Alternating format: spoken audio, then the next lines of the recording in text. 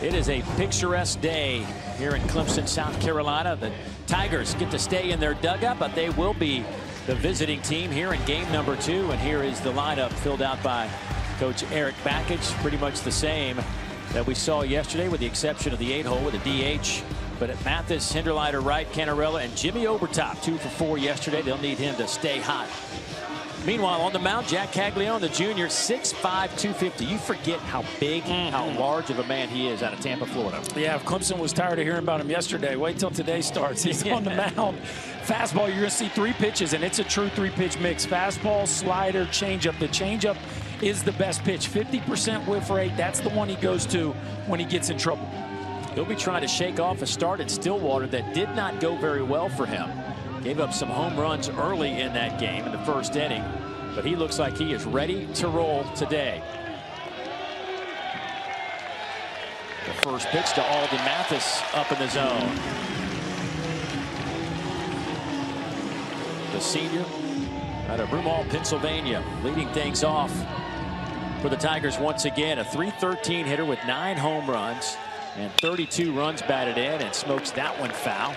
Count now even at 1-1. Look, yesterday, Clemson offensively, I mean, you think you score 7 runs, have 9 hits, got a really good chance to win. The problem was they gave up a 7 spot in the 5th inning. That was the difference in the ball game. Just one really bad inning.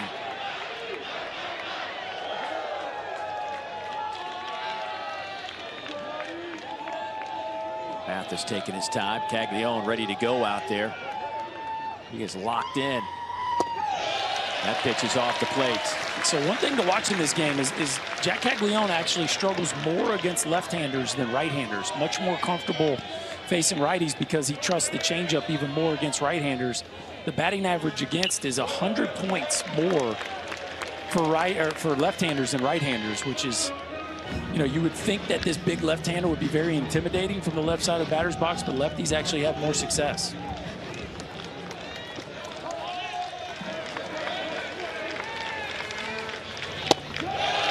That's off the plate. Already a full count to the opening batter.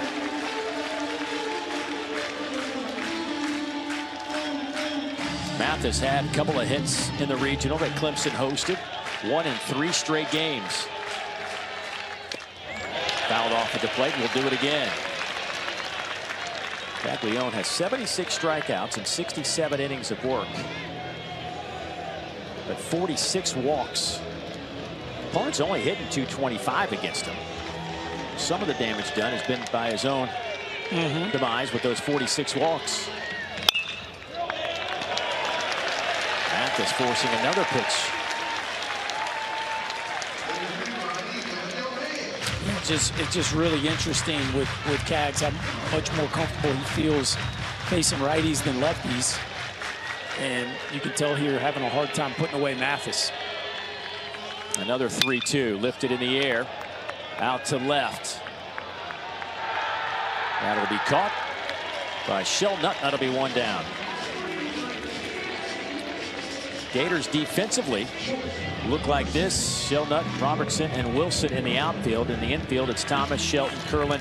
Heyman goes from behind the plate to first base as Caglione is on the mound, and Donay behind the plate.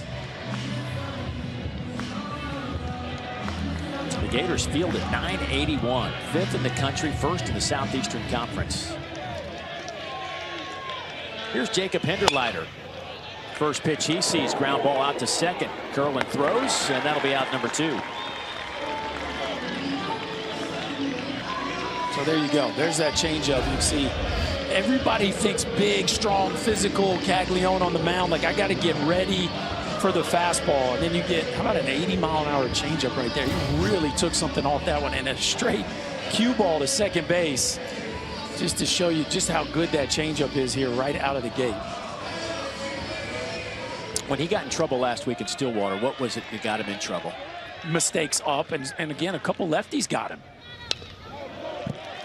Blake Wright fouls the first pitch he sees off the end of the bat. Blake Wright, the 3-hole hitter, 2nd team All-ACC performer, a .332 hitter on the year, now tied with the team lead for home runs with 21. He and Jimmy Obertop with 21 blasts this year. guy that has been dedicated to this program for his career. Senior third baseman. Came back to put on a show for his Tigers, and he may have continued the show. Is this going to drop for a base hit? No. Off the wall, though. Missed by Shellnut, and Wright will end up at second base.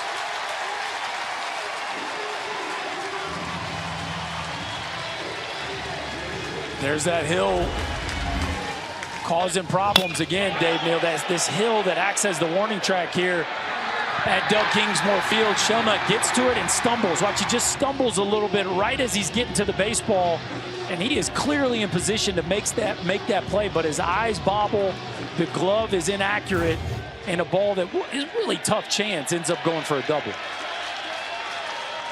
There's just a little bitty slope out there in the outfield all the way from line to line. As Cam Canarella looks at ball one, and it's just enough to mess with you. And I was here for the regional last week, and Clemson didn't have a problem with it. Obviously, it's their place, but the other teams, it happened like once a game, somebody would stumble out there. Yeah, it's like getting to the edge of a curve and you don't see it, and you just kind of stumble. You don't fall, but you just kind of stumble while you're tracking the ball. And the other thing here in Doug Kingsmore Stadium, it gets really shallow to right down the line to left field. So not only are you dealing with losing your balance, but the wall is closing in on you as well. The 1-1 to Cam Canarella, sophomore center fielder.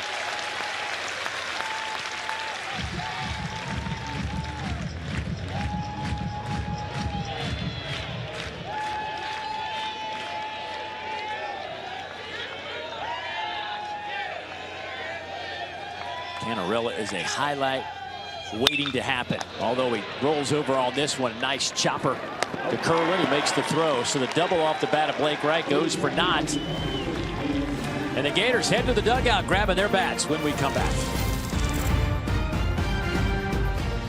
Florida head coach Kevin O'Sullivan leading his Gators into Clemson, where he was an assistant for 9 seasons under Jack Leggett, but has never faced Clemson until this weekend as the head coach of the Gators. Here's how he filled out his lineup with Cade Curlin, Jack Caglione, Ashton Wilson. Great story. We'll tell his story when he comes to the plate. Colby Shelton, Luke Heyman, 2 for 5, a couple of RBIs and 2 runs scored, along with Tyler Shellnut in that lineup doing some damage. Aiden Canuck, the freshman, and if you have not heard about Aiden Canuck, you will today. He has been lights out for Clemson. Yeah, it's one of the best changeups you will see. It's an awfully big spot, too, for a young man. We saw Liam Peterson for Florida struggle, but they hand him the ball because they trust him the most in an elimination game with the season on the line. Watch that changeup.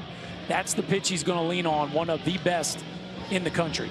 Anybody that has a sub-3 ERA after throwing 79 innings and 14 starts obviously has something working for him in today's college game with the way the ball is jumping out of ballparks.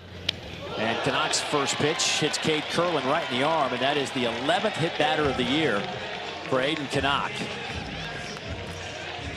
Well, that's not going to exactly slow the heartbeat down, I wouldn't think. That's not what you're looking for to start the ball game. Fastball that just gets away from him. Now you got to deal with Cags right out of the gate with a runner on. There is Coach Bakich.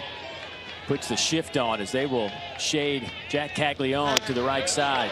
Jack Caglione has put together a historical season. He's hitting .412 with 32 home runs, 66 runs batted in. The one number that kind of jumps at you in a wrong way is the doubles, only 7 of those this year. Lifts that one high in the air out to center field. Is this one going to stay in the yard? No. Oh my goodness. Over the batter's eye. Over the batter's eye. You are kidding me. His second home run in as many days for Jack Caglione, 432 feet. Just sitting on it. Cags is just sitting on it. First pitch breaking ball. And it's not that bad of a pitch. And you knew the second it left his bat, he was in no hurry to run because he knew this ball had no chance to stay in the yard. An absolute no doubter over the batter's eye to straightaway center field. Wow. Did you see Cam Canarell look at the crowd fans? Like, did that really just go over the batter's eye? Oh, dear. His 33rd of the season, his 73rd career home run, which is one shy of the Florida career home run record. And just like that, it's 2-0 Florida. An 0-1 breaking ball. That is kind of outer third and downish. The question I have to ask from here on out, if you're Clemson, is this one's popped up to the right side off the bat of Ashton Wilson, and that'll be caught by Alden Mathis. Do you pitch to Cags anymore? I think that's it. And I'm serious. Like if it matters at all, 2 outs, nobody on. But like, I don't see how you give him a chance to impact the game anymore with people on base in a close ball game. It's just incredible what he is doing. Now one shy of the school record. One shy of moving into 3rd place in the Southeastern Conference for career home runs, chasing Eddie Furness of LSU, who had 80. Cags up to 73. Now has 4 home runs in the postseason, too. Here is Colby Shelton. Our buddy Tommy at the Walker course over at Clemson that we saw this morning wanted us to talk more about how good their golf course was and less about Jack Caglione. But Tommy, I'm telling you, it's hard not to talk about him. Sorry. We love the golf course, but Cags is pretty good too.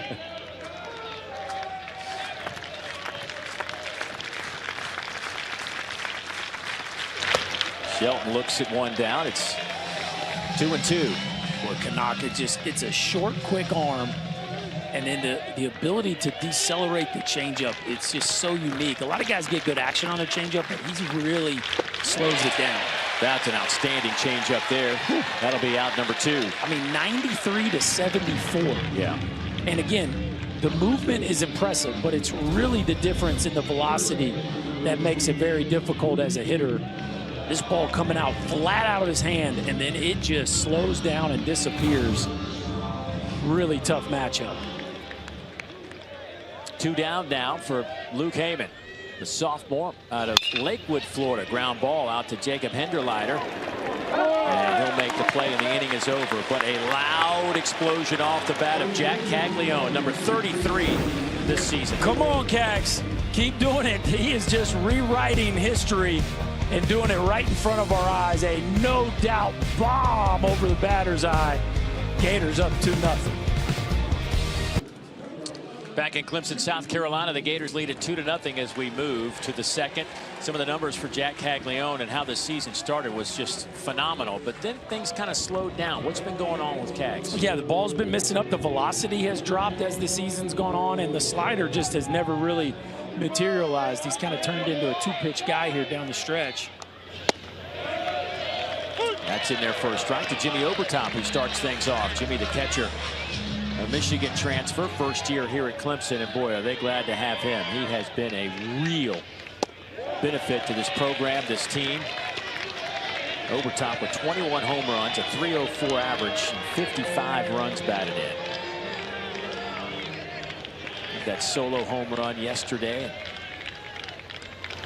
Total of 2 hits in game number 1, but goes down swinging here for out number 1. How about that to the breaking ball for Jack Caglione? Again, for whatever reason, just more confident with the off-speed stuff against right-handers. And he just rips this one right below the barrel of Jimmy Obertop, who swings just over the top of that breaking ball. Excuse me, bad joke.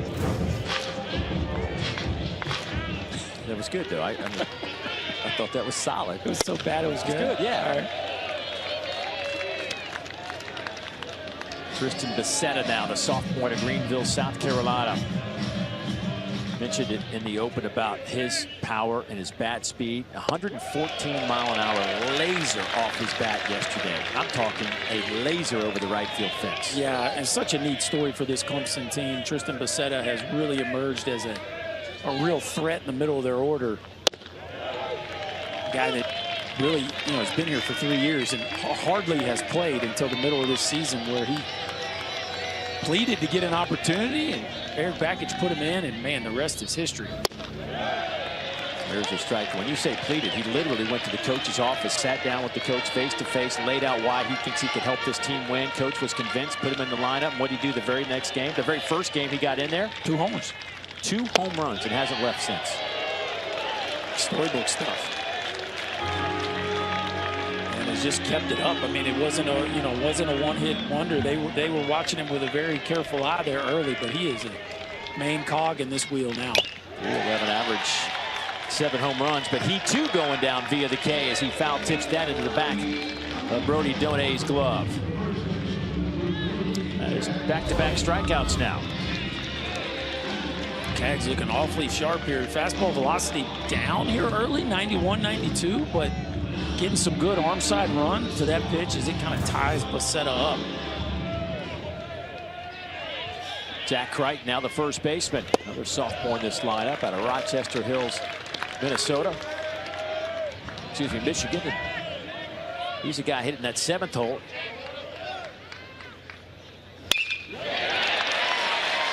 That's going to drop for a base hit.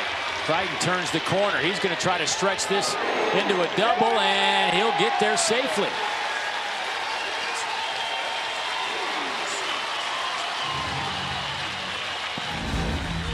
Love it. I especially love it with 2 outs. Get yourself to scoring position. If they throw you out, they throw you out. A fastball up and out over the plate. Crichton hunting a double from the time he left the batter's box. Never second-guessed himself. Get to second base. Find yourself in scoring position. A heck of a job there from the Tiger first baseman. Is that a read by the batter, or is that the first base coach? No, that's all the hitter. Yeah, you're not looking. You might listen a little, but that's all on the hitter. So Crichton stands at second base. Second double of the day for Clemson. They also doubled. Blake Wright did with 2 outs in the first, but left stranded there. This Clemson team takes a lot of pride in their base running. Fun to watch them work in pregame, where Eric Bakich, the head coach, is literally out there doing base running drills with his players. Nolan Rocky to Cags, who will make the tag, and a collision there. These better stay off the field. Yep, everybody stay off the field.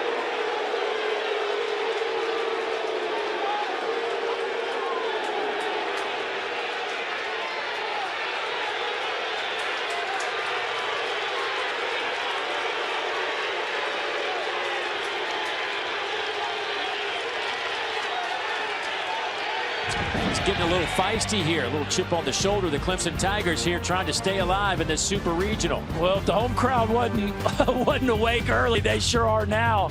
Cags and Naraki getting in a little scuffle here. Fortunately, cooler heads prevail, but that one could have gotten ugly. Neither player backing down.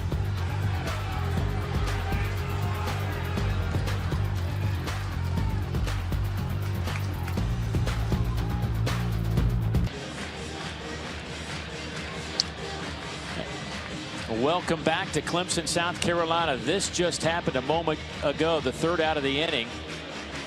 Naraki and Caglione collide down that first baseline, and instead of just kind of walking away, one little extra shove by each guy, it looked like. And yeah, to me, there's nothing there. Now, like if they're just reviewing the play, you got 2 dudes that end up banging into each other in a very natural baseball play. Now, they both kind of go back for more, and there's that, to me, that does not rise to the level of either player being ejected. And I hope there's a little grace for the adrenaline of the moment and the nature of the play that was in front of them. Well, Berkey, they're reviewing right now what's called in the baseball video review world, the malicious contact is what they're trying to determine in our replay video operations center in Pittsburgh. They're in contact with our crew here in Clemson, South Carolina. But I'm with you. You know, it's one of those things. Maybe warn each team. Yeah, we're not going to have any more of this. For sure. The next time we're throwing people out. But let's just play ball. I mean, that's a unique play. Cags took issue with the fact that Naraki throws his shoulder, but to me, he's protecting himself. Like, that's a huge person in front of you, and he's just protecting himself. Cags takes issue with that. He's certainly allowed to do that in a high adrenaline moment. And there's a little shove, and both players move on. Like, we can't legislate the passion and adrenaline out of the game. This is a contact play. We don't have a lot of these, but this is one of those where it was a natural contact play. Two players get a little worked up. Like, let's let cooler heads prevail here and play ball.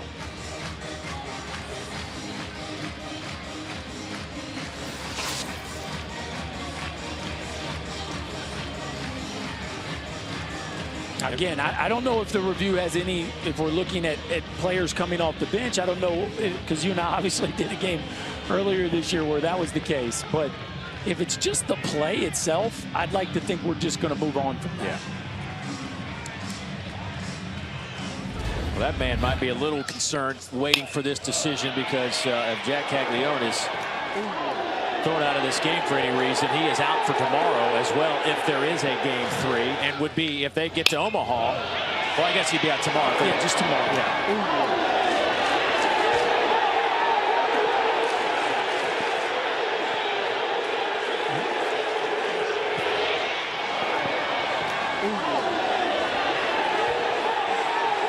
Now again, if they're looking at players leaving the dugout, and something tells me, Dave, by the way this is taking so long, they probably are, right? Otherwise, I would think we would have a decision by now. The Florida players, I think both players, I mean, at some point as a teammate, you're going to go out there and protect your guy. It didn't look like anybody's trying to heighten or instigate the moment.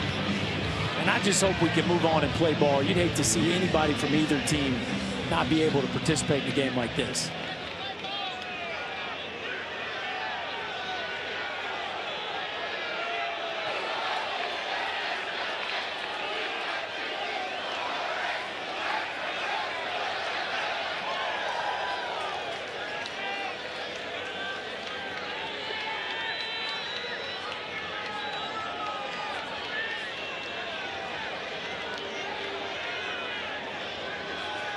Boy, you know, Sully is on pins and needles right now. This is tense moments. Not only is it your star player, but obviously your starting pitcher, who is off to a really tidy start in this ball game.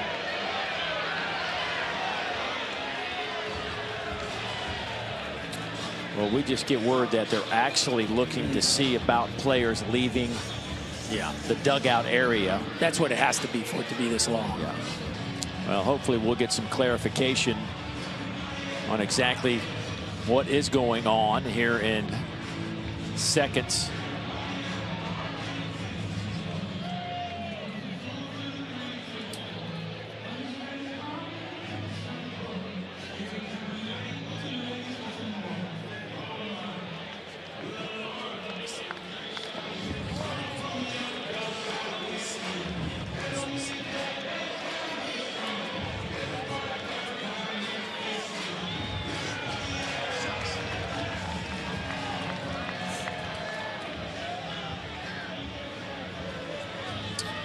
So hopefully, once again, our umpiring crew, and hopefully this will be the last time this happens in the NCAA tournament, where during SEC baseball's games, regular season tournament, umpires have a microphone and can announce to the crowd and to us what's going on. We don't have that system available now. It'll be in Omaha, but it won't be here, obviously, in the Supers and the Regional. Hopefully that all changed next year. I think that's the plan moving forward.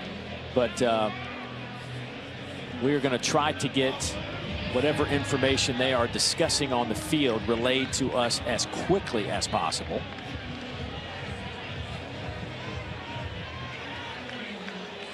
Look, man, you could kind of sense it today here early at the ballpark. Clemson knows what's at stake. It's edgy. It's been a long time since they've been in Omaha, and they are hosting the Super Regional. It's been an electric atmosphere 2 weekends in a row. They're feeling the pressure. Yeah. It's edgy. It's in their own ballpark. They're trying to get back to Omaha for the first time in 14 years. Like, it's an elimination game. You got one of the biggest stars in the game opposing you. Like, there's a contact play. Things get heightened. Like, it's a very natural occurrence in a big-time competitive sporting event. I mean, now Eric Bakich on his way out of the field. I don't see anybody talking to Florida, so I can't imagine this is going to be good news for him.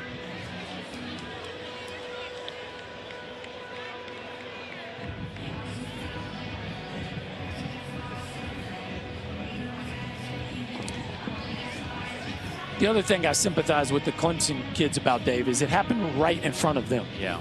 Right? It's right. Had it happened the other side, you might have had the same reaction. Yeah. Florida. I see. You know what I mean? Like it's 50 yards away from the Florida kids. It's right in the front porch of the Clemson dugout. That is Billy Van Raphorst, our crew chief, talking to Eric Backage. He has been around a long time and been to Omaha a bunch of times, trying to explain things to Coach Backage, who is, based on body language, not real happy with what he was just told. Well, and I just saw him say something like, our guy's coming off the field. And the only player from Clemson that was on the field was Jack Crichton. He had hit the double there with 2 outs. So Eric Backage still trying to get some information from Billy Van Raphorst, who's telling him enough is enough. Yeah, Billy, the crew chief here, is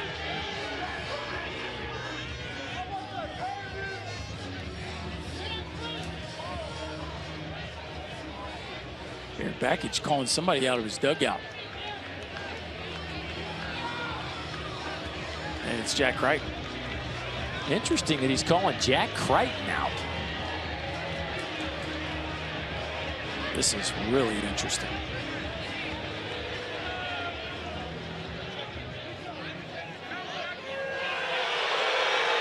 Oh, no, why would, what?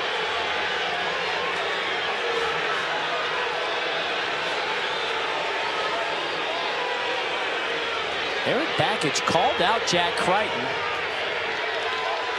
and Crichton has been ejected. Both benches have been warned. Jack Crichton apparently just got ejected for leaving his position in the skirmish, and he is the only one who has been ejected, and both benches have now been warned.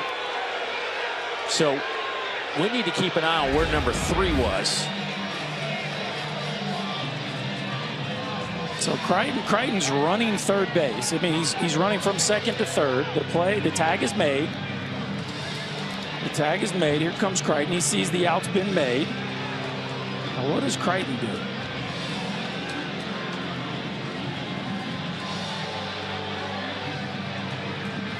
He just comes over.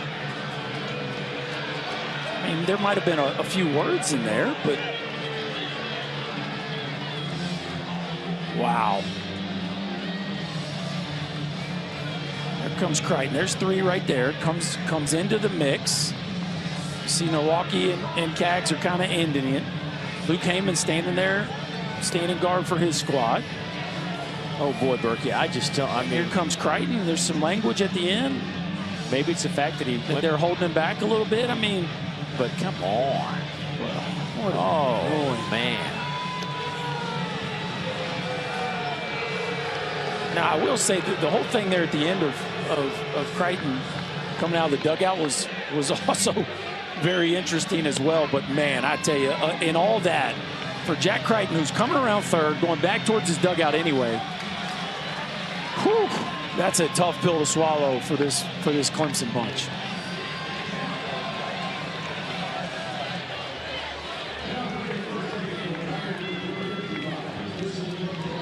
Oh, you see, there was a left hand that got our home plate umpire, Greg Harmon. It was not much, but certainly making contact with an umpire is one of the biggest no-nos you could possibly do.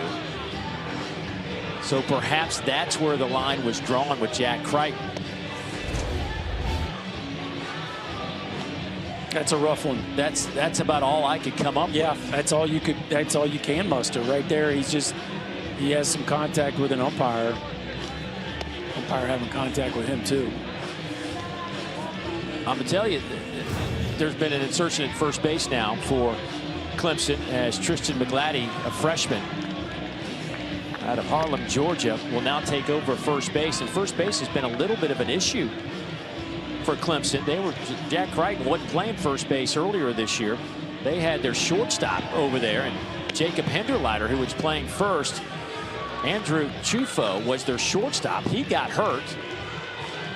Hinderleiter is a shortstop by trade, so they put him back at short, put Crichton at first. So now you're basically on your third first baseman. Yeah, I mean, you know, you got the defensive component about it, but you know, at this point, it is what it is, and you got to be able to turn the page. Tyler Shelnut will lead things off here in the bottom of the second. It's been, I don't know how long, a long time. 18 minutes. Is that all? 18 minutes? Felt like 38, didn't it? It did. But a good start for Aiden Canuck, who got roughed up in the first and giving up a 2-run homer to Jack Caglione. Gets the first out here for the bottom of the second.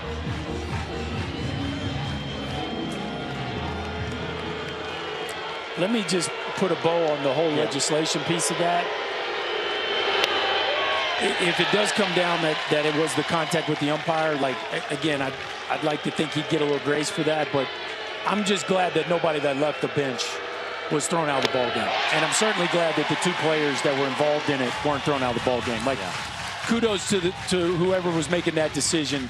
I think they nailed that piece of it. Now, I really feel bad for Jack Crichton because, you know, it's an emotional game. Not only that, he had to walk on the field and then got tossed. Yeah, that was kind of a weird. Yeah, I don't know how all dynamic. that went down. That was, yeah.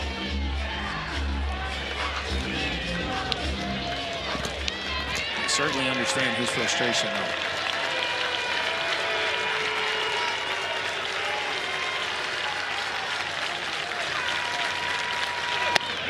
That's up in the zone. 2-2. Well, if nothing else, we got a little hornet's nest going on here at Doug Kingsmore Stadium now. We got 7,000 umpires. The Tiger fans are fully engaged now.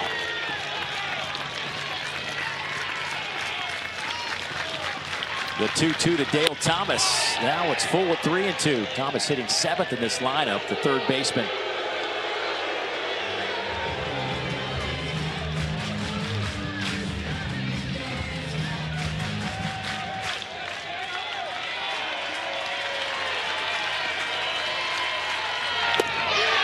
And he draws a walk.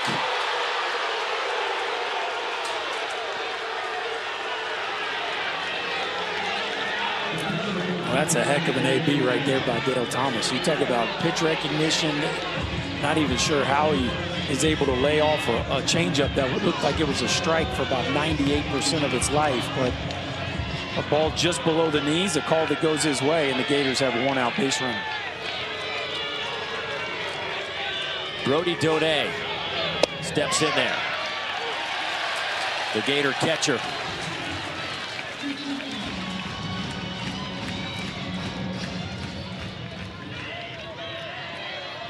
Donay at 6'5", 235.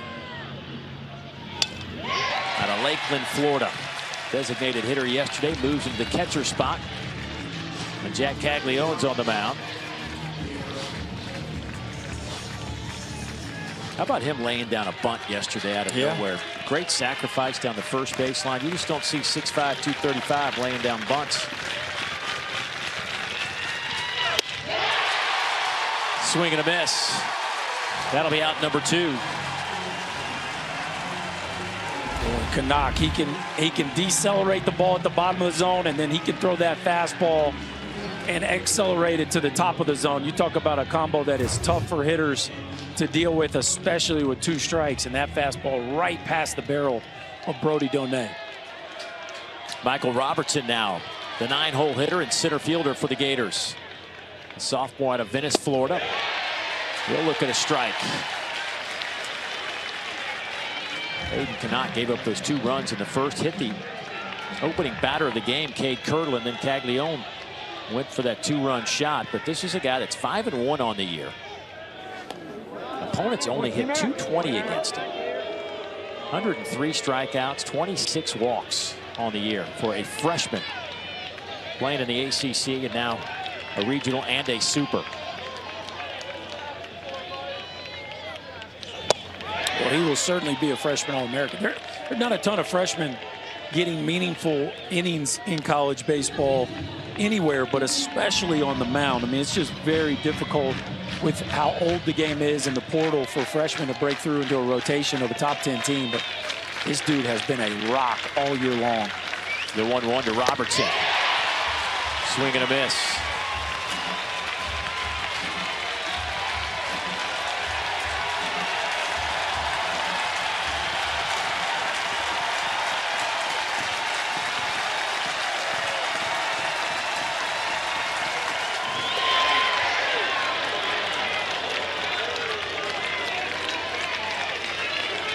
Count even at 2-2.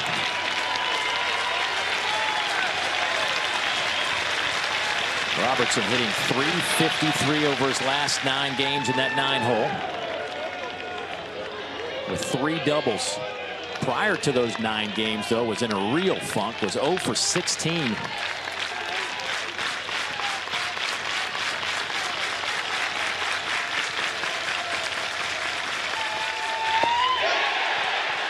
Yes, he went around. Inning is over. Couple of strikeouts for Canuck. And there is some juice in the building now. Yes, there is. And I think their freshman right-hander is responding to that juice, that changeup that just disappears on Robertson.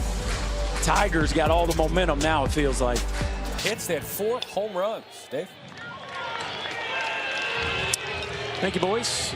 Yeah, Georgia, this is a crazy game. I mean, you just get shellacked like that yesterday, and you turn around and you do the shellac. Yeah, and I'm telling you, NC State was on the other side of that in 2021. Last time they were in the College World Series, they lost 23-1 in Game 1 of the Super to Arkansas and came back and won the series. So you know Elliott Avent knows that. You know he's told his team that, and it's a little eerie the way that one went down, I'm sure, for them in some regards. Already 3 ACC teams in the field at Omaha.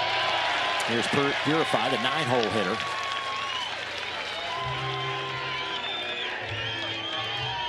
He's on a 6-game hit streak. 318 over that 6-game stretch.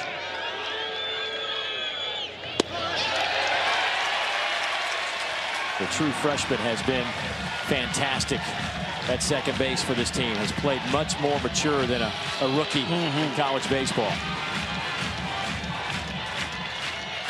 3-1 to Purify out of Detroit, Michigan.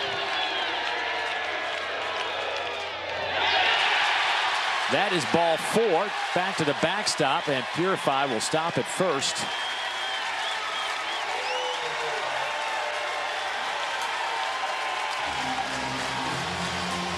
Listen to this place. You'd think they were up 10-0. I mean, this place is ready to explode. And here comes the top of the lineup for the Tigers.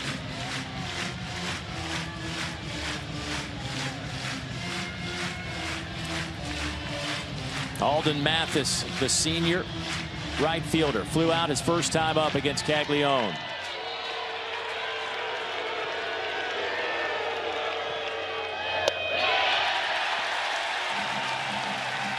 Mathis hitting .333 in the postseason.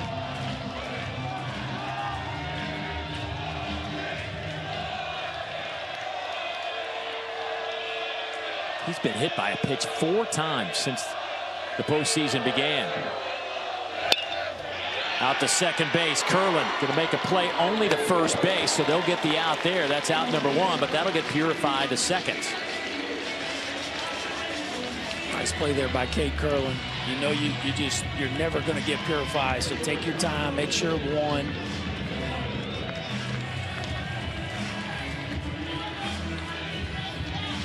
And here is Jacob Hinderleiter, who grounded out first pitch he saw in the first inning.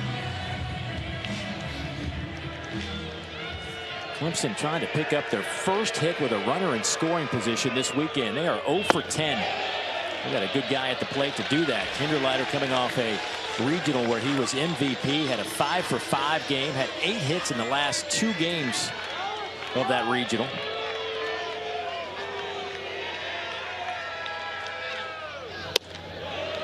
And he'll look at a strike. Just locked in all week long. You were here for it, Dave. He was a laser show throughout the weekend. Just 1 knock yesterday, but A chance right here to bring these folks to their feet here with one big swing of the bat. That one's off the mark. Already some action in that Gator bullpen. Yeah, even though Kaggs has got a 0 up there right now, I don't think they love the fact that his velocity is down.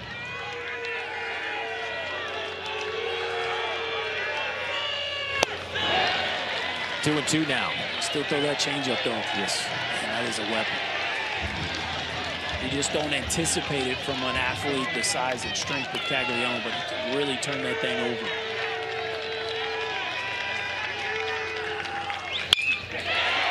Lifted out to right center. Can anybody catch it? No. Off the wall. That's going to get Purify home. A double and an RBI for Jacob Hinderleiter. It's 2-1.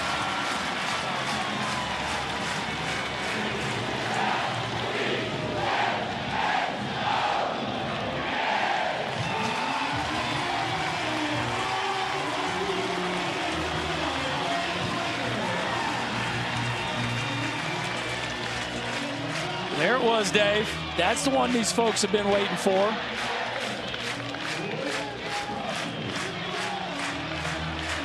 The third double of the game for the Clemson Tigers. That snapped that 0 for 10 stretch with runners in scoring position. And the hit streak for Hinderleiter reaches 8. An offensive timeout taken by Eric Bakich. Well, the reason for all the noise is this right here, a changeup up and out over the plate. Love the direction of this move right here by Hinderleiter. Watch him keep his chest down. Beautiful long through the front part of the hitting zone, and this ball explodes off of his bat. Just shy of the right center field wall. Purify scores easily. And now this Tiger fan base having a whole bunch of fun.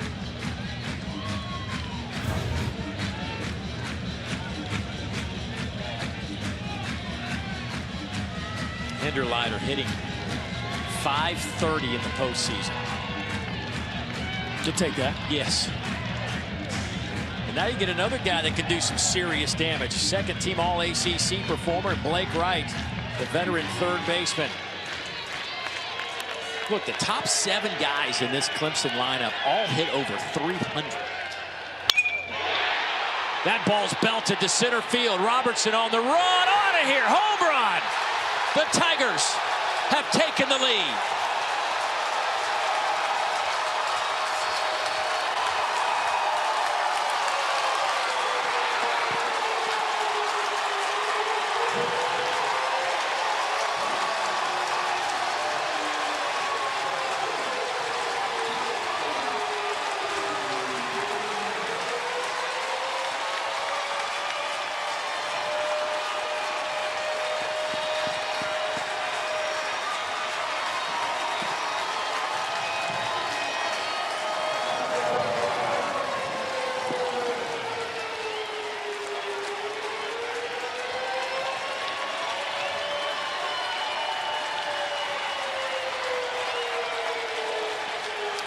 And now it's Cam Canarella.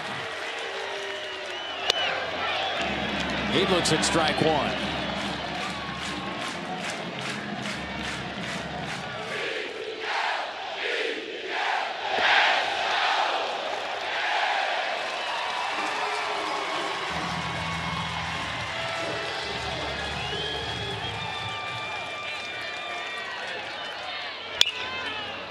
Canarella fouls it off. He's behind 1-2.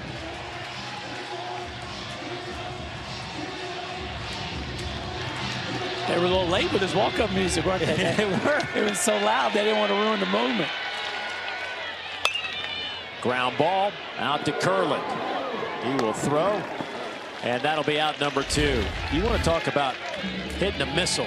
Come on, Blake Wright. Bring them to their feet, young man. A bomb to straightaway center field. Caught it a little deep and just muscled it off the batter's eye to straight. Look, I think it hit our camera tower on its way over the center field wall, and that is the moment this crowd was waiting for. The little bit of a scuffle has really risen the temperature here at Doug Kingsmore Stadium. Here's Jimmy Obertop with 2 down. Obertop struck out his first time. Jimmy hit one out of the stadium yesterday. Over the roof and left. Big swing and a miss. 1-1 the count. 2 outs in the inning.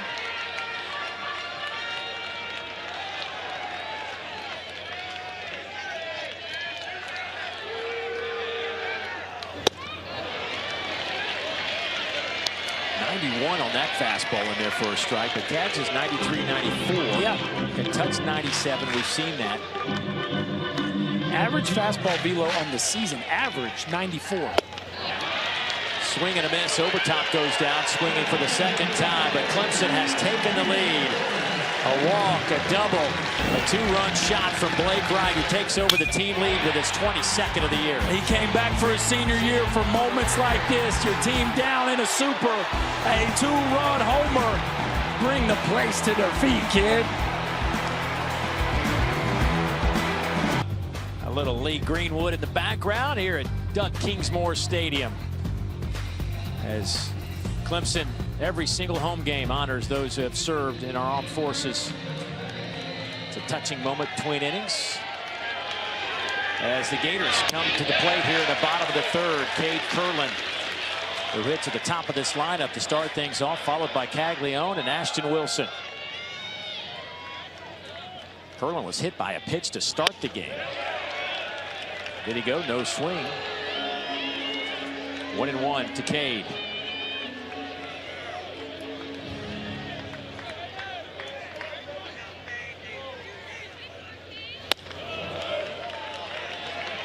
Gators would love to see Cade start swinging a little bit better. He's been stuck in the mud over the last 10 games, just 205. But 4 of his 8 hits in that stretch have left the yard. This one had plenty of juice to get out of here, but foul. Yeah, and yesterday was better. On base 3 times, 2 walks and a hit. And look, when you're batting in front of Cags, you get on base 3 times in a ball game. That's of huge value. Scored a couple runs. But you're right, it's been slow sledding here for him of late. That one's out to right center. That's going to drop in for a base hit. So right on cue, Curlin with a base knock. And here comes, you don't have to guess, you know who this is. Jack Caglione coming to the plate. You know by the boos who's up to bat now. A hanging break. I don't even know if I call that a hanger. That ball was down in the zone, but Cags looked like he was sitting on it.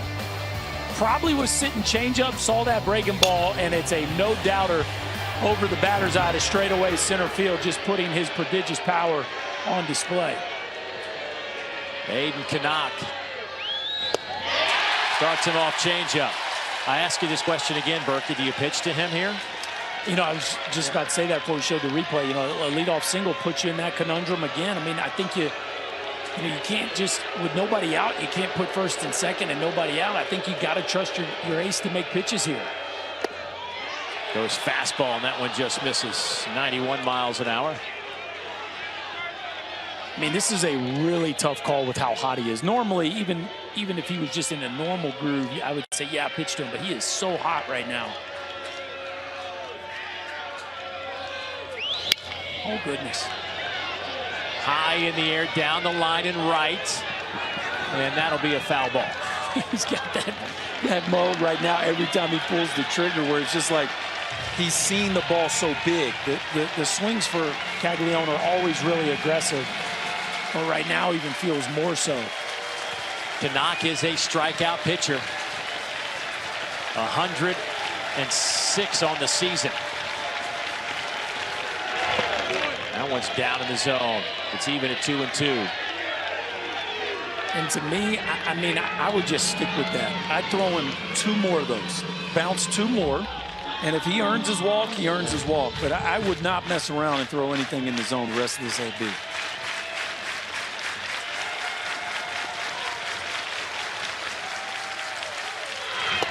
Swing and a miss.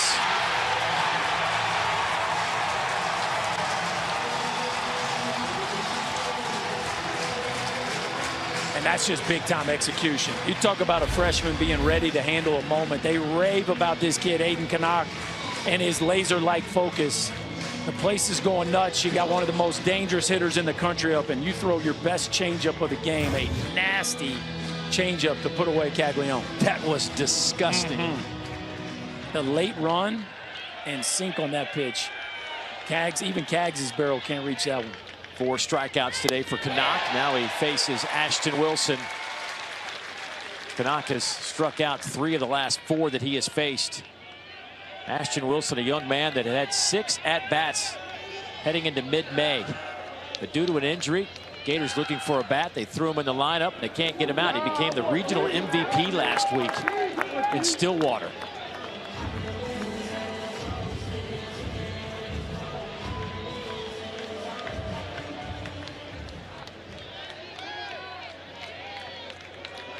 Wilson in his last 12 hitting .372. Runner goes. That one is shot straight back out of play.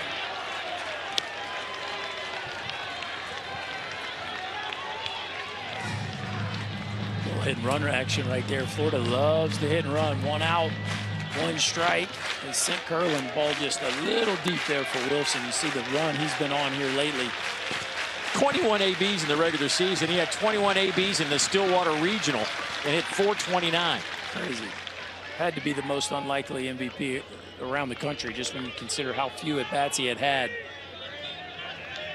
But this is a little bit of the story of the Gators here down the stretch. You know, the stars, Caglione, Shelton, we know about, but it's the supporting cast that has really played well. Dale Thomas at the bottom of the lineup. Michael Robertson's given them a lot of production. And, of course, Ashton Wilson, incredible to find himself now in the 3-hole.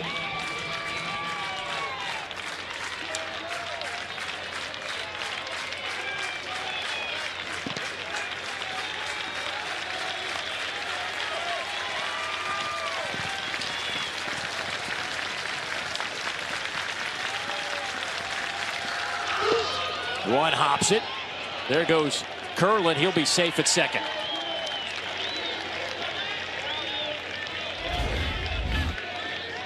Love the aggressiveness of Cade Curlin here, getting to scoring position. You got to anticipate that ball in the dirt. And even though Obertop does a great job of keeping him in front, Curlin gets a fantastic break.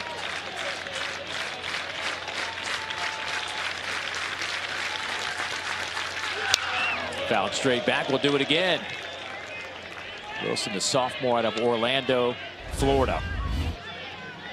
So you're anticipating 2 strikes. You're anticipating that ball being down. Watch Curlin. Secondary shuffle, shuffle. Look how quick that break was. And even on a really well-executed block, Curlin makes it easy.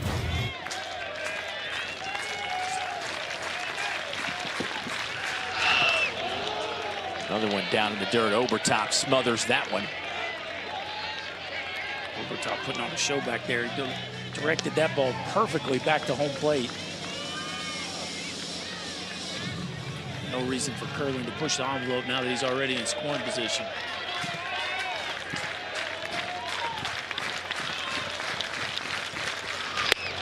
Breaking ball stays up. So Wilson pushing this count to full at 3-2.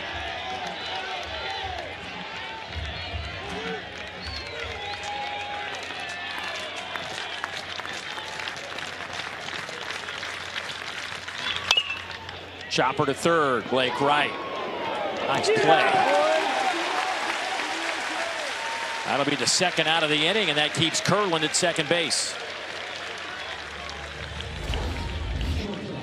Canuck just keeps making pitches. This looked like a breaking ball, something at the top of the zone there that just locked up Wilson. Wright checks his runner, plays catch across the diamond. Nice job over there by McCladdy, keeping his foot on the bag. Colby Shelton now, the sophomore out of Lexington, South Carolina. Transfer from Alabama, where he played last year. Solidified the shortstop spot for the Gators here in 2024. Hits 4th in this lineup. Has 20 home runs.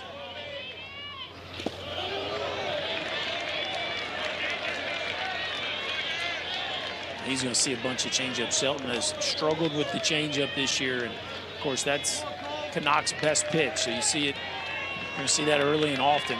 Strikeout in his first at bat, and Canuck going right back to it here in the second AB. Shelton's reached base in 18 straight games. Make it 19. Let's see if Curlin can score. He comes around third, and he'll be on his feet. And we are all knotted up at 3 here in Clemson.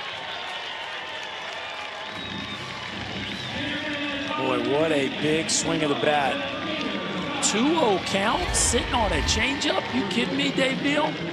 Colby Shelton, again, he knows they're going to attack him with the changeup. Gets one. It's out, but it's up just enough where he can hook it in the right center field gap. And that is pretty advanced stuff in a 2-0 count to be on time for a changeup as the Gators tie it up at 3. Jimmy Bellinger, pitching coach for the Clemson Tigers, out to talk to his youngster, Aiden Canuck.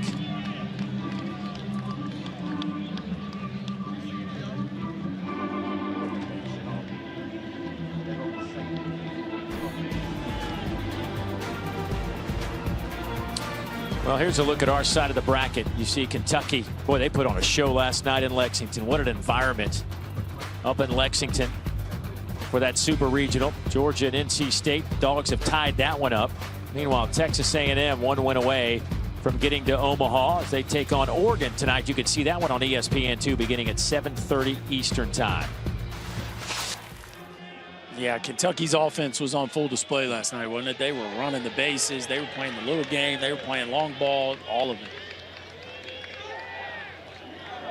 One of the great success stories. They had the #1 RPI for most of the season. Hanging in the top 5. They were ranked #2 for the longest time. Yeah, Nick Mingione has had back-to-back fantastic years. And this year now just 1 win away from going to Omaha for the first time ever. Last year they drew the short end of the stick and had LSU in a Super Regional. But this year hosting for the first time ever, and now just 1 win away. The only SEC team that hadn't been to Omaha.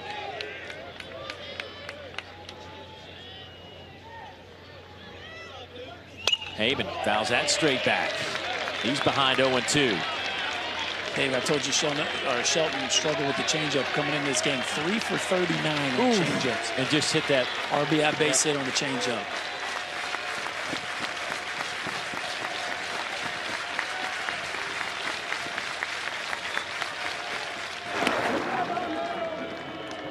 Well, you know the Florida staff had to have him ready for that. Like, look, here's the guy who leans on his changeup. You've struggled with it. You got to be able to go up there and trust yourself to see it deep.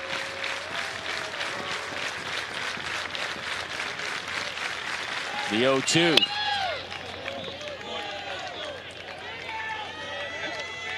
Florida's on a little 4-game winning streak. They needed to win all 4 of them. We were talking about it earlier.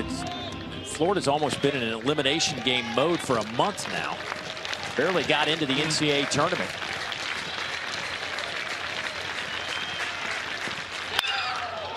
That ball's hit high in the air out to left center. The setup. Canarella at the wall makes the catch. Boy, that ball just kept going out there in left center. But that'll do it for the Gators. They do tie it up at 3. A ruckus and an 18-minute delay as players left their respective dugouts. And Clemson right in front of their dugout. So, of course, most of the players came out of that dugout. And Jack Crichton got ejected. And we got an update from Randy Bruns, the NCAA Baseball Secretary Rules Editor, who explains why that Jack Crichton was ejected. He was on second base at the time of the play, which resulted in a possible altercation near first base. He was ejected from the game for leaving his position on the field because he went to the site of the potential altercation. Members of both teams were warned against any further unsportsmanlike conduct, and if there are any issues the remainder of the game, this would also result in an ejection for any given student-athlete, coach, or team personnel. Clemson student-athlete who was ejected will also be suspended per NCAA baseball playing rules for a game tomorrow if a Game 3 is necessary. So it was not for hands on an umpire. It was for involving himself in the altercation.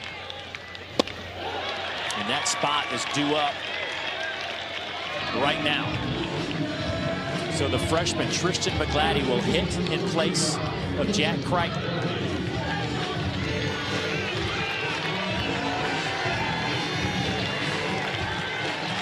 So you're just kind of watching a ball game, and next thing you know, hey man, you're going to be at first base and grab a bat. 13 at bats on the season. Pretty big moment to find yourself in. He had 3 at bats during ACC play. How about he laced this one out to left, but right at Tyler Shelnut. He is recorded as an out. 2 down.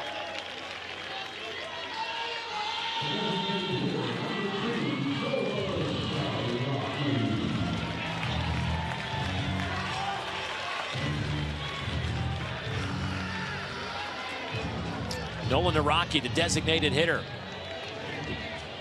who was involved in that issue with Jack Caglione in the second inning. Swings and misses at another changeup.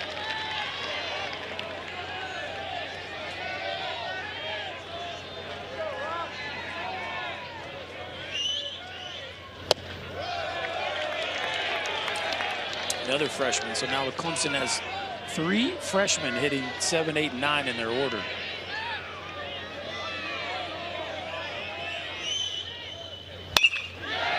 Out to center field. Michael Robertson, a few steps back, makes the catch. A good clean inning for Jack Caglione. When we come back, we'll visit with the Gators skipper, Kevin O'Sullivan, right after this. Back at Doug Kingsmore Stadium here in Clemson, South Carolina, all tied at 3 as we go to the bottom of the 4th inning. Dave Neal, Chris Burke, and joining us down in that Gator dugout is their skipper, Kevin O'Sullivan. And Sully, obviously emotions high right now. What's it like in your dugout? I mean, we're loose, and you know, I think we've been handling the situation as well as we could have. Obviously, there's a lot of things that's at stake, and both teams are trying to play as hard as they can.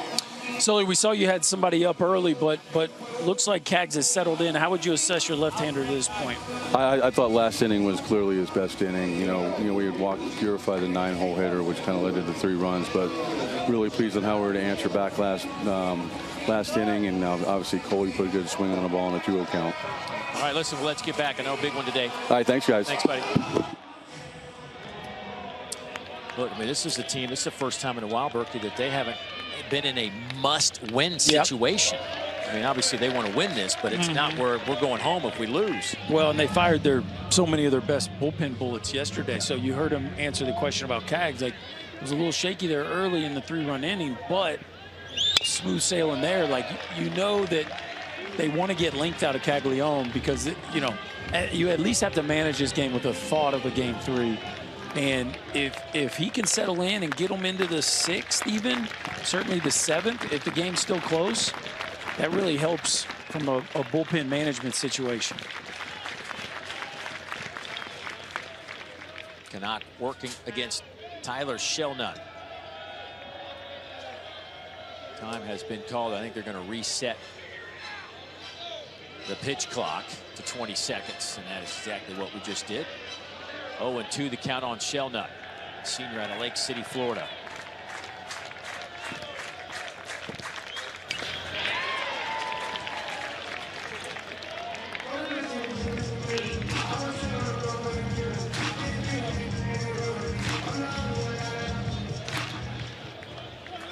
Gators have homered in 20 straight games.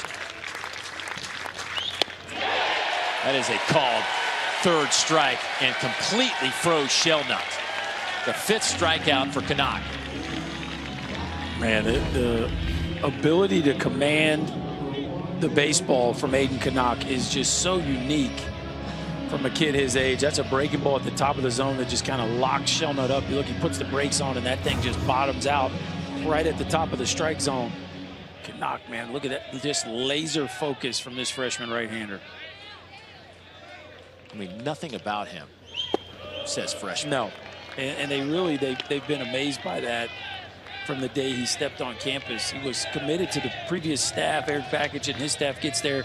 Then Canuck really blows up his senior year, and they had to kind of re-recruit him versus the draft because he was such a big prospect coming out of high school. So they had high hopes for him stepping on campus, but you never quite know a kid until you're around him every day. And they've just been blown away by his level of professionalism. The 1-1. Boy, what play. Great hands out there at second base by Jaron Purify. Dale Thomas is retired. Hey, the NCAA Super Regional coverage continues through Monday across the ESPN networks and ESPN Plus. For more information, visit ncaa.com, the home for all 90 NCAA championships.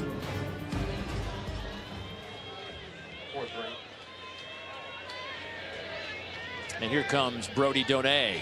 Struck out his first time up. No swing, says Billy Van Raphorst down the first baseline.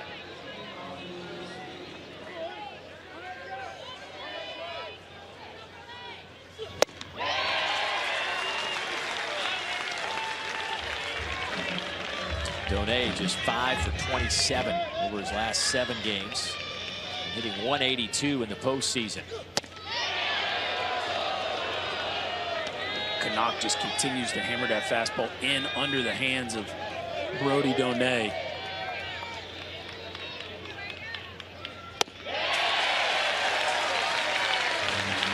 Well, he gets all 3 of these going. It's tough. It's tough. Fastball in, changeup.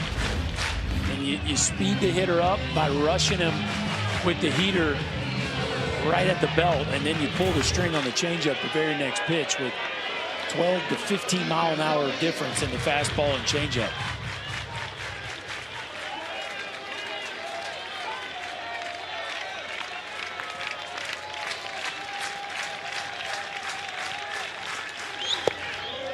off the plate. 3-2 the count. We have had plenty of fireworks here. We're in the bottom of the 4th. Eric Bakich has lost his first baseman, Jack Crichton, who was ejected. Off the fist and glove there by Blake Wright.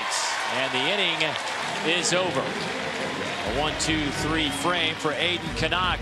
We are headed to the 5th. Dave Neal, Chris Burke. Glad you could join us from this Super Regional in Clemson. As Jaron Purifies hit by a pitch, and he'll stroll down to first base to get things started. Gators jumped out to a 2-0 lead in the first on a 2-run home run off the bat of Jack Caglione, his 33rd of the year. And then Clemson answered back with a 3-spot in the 3rd. Well, Clemson has had some success against Cag swinging the bat, but for the most part, he's throwing strikes. The only player he's struggling throwing strikes to is Purified. Now a walk and a hit by pitch to the 9-hole hitter for the Tigers, and that is exactly the way you draw it up if you're Clemson. Leadoff runner on, top of the order coming up. This was the recipe for the 3-spot back in the 3rd. Gators will shift things up the middle toward the bag at second with Alden Mathis at the plate. Mathis has been involved in a lot of the runs Clemson has scored over the last few games. Matter of fact, he has scored 8 runs over the last 3 games.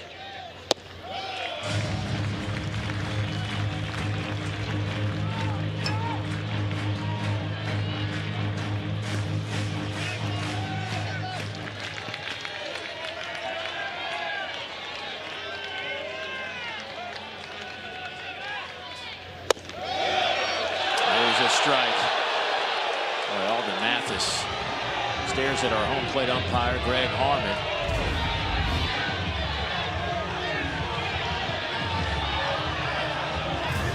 Breaking ball that kind of wraps around the inside corner. Mathis didn't like it. In the air, out to right. Ashton Wilson will make the catch, and that'll be the first out of the inning.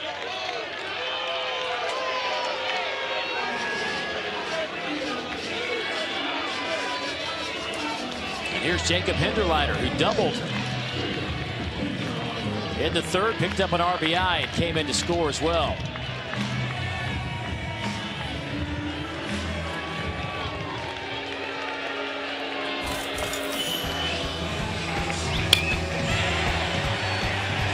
Well, just when Clemson needed a big swing of the bat, their MVP from last weekend's regional delivered right on time. Hinderleiter with a rocket into right center field. Blake Wright would go on to follow with a 2-run homer as Clemson put up a 3 spot in the top of the 3rd.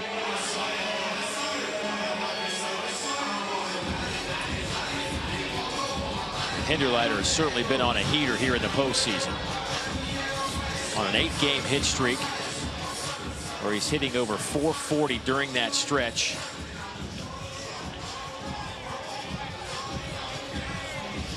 And hitting over 530 in the postseason. His average up to 335. 6'1", 210-pound senior. Transferred in from Davidson College. Grew up in Hawaii. Chopper to third. Thomas will go to second. They'll try to turn it. Not in time, and that one bounces off the fencing in front of that Clemson dugout, but not enough room for Hinderleiter to go to second base. So the second out of the inning.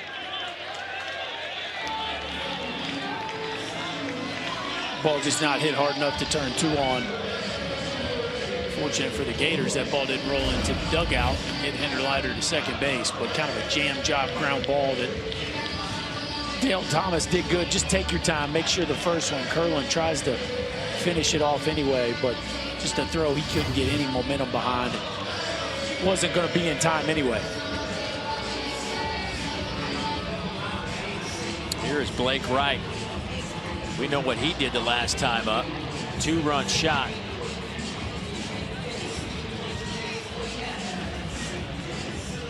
His 22nd home run of the year. Has taken over the lead in that department for the Tigers. Yeah, fastball that he just catches deep in the zone. Showing you his strength there right off the camera scaffolding in center field. And boy, was this place electric after that swing of the bat.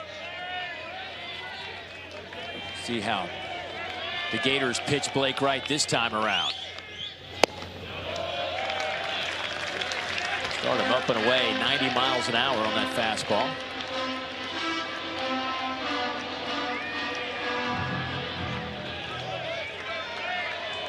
Blake Wright now with 42 career home runs. Interesting, 93 there from Cags. That might be the hardest one of the day. Until Wright was just a little tardy. What a climb it's been for him in his senior year. Raised his slugging by 250 points. Down the line and right. Long run for Wilson in foul territory and can't catch up with it. 2 strikes on Wright now. I mean, it really has been remarkable. You talk about that average. His 21 home runs this year compared to 20 he had in his first 3 years in Clemson. He hit a home run every 21 at-bats his first 3 years. This season, he's hit a home run every 11.7 at-bats. Yeah, I'd say that's a pretty big jump, twice as good. And, you know, it's just some guys fill in, fill out, the game slows down. It's that senior year where you got that urgency because you know it's your last time around. Swing and a miss. Jack Caglione fired up a 91-mile-an-hour fastball, gets him off the field. When we come back, we'll visit with that man. Eric Bakich joins us. Stay with us. Back in Clemson's Doug Kingsmore Stadium, Dave Neal, Chris Burke joining us now as the skipper of the Clemson Tigers, Eric Bakich. And Coach, thanks for putting the headset on for us. And I got to start here, obviously. Just curious, in the second inning, we had that collision in first. What did you see, and what were you told about the situation with Jack Crichton? Saw, you know, you could almost see it in slow motion happening. A swinging bunt, and you know, 2 guys running for the ball collided, and you know, competitive kids, emotions get hot. But the explanation for throwing out Crichton that I got was he was on base and left his position on base, even though it was the 3rd out of the inning. He was coming back to the dugout, which and when you don't really know what to tell you there. Yeah, I hear you. When you called him out of the dugout, was that you bringing him out, or was that the umpires asking to talk to him? No, they told me he was ejected, and I said I'm not the one who's going to eject him. I understand. Hey, so talk me through your freshman and what you've seen so far in this major environment. He's poised. He hasn't had his best. He hasn't had his best stuff, and hasn't been as sharp these first few innings. But this happened last weekend too, and he battled through it, and was better in the middle innings. So we're hoping that his stuff ticks up here a little bit, or at least his command, and he settles into this game, because he's a weapon for us if he can do that. All right, Eric, we'll let you get going, buddy. Thanks for the time. All right, thanks, guys. All right. Yeah, man, just a really unfortunate situation in the second inning to lose your starting first baseman. Slow roller out to second base. Fielded by Purify, and that is one down. As Robertson is retired, and the lineup flips back to Cade Curlin. Interesting, the explanation on Crichton coming out of there too. Like, you can understand the frustration of knowing nobody understands the mindset of a player any better than Eric Bakich. And like, I'm not going to tell him, you tell him. Yeah.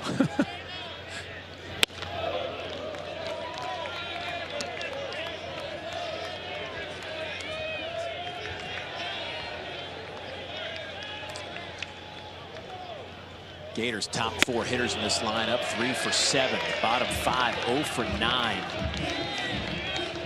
Curlin's been hit by a pitch, singled, stole a base. He scored 2 of the Gators' 3 runs this afternoon.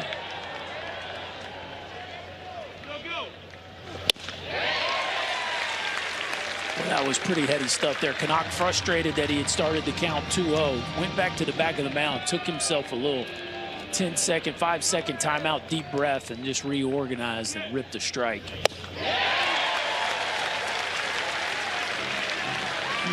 Back-to-back strike. Fastball up, then a breaking ball to the outside edge. The 2-2. Curlin stays alive.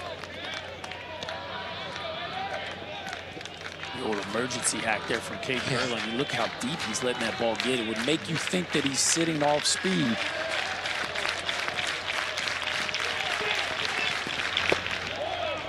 In your time in the big leagues, who had for you, I know it's different for every guy, but who had the nastiest changeup you tried to hit? Yeah, I mean, I think at that time of day, it was Trevor Hoffman and Johan Santana. Johan Santana, he'd make you dislocate your elbow. Right. Seriously. It was 94, 96 with just a Bugs Bunny changeup that you didn't see until you were missing it by 3 feet. And similar to Canuck, he could decelerate it. That was the big deal. You saw good split fingers. You saw good changeups. There was obviously Maddox and Glavin, Jamie Moyer, some of these guys that didn't throw as hard, that had world-class changeups as well. So no disrespect to any of them, but by the time I got there, they weren't quite at their prime, whereas Johan Santana, it was just right in his sweet spot. Yeah, I mean, he was 12 to 15 strikeouts a night waiting to happen. Pedro's was pretty good, too. I don't know how you guys even got the ball in play. Look at some of those names. Goodness. The 3-2 on the way to Cade Curlin. Fouls off another one. I like the pitch call right there. Looked like he had been sitting on a breaking ball, and Canuck goes to the fastball. That's just a fantastic job of Curlin, just choking up and just fighting. 8th pitch of this at bat is up in the zone, and Curlin draws a walk.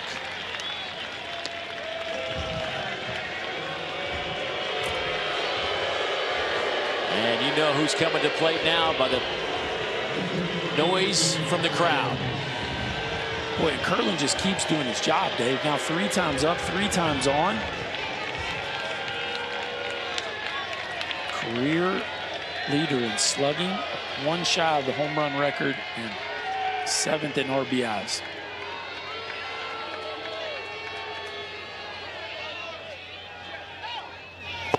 Preston Tucker holds that RBI record for the Gators. Pretty good player in his time in Gainesville. Yes, he was. Brother Kyle's not too bad either.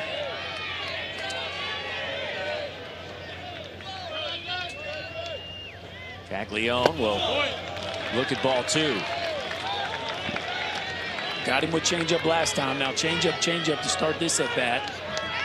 We saw Colby Shelton sit on the changeup his last time up for an RBI knock. They just put him on. How about this? Well, here you go. Well, that answers our question. We just kind of reached that point in the ball game, I think, where 1 out, and you have to like your 2 matchups with the next 2 hitters better than that one. I mean, I guess you got to think at this point, the one guy, let's just not let him beat us. Just can't do it. And it is unorthodox as it looks. I think at this point in the season with the heater that Cags is on, I think it's the right move. Now Ashton Wilson, the 3-hole hitter, steps up, trying to drop this one down the line in right, and it is just foul. How about Cags? He's been intentionally walked 14 times in the last 14 games. Yeah. Yeah, it makes sense. When Ashton Wilson almost made him pay, just a couple feet foul that right field line from dumping it in there and scoring another run here for the Gators. Tense moments here in the middle of an elimination game for the Tigers. The 0-1, and that one catches Wilson in the shoulder, and they are now loaded with 1 out. Saw that bullpen shot of Clemson. Guys just now getting loose. Well, it's been a walk, an intentional walk, and a HBP. So, you know, we just talked to the skipper, and he was hoping that Canuck would just start to settle in. Just 77 pitches. It felt like maybe he was just on the cusp of maybe finding his best form, and instead it's flipped the other direction. Jimmy Bellinger looking down that right field line toward the bullpen area on his way out to visit with Aiden Canuck.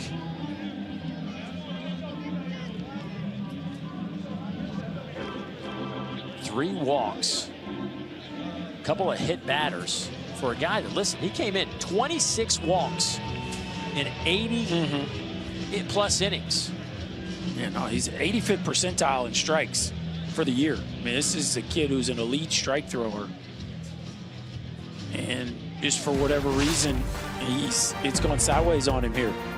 Take a look at our side of the bracket. Kentucky trying to close things out against Oregon State tonight. Georgia with a big comeback win today after getting shellacked yesterday. They did the shellacking today against NC State. Clemson and Florida, of course, Clemson has to win here today to keep this series alive and force a Game 3, or Florida's going to head to Omaha. Texas A&M trying to close it out against Oregon. 7:30 Eastern time on ESPN2. And obviously, we send out our best to Braden Montgomery. Suffered a pretty bad injury sliding into home yesterday, and the Aggies win. Just a sensational player. A chance to spend some time with him this year. And just a really super guy, and obviously a high-level baseball player. Wish him nothing but the best. Nothing but the best. Boy, never a good time to get hurt, but stings extra here down the stretch. Colby Shelton. Colby, big single and an RBI back in the 3rd inning his last time up. Did strike out his first time against Canuck.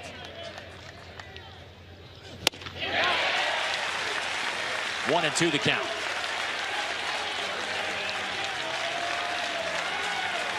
You gotta love it. This crowd trying to will their right-hander to make his best pitch.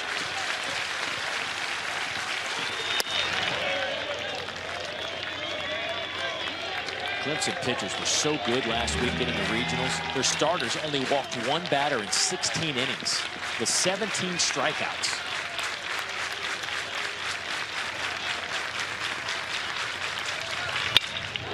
That one is going to drop for a base hit. Curlin comes in to score. Caglione coming around 3rd. He will score. And Colby Shelton does it again. This time his single scores 2 Gators, and Florida's up 5-3.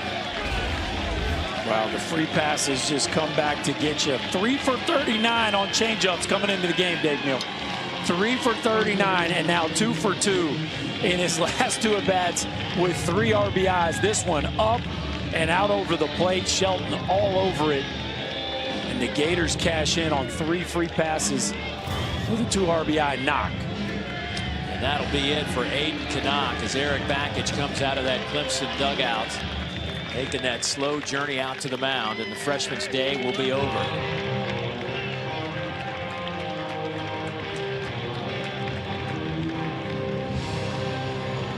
We did not see the A game of Aiden Canuck today.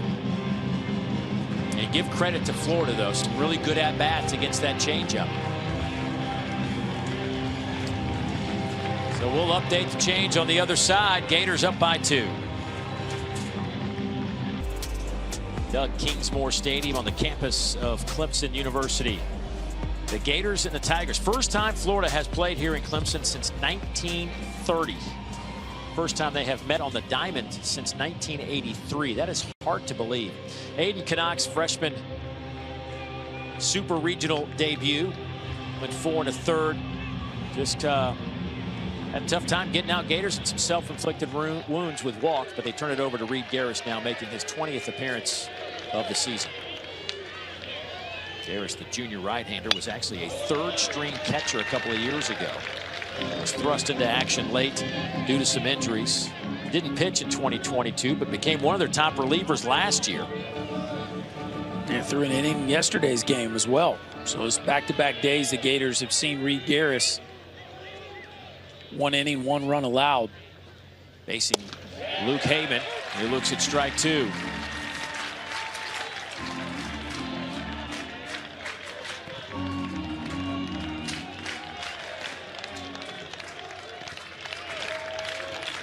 Runners at the corners. 1 out in the inning.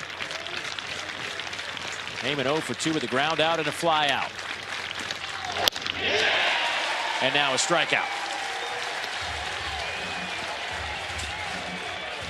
Talk about coming in from the bullpen ready to do your job. Reed Garris coming in, filling it up with the heater just above the hitting zone, and then breaking off that slider. Just a short breaker just off the outside edge. Gets Luke Heyman fishing as he tries to get the Tigers out of this jam and back into the dugout.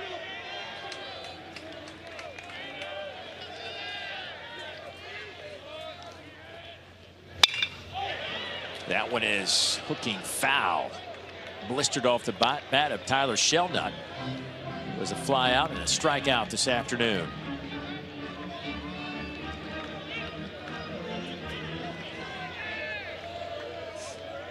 And they are packed in here this afternoon. Swing and a miss. Runner goes, and they'll throw it right back to Garris. How about that? The old throw it to the pitcher play. See, Obertop snaps up out of his crouch like he's going to throw this ball to second base, and he just kind of slows it down to Garris. I don't think Garris was immediately ready, but he made the play. Popped up. Looks like that's going to get to the seats, and it will.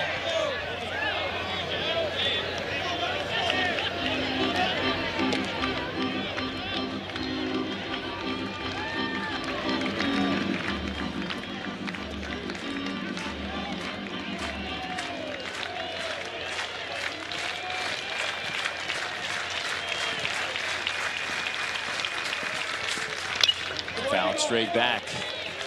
This Clemson team, 25 come from behind wins this year. It has been a remarkable story in that department for the Tigers. Now Florida, not bad either. I mean, they picked up their 18th come from behind win yesterday, trailed 4-1 early.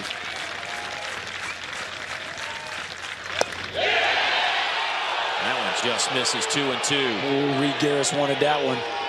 Was headed to the dugout on a fastball that, boy, it feels like this is a 50-50 ball, maybe just off the edge, a touch. Oh, I don't know, Dave. That's a pretty good pitch right there. Is it down? The 1-2. That is a really good pitch, and the inning is over. Boy, Garris coming out of the bullpen, slowing things down. But Florida does score a couple of runs to take a 5-3 lead. What an inning the fifth has been for the Florida Gators over the last 2 games. 9 runs, 5 hits, but 5 walks in the process. Well, and 3 of the 5 runs that Canuck gave up were reached by free pass. So those have been what have really spurred those Florida rallies. We talk about the long ball, which of course they lean on for run production, but the free passes combined with the long ball really get you in trouble. And then you got to give Colby Shelton a bunch of credit. I mean, 2 really big run-scoring base hits where he sits on changeup and delivers. Florida and Clemson. Clemson, the number 6 national seed. They'll send Cam Canarella to the plate to start things off.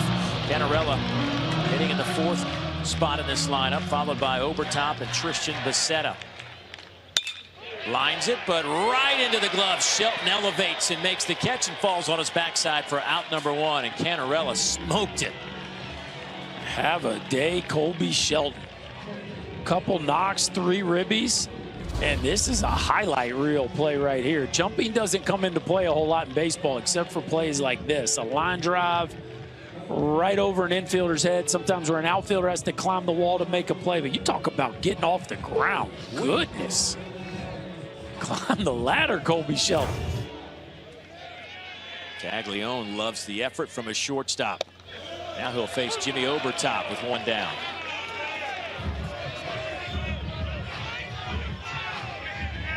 Obertop, couple of strikeouts against Caglione.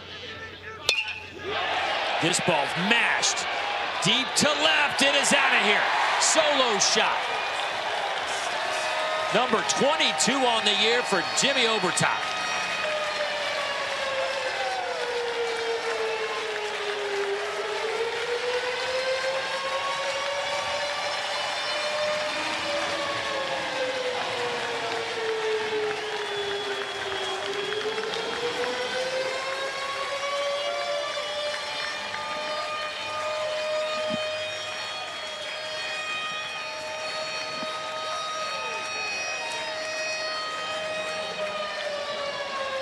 It is a 1-run game. The 2nd home run allowed today for Jack Caglione.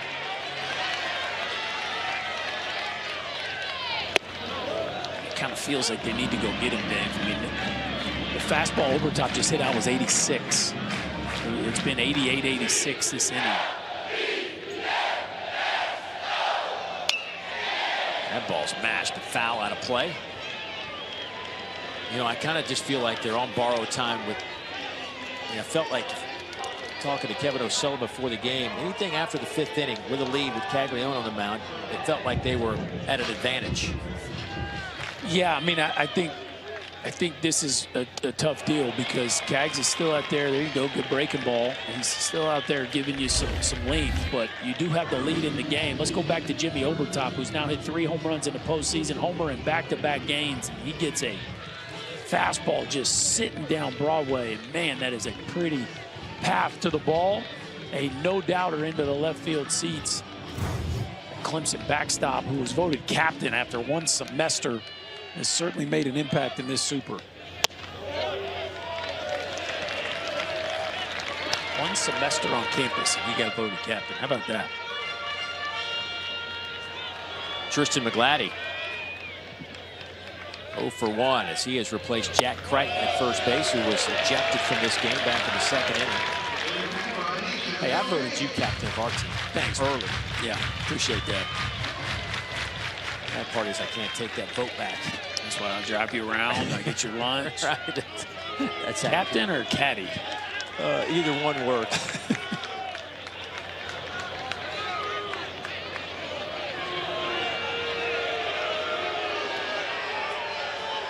Two and 1 to count. Leone delivers. That one stays inside. 3 and 1.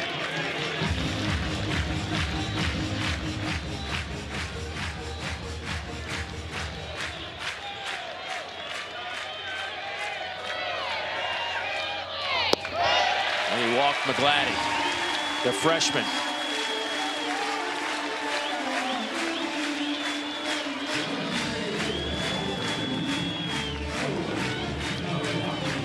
You walk a guy that had 13 at-bats coming in to this game, and that'll get Kevin O'Sullivan out to the mound. And you wonder if that was the last batter for Jack Caglione. Yep, looks like that'll be it. Jake Clemente, who was probably going to be the Game 3 starter, but because they have a lead here, he gets the call. Talented young freshman right-hander winner of the game as the crowd really greets Jack Caglione exiting. We'll update the change when we come back. Jake Clemente now making his 16th appearance, another young arm, a freshman, 2-0. And he has got some juice in that right arm. Yeah, he does. Fastball, he'll run it up to 97. Average fastball velo 94. And he'll go with the slider and changeup on top of it. But you got to get ready for the fastball. That's the real weapon. Naraki, the designated hitter. First pitch he sees is 94 miles an hour inside.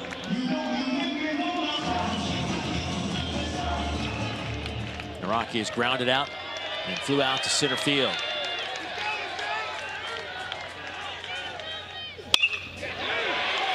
Gloved at second base by Curlin. Gets up, makes a throw, and they get the out. What a play by Cade Curlin. Wow, are you kidding me?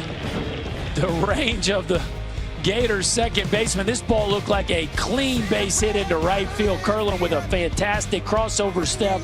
Then the athleticism to not only make the play but finish it off with a throw. And the Gators get off the field with a SportsCenter top 10 play.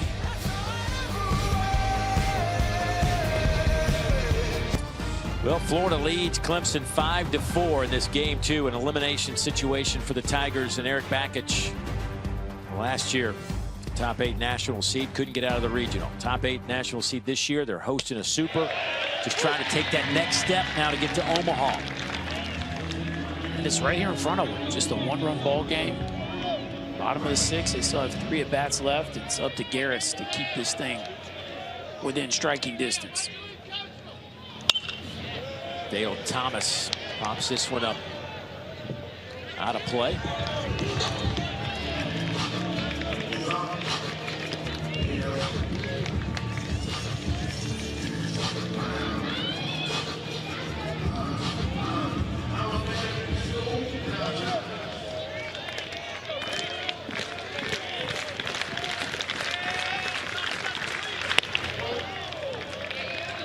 Kevin O'Sullivan coming back here to Clemson, where he spent 9 years as an assistant under Jack Leggett, who's on the staff now. Eric Bakich brought Coach Leggett back into the fold. But he is back here. We're talking to him yesterday before the game. Had a lot of old friendly faces come up and say hello. I don't think they really want to be greeting him on the way out. Yeah, some former players, some support staffers. It's been a while, but there's still some friendly faces around here for Sully. What a staff put together by Jack Leggett when you think about Eric Bakich and Tim Corbin and Kevin O'Sullivan. There's a chopper, and that one scoots past the glove of Hinderleiter. And a leadoff base hit for Dale Thomas. This is a tough one for a shortstop. You either come in hard and try to get it in the air or a short hop, or you go back deep and play it off the long hop and try to gun him out from shallow center field. But Hinderleiter kind of does neither, Dave. It's a little bit of a sideways route, and he ends up with an in-between hopper. To me, it's either come forward hard and try to catch that thing in the air or the shortest hop possible, or you retreat deep and just try to gun him. Hinderleiter gets caught in between and comes up empty. That'll go as a base hit, a very tough chance. Brody Donay now steps in, the sophomore out of Lakeland, Florida. We were talking about Jack Leggett, Coach Bakich, Coach Corbin, and Coach O'Sullivan on the same staff here. They combined for 3,182 wins. Those guys were all in the same dugout. A lot of ball games. Coach Leggett, 955 wins. Corb's won his 1,000th this year. He's up to 1,027. There's Coach Leggett. And he is full of some energy, buddy. Oh, he's still got plenty of juice in the tank.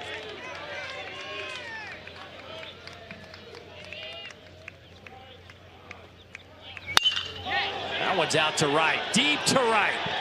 Donay off the roof. A 2-run shot for Brody Donay.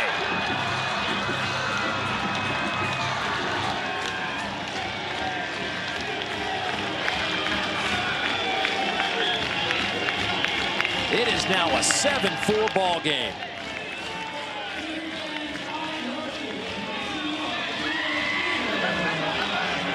Whoa.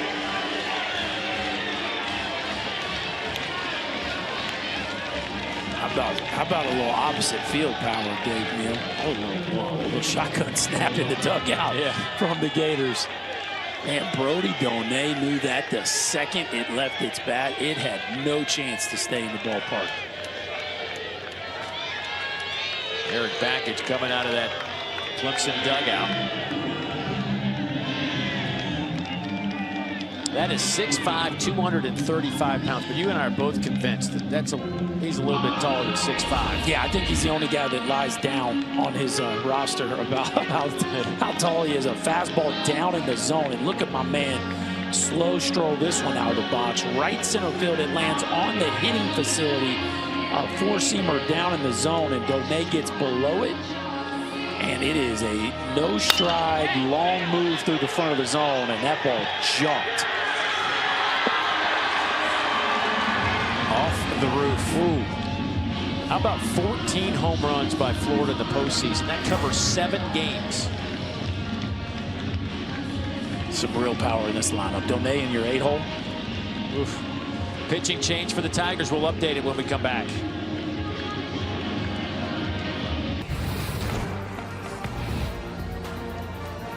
Clemson in Florida. Gators 1 win away from heading to Omaha again. Clemson trying to keep this one alive, but they're going to have to rally the troops one more time. You look at our side of the bracket, Kentucky.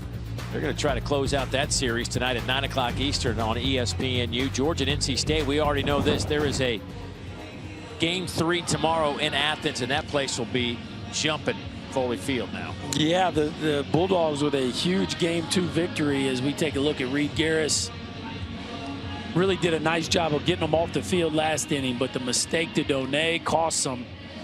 And now they flip the ball to their most talented bullpen arm, Austin Gordon, a junior right-hander, on for the 22nd time, has also been a starter at points this year.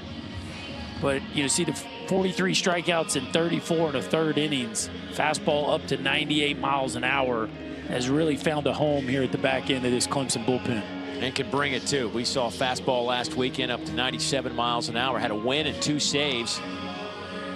3 1/3 no-hit innings. And he is a really good one. And here's the thing with him too. We talked to him this week for the series, man. He feels like, you know, you need 3 outs, 6 outs, 9 outs. Because he's been stretched out over the last year and a half, he is clearly able to take this one to the house if you need it. Yeah, there's some length there, no doubt about it. He will face Michael Robertson, the 9-hole hitter, after that 2-run shot off the bat of Brody Donay, his 12th of the year. Gators with a couple of 2-run homers. 10 runs yesterday for Florida, 7 on the board this afternoon. 0-2.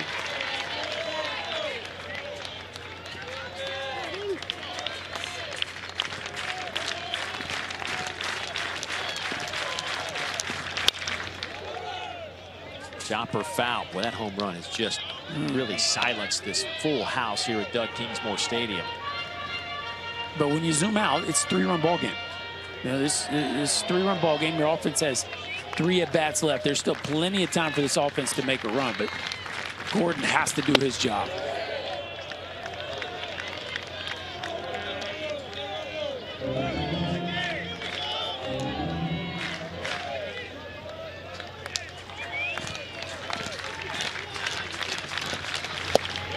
That one's down to the zone count even now at 2-2. Congratulations to the Florida men's track program. They won their 3rd straight NCAA outdoor title. Yesterday, edging out Auburn. Head coach Mike Holloway. It's a ground ball out to short.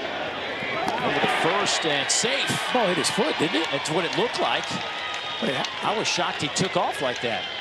But the way he ran makes you think that maybe he didn't think it hit his foot. Most guys stay around. Yeah, exactly. Usually a hitter's going to sell that. Eric Beckett's going to go have a conversation. How could this ball end up? Yeah, it had to hit his foot. How would he run? The ball was headed foul up the first baseline and ended up at the shortstop.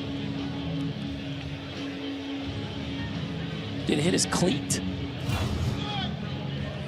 It clearly got some dirt, but I wonder if it just hopped over his foot. I'm just telling you, the way he left the box makes you think that. No, I agree. Yeah. There's no way he would run that fast if he felt the ball hit his foot. But the angle of the ball was headed down the first base line. This would be a great look at it. This ball, it lands inside of his right foot. How could it go to the shortstop? It had to hit his foot, Dave. Had to. I mean, this ball's headed inside the first base foul line. Wow. So he'll stand at first with a base hit. Now Cade Curlin steps to the plate. Can two things be true at once? Can it hit his foot and him not feel it? I guess. I mean, it seems odd, but maybe like the spike could have hit the bottom of his spike. Something changed the direction of that ball. That was weird looking. Curlin today has reached base all 3 times and scored all 3 times. Hit by a pitch, he singled and walked. 5 of the Gators' 7 runs scored have come from the top 2 in this lineup. Caglione is on deck. There is still nobody out.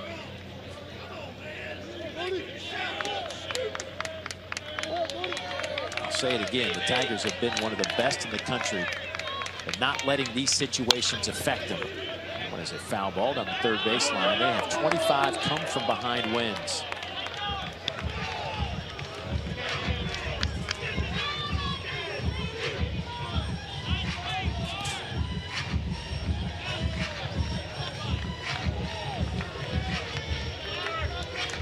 This is a team that went 44-15. Won 20 games in one of the best ACC seasons, top to bottom, that I can remember. They won 20 games, went 20-10 in conference play this year. Yeah, won the Atlantic Division. Of course, Carolina was the overall champs, but Clemson won their side of the conference. Big swing and a miss. And that'll be out number 1. 95 miles an hour, and the first strikeout for Gordon. That's what they're used to seeing from Austin Gordon when he comes in out of the bullpen. Just heaters. Fastball right past the barrel of Cade Curlin, who has really had some nice at-bats this weekend. Comes up empty there.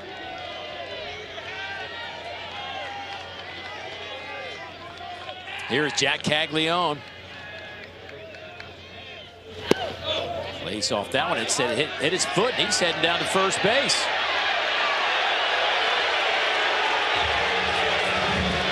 Not so fast. Greg Harmon, our home plate umpire, calls him right back to the batter's box. But we have had some things in this game, haven't we, partner?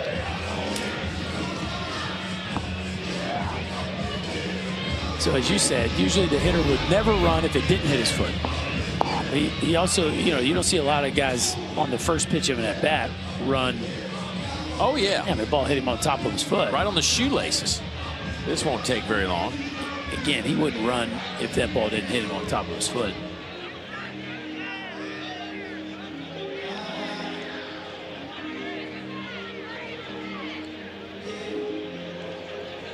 I mean, if you're Clemson, that ain't the worst thing that could happen to you. With him at the plate. No. Makes the decision a little bit easier for the dugout. This one shouldn't take long. See, this is when they need to have communication with us. We could just... Yeah, Dave, just stand up and holler at them. Right. They can hear you. Pop your head out the window. The NCAA Super Regional coverage continues through Monday across the ESPN networks and ESPN Plus. For more information, visit ncaa.com, the home for all 90 NCAA championships. I'm sure the crowd will be excited when they know that he can get to first base.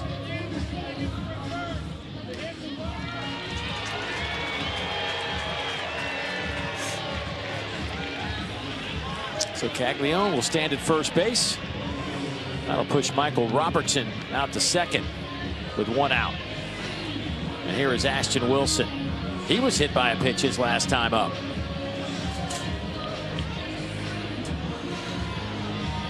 Yeah, big storyline in this game is the free passes issued by the Clemson pitching staff.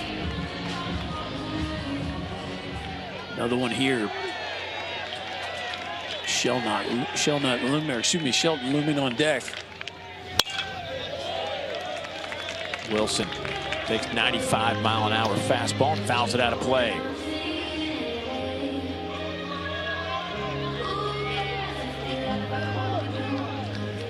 Wilson hitting third in this lineup. Runners go. Swing and a miss. The throw down to third. Boy, a little double clutch by Obertop. And I wonder if we had maybe some sort of interference at the plate. I think so. Yeah, it looks like it.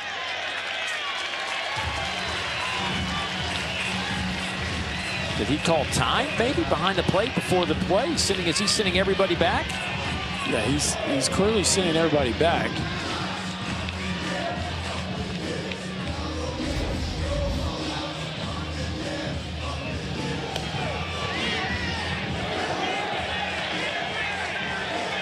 Did he hit the umpire? I think he hit the umpire on the transition. Yep.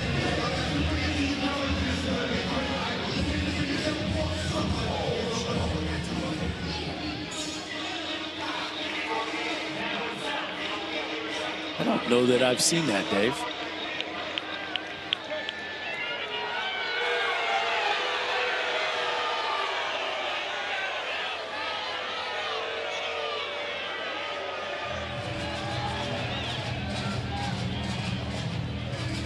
So if Obertop is taking the ball back to throw it and hits the umpire, it is an immediate automatic dead ball at that moment, which is why everybody had to go back to the base. He clearly lost control of the baseball. I don't know that I've ever seen that. I've seen batted balls hit umpires all the time. I don't think I've ever seen a catcher make contact with an umpire on an attempt to throw out a runner. But you can see here, he's making this transition. Let's see here, this one would be a clear look here. His shoulder got it. Yeah, that's what happened. His shoulder hits the face mask of home plate umpire Greg Harmon, and that threw off all his rhythm. That is really interesting. Seen a lot today.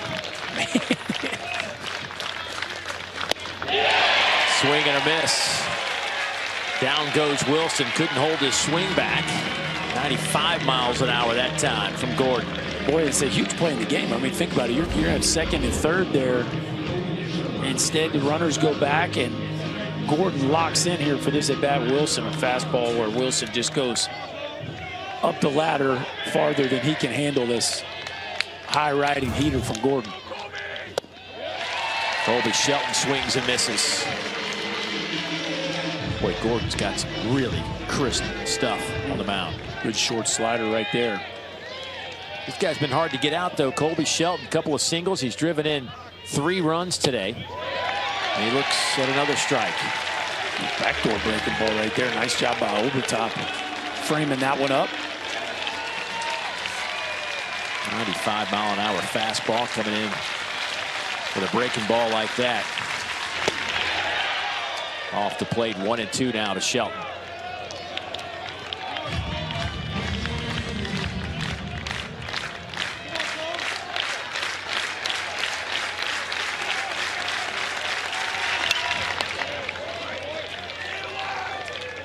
Shelton has been a very streaky hitter in his career, both last year at Alabama and this year at Florida. High highs and low lows, but when he gets it dialed in, He is as dangerous as anybody. Already 3 ribbies in this game. The 1-2. Shelton had a tough stretch coming into the Stillwater Regional, but really got hot last weekend. Went 6 for 19 in Stillwater. Had a team best 7 runs batted in. Had an 8-game stretch without a home run, but busted out of that with a 3-run shot against Oklahoma State last weekend.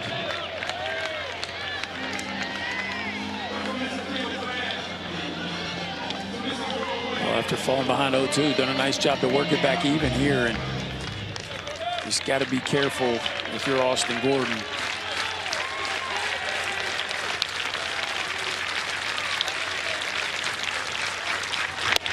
Swing and a miss, and the inning is over. Nice job by Gordon. Gators will leave a couple of runners on base, but they do pick up a couple of runs off the home run by Donay.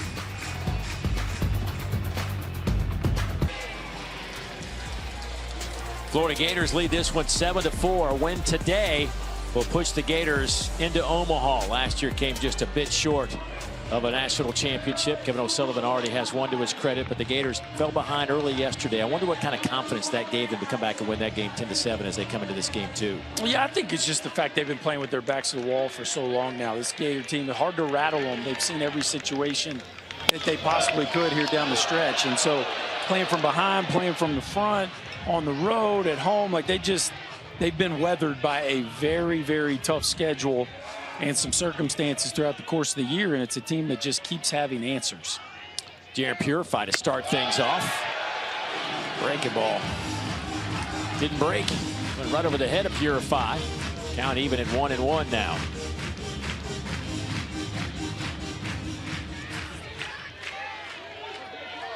Jake Clemente in relief of Jack Caglione. Fouls that one straight back, 1-2.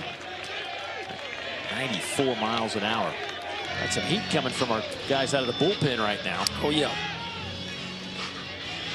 Clemente, another one of these young arms. We saw Peterson yesterday for Florida. Clemente, we'll see Luke McNeely probably here at some point in this game. Another freshman fireballer. Swing and a miss. Purify goes down. In the NCAA tournament, Florida has a number going that is just, when you look at it, you're like, my goodness, they have been clutch. When they get a lead of 2 or more runs going into the 7th inning in the NCAA tournament, 35 straight victories. You got to go back to a 2013 game against Valpo. Wow. That's pretty wild, because, you know, there's some fluky things that can happen right in the NCAA tournament. And you're playing against all the best teams. But he's had some really good back-end guys. Of course, Neely's been fantastic down the stretch this year. That Michael Byrne was the star closer for those teams that were so good before COVID, and the national championship team.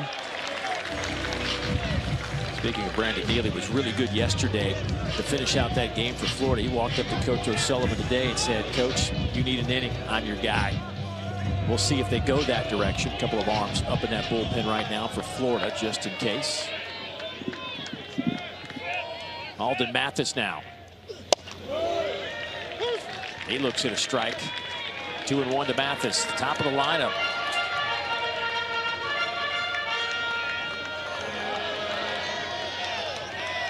Mathis 0 for 3 with a couple of flyouts and a ground out.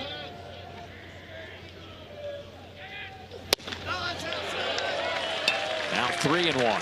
When you're at that point in the game here at the top of the order where you feel like you got to get something out of your main dudes here, you just don't know how many more times they're going to get a chance to impact the game.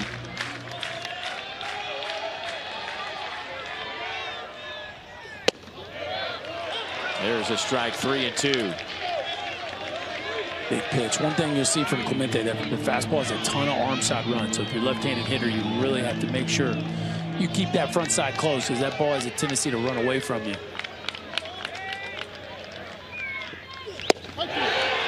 Called strike 3. Ooh, 2 outs. Boy, Mathis is just locked up here. And Dave, this is a back-to-back fastballs, 3-1, 3-2, and this one's This one's right down Broadway. I don't know if he's looking soft there after a 3-1 heater, but Clemente challenging with a heater over the wide of the plate, and Mathis gets locked up.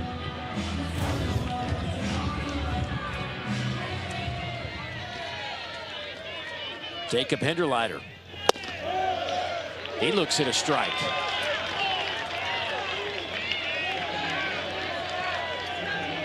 Hinderleiter 1 for 3, has one of those doubles, 3 doubles today for this Clemson team, along with 2 home runs.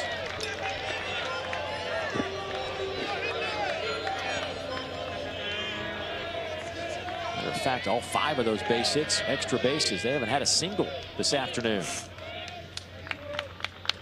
Hinderleiter looks at ball 2.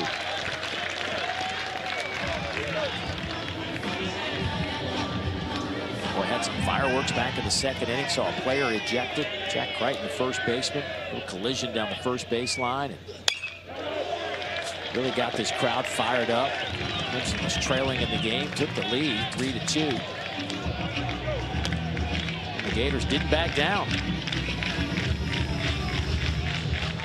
No, it's been an interesting one. We've had some pretty unique things throughout the course of this one. Feels like we're set up for a big finish. There's the 2-2 to Hinderleiter. Swings and misses. How about that inning? Clemente pumped up as he walks off the field with 3 strikeouts. 7-4 Gators. Doug Kingsmore Stadium, packed house again. Been this way for 2 weekends now.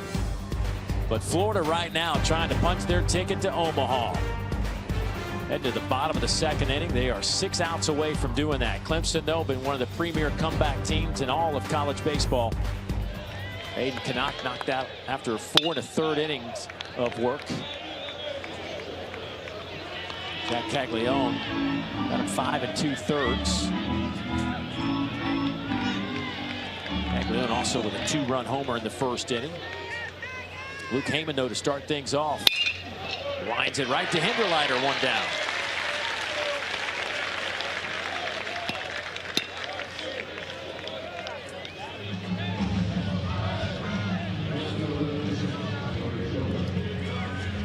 Tyler Shelnut stepping to the plate. Tyler had a tough day at the plate with a fly out and back-to-back strikeouts. His average down to 263.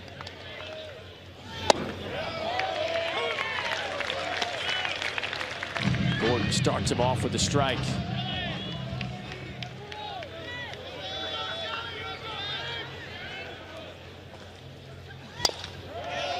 It's 0-2 on Shelnut.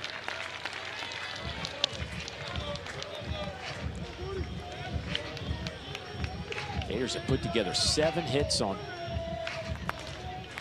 this Clemson pitching staff, but Clemson has not helped themselves today. With 6 free passes, 3 batters have been hit, 3 walks in this game. Big part of that storyline, no doubt.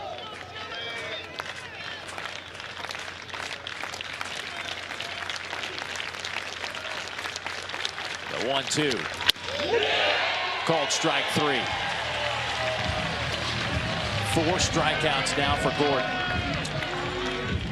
Tonight on ABC, it's game 2 of the NBA Finals between the Mavs and the Celtics. Boston opened up the series with a dominant win, but their only playoff losses so far have come in game 2s. You can tune in tonight to see if they can break that trend over on ABC at 8 o'clock Eastern Time. Teams that go up 2-0 in the finals have won 31 of 36 series. The odds are in your favor, much like winning game 1 of a Super Regional. 78% of the time you end up in Omaha.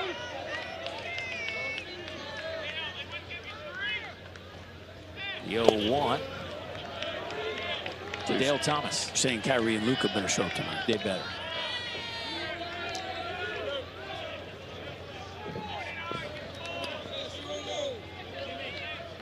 There is something about postseason sports, regardless of what it is, whether it's the NHL, the NBA, college baseball. I mean, just when things get magnified, intensity, I love it. This is a great time of the year, too. I mean, with the NBA Finals, the NHL going on, the college baseball world, College softball season just ended. What a run for Oklahoma. U.S. Open coming up next week. Can't forget about that.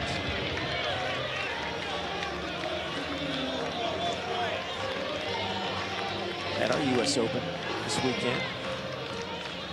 Out at the Walker course here in Clemson. Kudos. Thanks to everybody. Let us get out there and lose a few golf balls. One of my favorite places. I mean, that piece of property, that golf course is immaculate. How beautiful is this campus, wrapped around by a lake, river right around here? I mean, it's just, it's gorgeous here in Clemson. If you've never had a chance to get here, swing by. You can see why a lot of kids say yes to being a Clemson Tiger. 3-2 to Thomas. Ball 4. 2-out walk.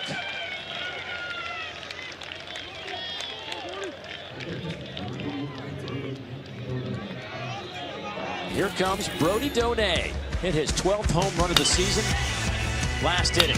Well, last time we saw Brody Donay, he's putting that raw power on full display. A no stride, no doubter that landed right on the edge of the building in right center field.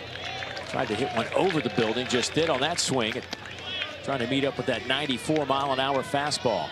Brody's one of those taller players that try to shrink themselves. You see that wide, broad stance. Cags does the same thing, trying to bring themselves down closer to the strike zone. No swing. 1-1 to Donay. It's really, you know, the strike zone's theoretically supposed to change based on the size of the hitter, but it doesn't. The umpires kind of call their zone the way they call it, and really hitters have to get themselves down into that position. That's why you don't see a ton of really tall hitters. A few interesting ones in the draft this year, though, with Condon and Caglione.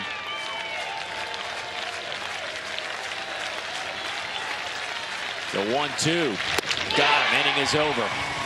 Tigers need to get it cranked up. They are down 3, heading to the 8th. Blake Wright going to grab a bat. He's already put his stamp on this one with a 2-run homer. Blake Wright sitting on a 2-run homer, but he needs to get this inning started well for the Tigers. They are down 3, heading to the 8th inning here in Clemson. These folks waiting for a reason to explode. Clemente starts him off with a slow one at 82 miles an hour. Clemente's been hovering around mid-90s with his fastball and has looked sharp. Struck out the side last inning.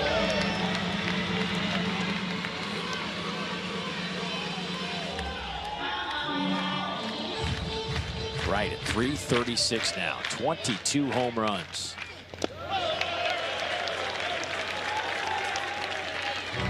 He and Obertop keep chasing each other for the team lead.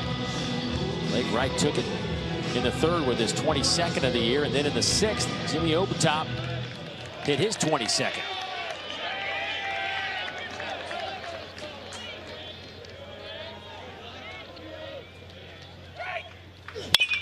High chopper to 3rd. That's going to be a fair ball. Long throw for Thomas, and that one gets away from Luke Heyman. Blake Wright's going to scamper down to second base. Well, that looked like trouble the moment that ball took a high hop. Yeah, this is one of those, I think if you're Dale Thomas, you bounce it. You're going so hard towards the third base dugout. Put your foot in the ground, just one hop it over there. The accuracy piece of that is the most important thing, but you're falling away from it. You try to muscle up.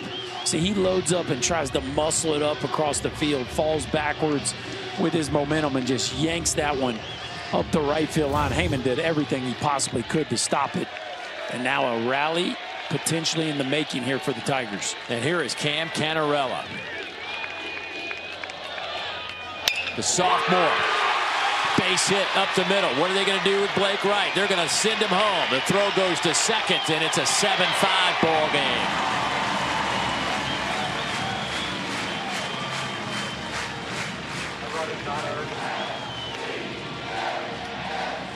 Free passes, free passes, free passes. The Gators give one up to start this inning, and Canarella, we talk about him. He tends to be right in the middle of the big moments for this club, and a line drive out his last at bat. This one more up the middle, a rocket into center field, and the Tigers take advantage of a Gator miscue, and now just a two-run ball game. Tying run at the plate in the form of Jimmy Obertop. Kevin O'Sullivan, though, strolling out of that Gator dugout. Nobody out here in the 8th. Who's that playing catch, Dave, now? Brandon Neely down there playing catch. What'd Sully tell you? Told him if you need an inning, I got an inning. It's Brandon Neely over there playing catch now.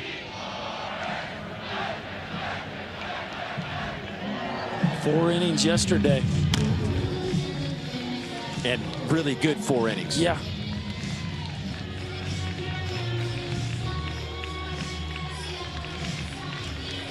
Talk about a dude who's all in. Jake Clemente, an inning and a third. 3 strikeouts, no walks, couple of hits here in this inning. Jimmy Obertop, the senior out of St. Louis, Missouri. A transfer from Michigan.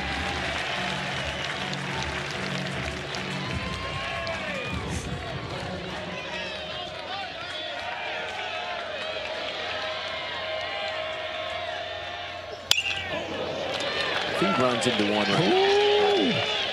This place can explode. He exploded when he did this back in the 6th. You talk about running into one. He's run into one in back-to-back games, and when he hits them, they are no doubters.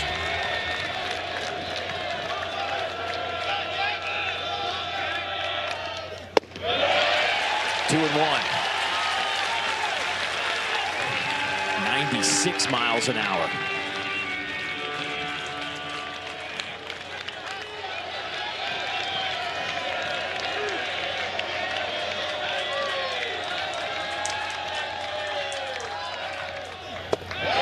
Good take there by Obertop.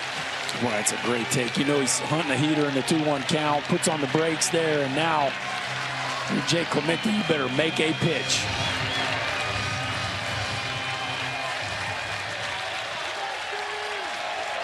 Nobody out here in the 8th.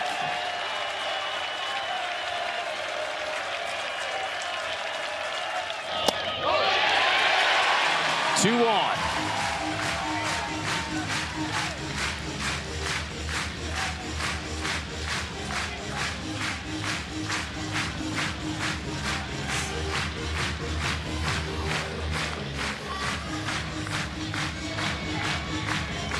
Tristan Becerra coming to the plate. 3 consecutive strikeouts for Becerra.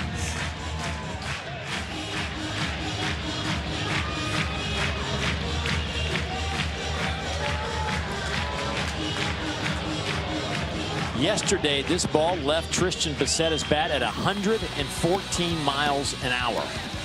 Got that Barry Bonds hitching his load.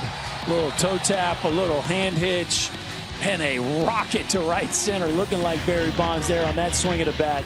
So it's a dangerous bat here in this Clemson lineup, and Kevin O'Sullivan going to the bullpen here. Freshman did an admirable job, but he has reached his limit at this point.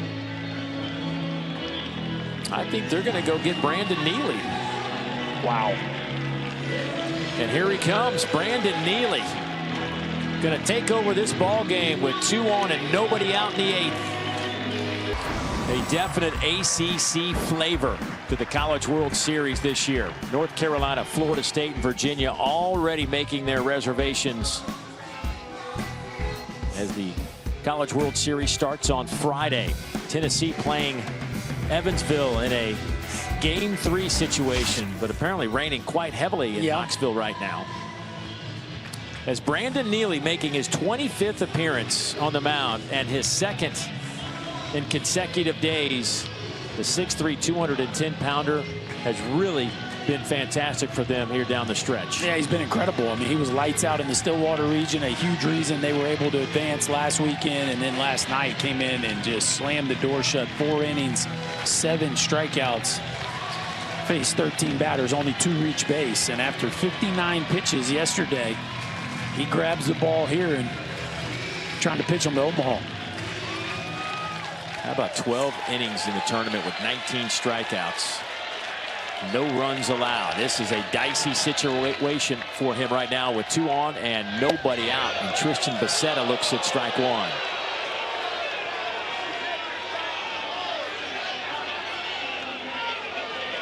Average down to 304 for Becerra. Started at 311.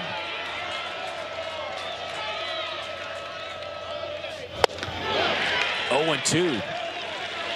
Was slider on back-to-back pitches, and Becerra just came unglued on that one.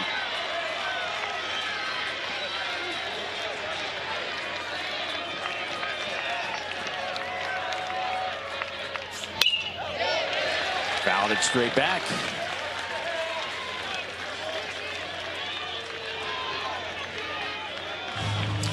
For Neely, only one other time this year has he gone back-to-back games on the mound, and that was against LSU back in March. And that was just 1 inning apiece. Sharply hit, foul ball. Oh, boy. Yeah, this is a totally different animal than an inning apiece in March. I mean, the workload that he's been under, and specifically yesterday, it wasn't just the physical piece, the emotional energy that you spend trying to make these hugely important pitches. Pretty incredible. He's able to bounce back. Up and away, 1-2 to Becerra. The sophomore out of Greenville, South Carolina.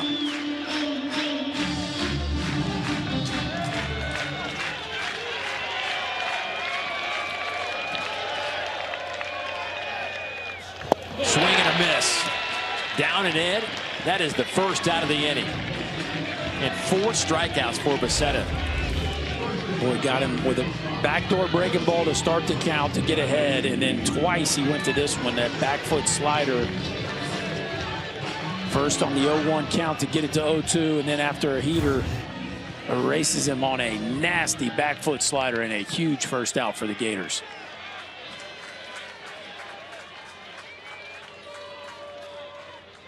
Tristan McGladdy now, the freshman. McGladdy was sitting on the bench. Hadn't played much all year. He's been involved, and this is his 15th game of the season. Had 13 at-bats, but he was called into duty when Jack Crichton was ejected from this game in the 2nd inning. This is fascinating to see Brandon Neely work right now with the slider, because it's the fastball that you know the teams are geared up for him, but on short rest, coming back with the breaking ball. Another one. Wow.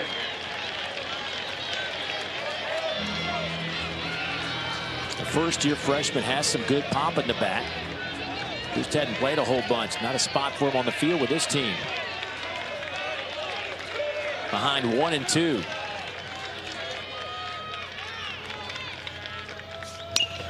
Just does foul it off.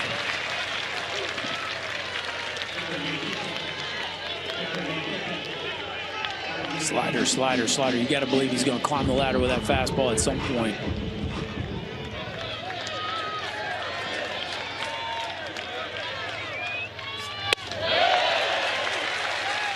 Two and two. There it is right there. A fastball up around the eye level. And based on how effective it's been to this point, I would expect right back to that back foot slider.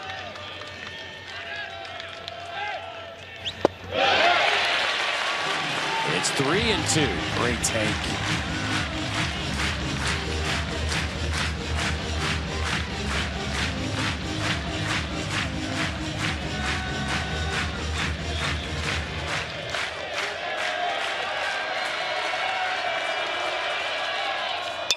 Sharply hit through the right side. Base hit.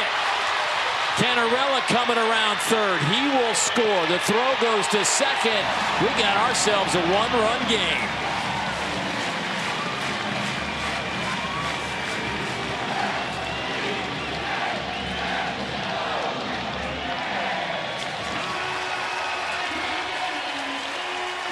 What a story.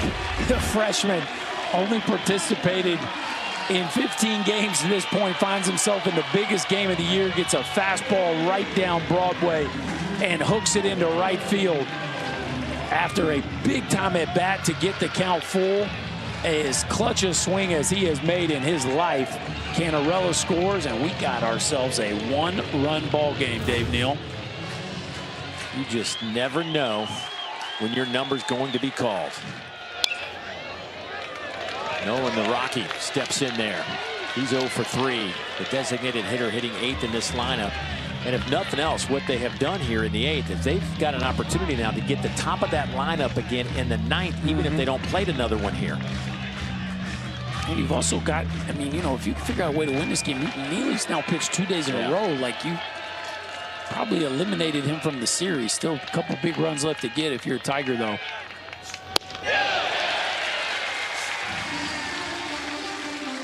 Boy, and Nolan Araki was right in the middle of our incident early in this ball game. Now he finds himself up with a chance to tie it up.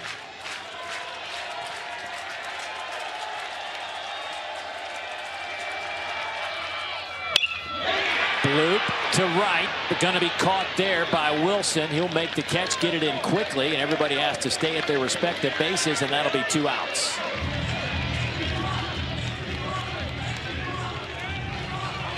And here comes Jaron Purify. Struck out his last time, but has reached on a walk and was hit by a pitch.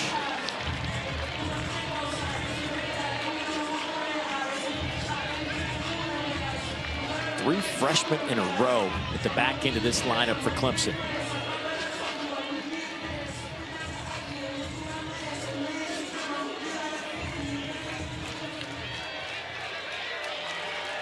Crazy to think these guys were playing high school baseball last year, and here they are in a Super Regional as this one's popped up. Donay will watch it head to the seats. I mean, think about that for a second. Yeah, at this point in the year, especially Purify, he's had a lot of at-bats. So, you know, you'd like to think your freshmen are not quite freshmen anymore, but these are still first-time events for all these guys.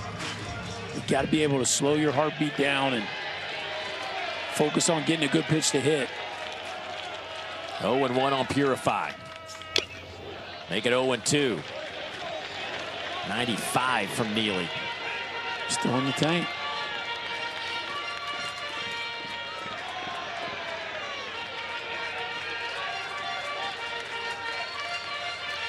The Tigers have put 2 across here in the 8th to make it a 1-run game.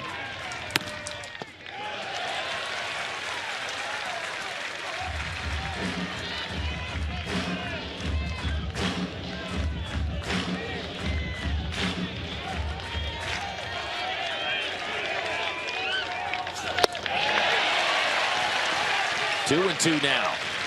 96 right there. And when you think about it, Neely on the season, the average fastball velo is about 93.5. So from a velocity standpoint, he certainly looks plenty fresh. It's full at 3 and 2. Alden Mathis, the leadoff man, waiting for an opportunity, but Purify's going to have to reach.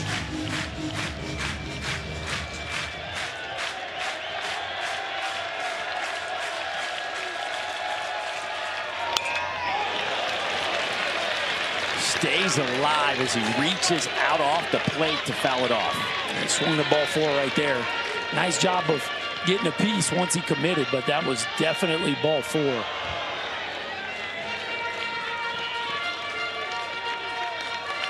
That slider's been his best pitch today. I wonder if he goes here on 3-2 or just load up at 95, 96. Back to the slider. Popped up right side. Who's going to make the play? Ashton Wilson will glove it. Tigers get 2, make it a 1-run game. We're heading to the bottom of the 8th here in Clemson.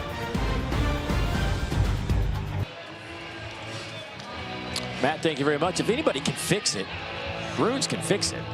Yeah, I mean, what are you supposed to do, Runes? I mean, you're telling somebody else to fix it. That's your job. Well, fix it, Bruins. Austin Gordon working again here in the bottom of the 8th inning in relief for the Tigers. He has been really good. facing Michael Robertson, the 9-hole hitter for Florida, as we are in a 1-run game, bottom of the 8th inning. Check swing, did he go? Yes, he did. It is crazy to think that these two baseball juggernauts, and I speak in the broad sense over the years, they have been some powerhouse programs in college baseball. They have not met on the diamond since 1983, and here they are in this Super Regional. The last time Florida was here was 1930. No, it just feels like that can't be the case. I know. They're playing for a trip to Omaha. The Gators won yesterday 10-7. How about this on our man, Austin Gordon? He has not gone longer than 2 innings since March 15th. Called strike 3. 94 miles an hour. We talked to him before this series, and he was really comfortable going 3-4 innings if they wanted him to. Yeah, he just hasn't done it. Now 2 1/3 here in this one, and stuff still looks electric. He has been really, really good stabilizing this game and giving the offense the chance it needs to pull another comeback off like they've been so good throughout the course of the season. 6 strikeouts now for Austin Gordon. Top of the lineup, and Cade Curlin.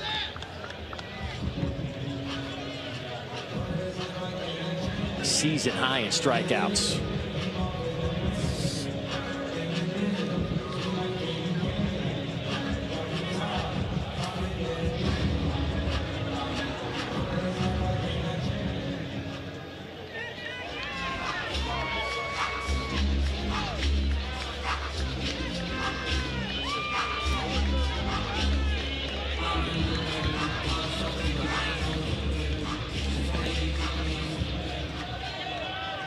So 1-0 on Curlin. Cade has reached base 3 times and scored 3 runs. Struck out his last time and fouls that one down the line.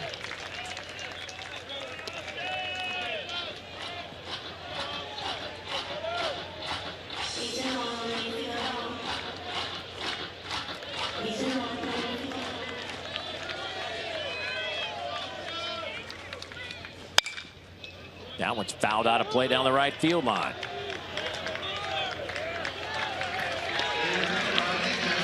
It's remarkable to think about. Most recently, Ole Miss barely getting into the NCAA tournament. They run the table, win a national championship. Florida, a team that really 13 conference wins. Their overall record.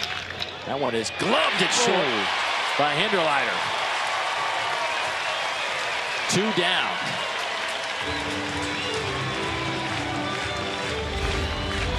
Well, I thought this ball was past him. Cade Curlin continues to barrel the ball up, and this one looked like it was destined for the gap. Might have been a double if Hinderleiter is not able to make the play, but the range of Hinderleiter to grasp that ball on the move, heck of a play, and now nobody on for Cags, which is a big deal. They will walk him.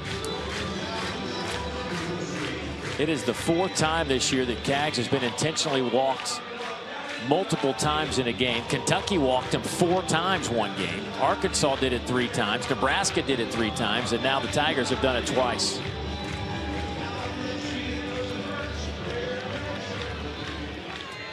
Two outs, and they'll face Ashton Wilson.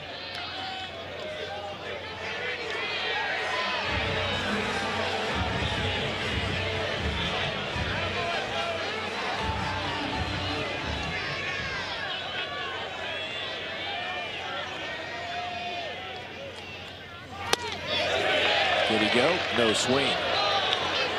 Talking about the Gators barely getting into this. They had 13 conference wins, which is not a guarantee that you're going to get into the tournament by any stretch of the imagination. Their record just over 500. But here they are in this event. And it's almost like once you get in here, you hit the reset button. Sure. A lot of these teams. You got to have the talent to do it, right? It's a team that was preseason #2 for a reason. They've got a lot of talented players. But it's a pitching staff that just took its lumps so much the first half of the season. And then the schedule was brutal the second half of the season. And so once they started racking up losses early, it was a tall task to stay above 500 late. Played the overall #1 strength of schedule.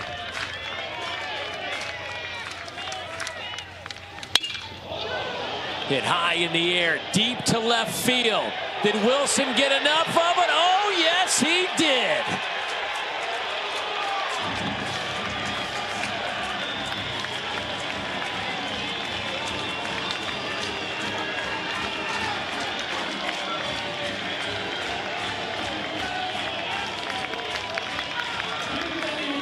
A 410-foot shot, the second of the year for Ashton Wilson, providing Florida with a little cushion here in the bottom of the 8th inning. It's 9-6. You can't make stories like this up. Ashton Wilson was lost on the bench for 90% of the season. Last week was the regional MVP. And now, with 2 outs in the bottom of the 8th, hits a 2-run mammoth blast to left center field to stretch this lead to 3. One of the craziest success stories I've ever seen this late in the season. Ashton Wilson is becoming legendary in Florida Gator baseball history. On May 10th, with just 5 regular season games remaining, Wilson was 0 for 6 on the year. 6 at-bats in early May, total. It's incredible. It really is. And now he's in behind Cags and doing work. 9-6. Chopper foul off the bat of Colby Shelton.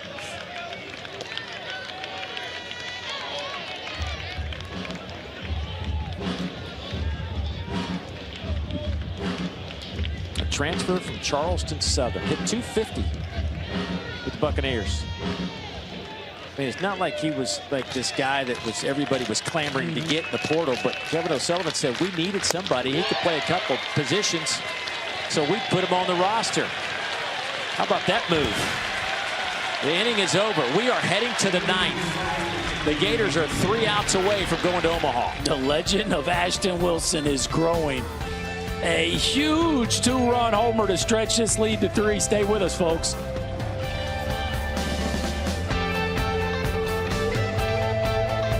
Gators back out in front by 3. They answered the Clemson 2 runs in the 8th with the 2 of their own.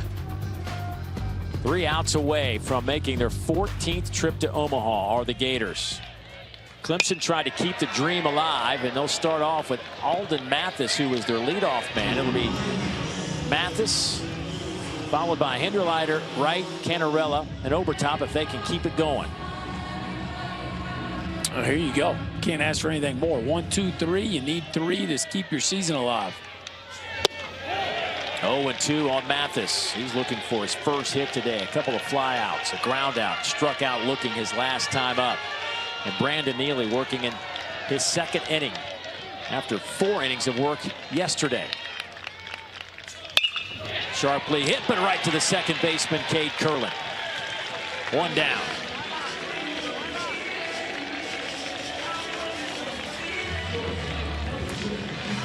Boy, that ball scorched. Yes. Absolutely scorched off the bat of Mathis. And, man, sometimes the breaks just don't go your way.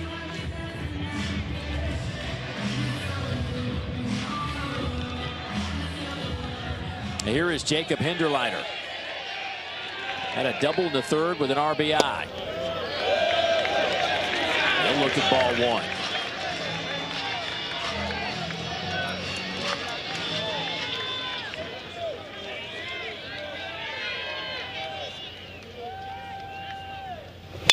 Breaking ball, and that one's underneath the glove of Dale Thomas out into left.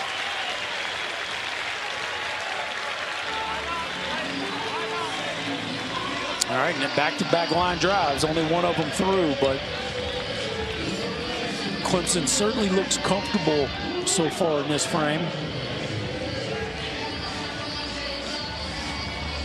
One fastball we've seen from Neely was 91. Yeah, it was 94, 95 last inning. Here's Blake Wright, the 3-hole hitter. 3 hits today, a double, a homer, and a single, also a strikeout, but he hit his 22nd home run of the year back in the 3rd inning. He's averaging .339 to take over top honors on this team. And listed one out to center field. That's going to drop for a base hit in front of Michael Robertson. So here comes the tying run to the plate.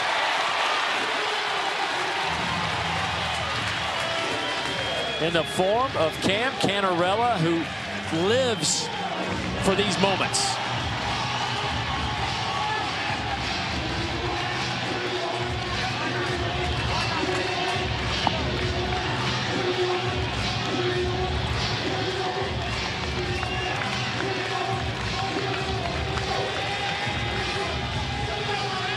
Looks like that is it for Mr. Neely. What guts he showed out there on that mound today. Just an incredible sign of how invested he is in this program and what he's willing to do to try to get this Gators team to Omaha. And no call to the bullpen yet.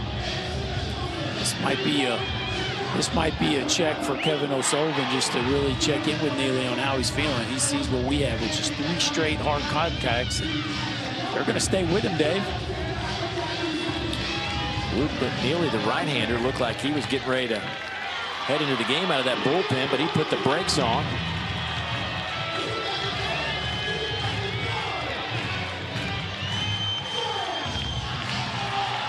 Good on good right here now. Yeah, this is what Cam Canarella, this is what he's built for right here. Big moments, a bullet last time to drive in a run.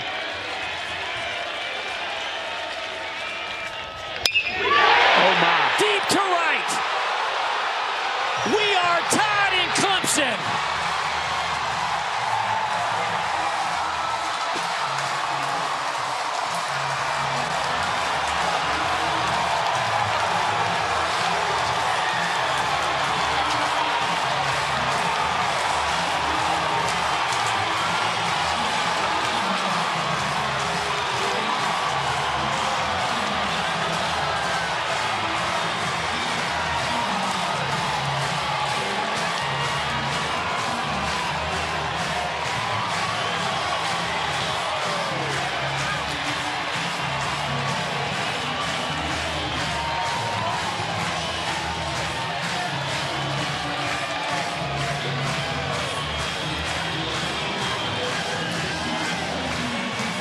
You didn't think this game was going to end quietly, did you, Dave? Not today.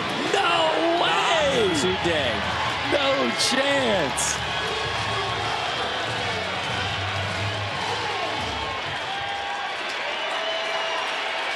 Jimmy Obertop with the bases empty.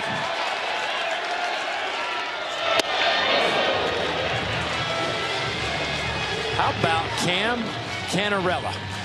Loves the moment, man. Just loves the moment.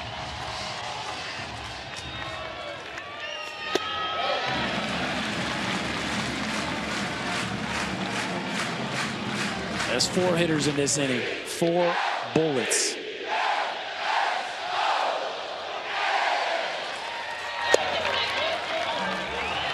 One and 2 the count to Obertop.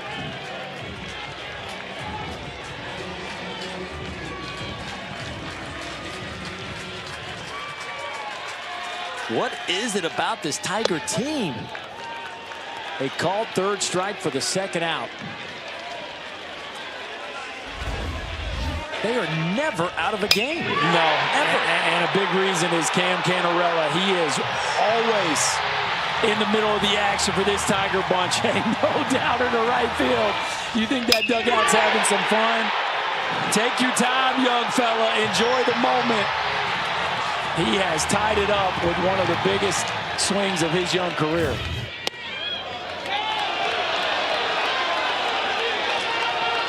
Oh, 1 on Tristan Becerra.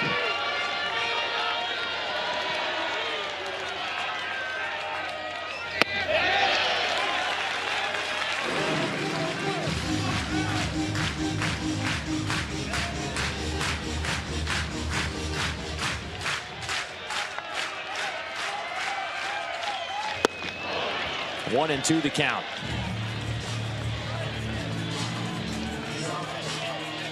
Florida had the lead. Clemson had the lead. Florida had the lead. Clemson tied it up. Florida took the lead. Now we are all tied, heading to the bottom of the ninth. What a top of the ninth for Clemson. A 3 spot.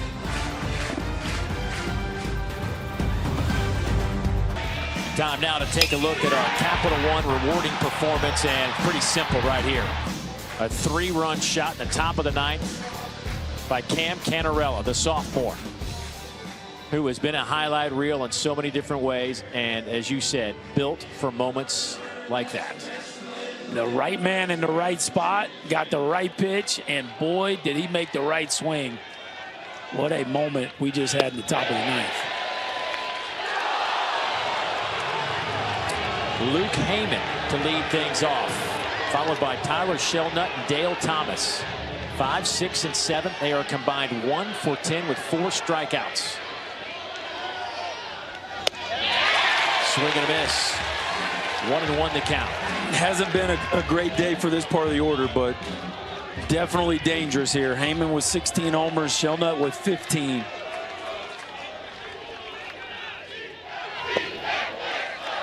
Two and one.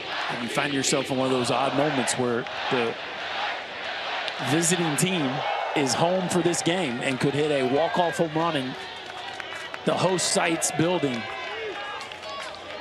Craziness of Super Regional play. 2 strikes now on Heyman. Gator first baseman. Ground out, a fly out, a strikeout, a line out.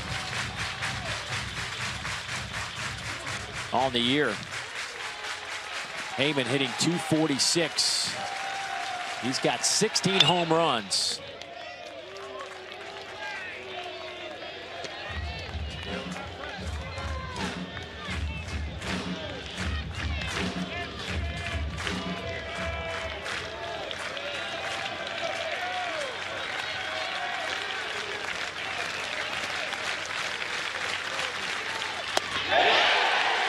Called strike 3.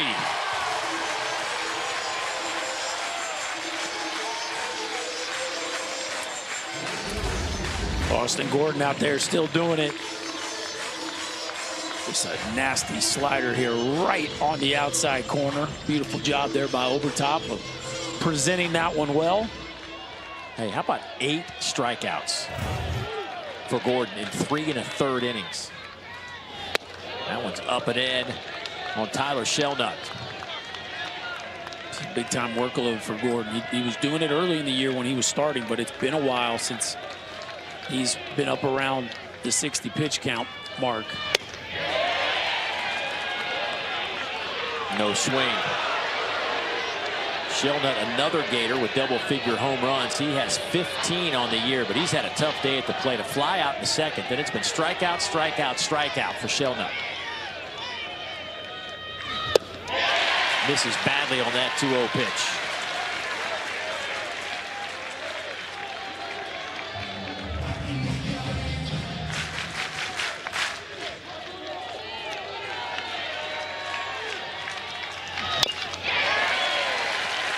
Heavy dose of those sliders here in this inning. The Gators going to hit a walk-off. It certainly looks like they're going to have to do it on a breaking ball.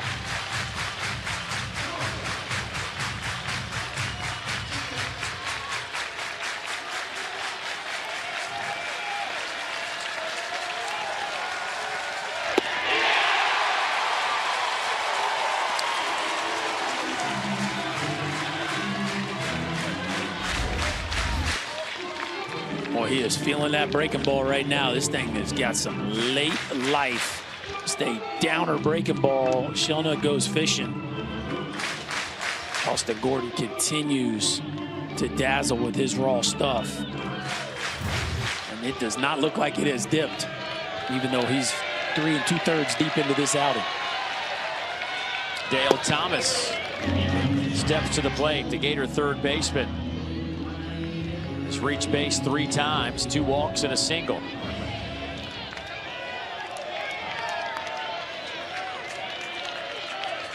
.230 hitter on the year with 3 homers. That That's off the plate. It's 2-0.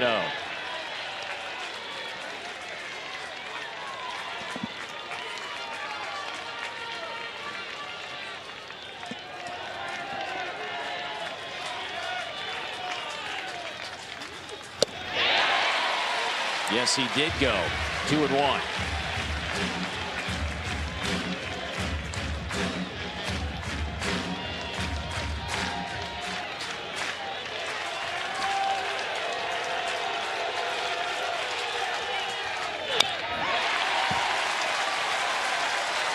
And here come the Tiger fans.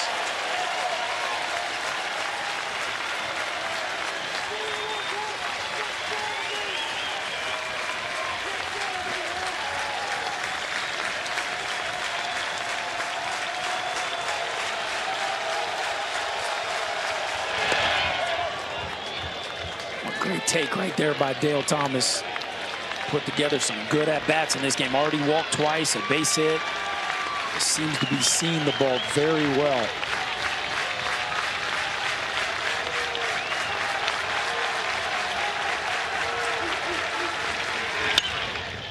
Little blooper caught by Purifier. We've got extra innings here in Clemson.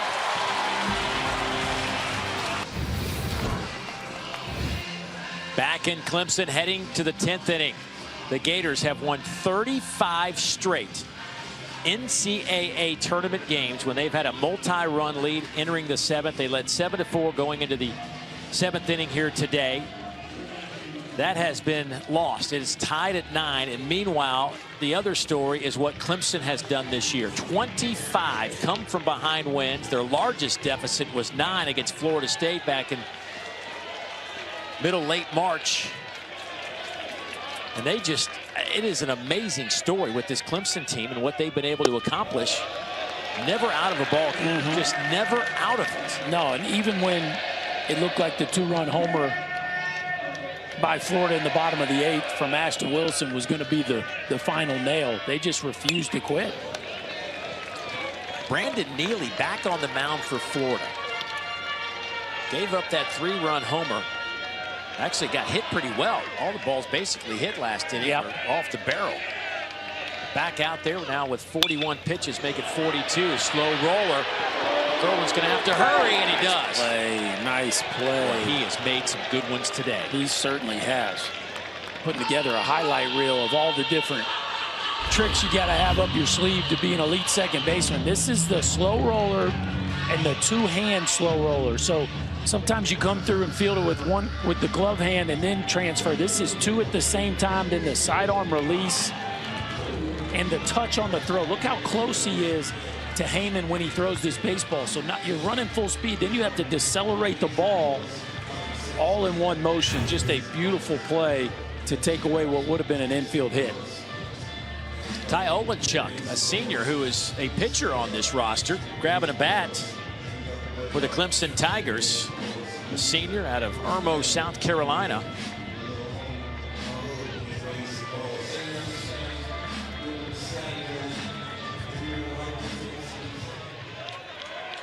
First at bat in this NCAA tournament.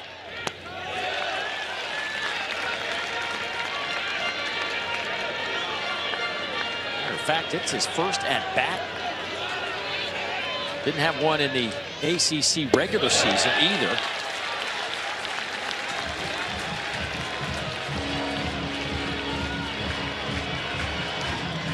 It's his first at bat. I had to double check that. This is his first at bat of the year. Had 5 last year.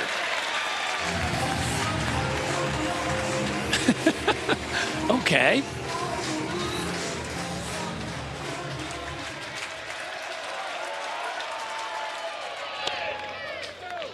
He looks at a strike.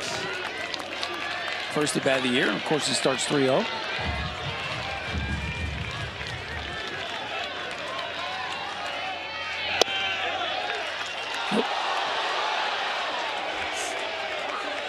It's now 3-2. He looked like he was ready to pull the trigger right there. Fastball up above the belt. Right there at the top of the zone.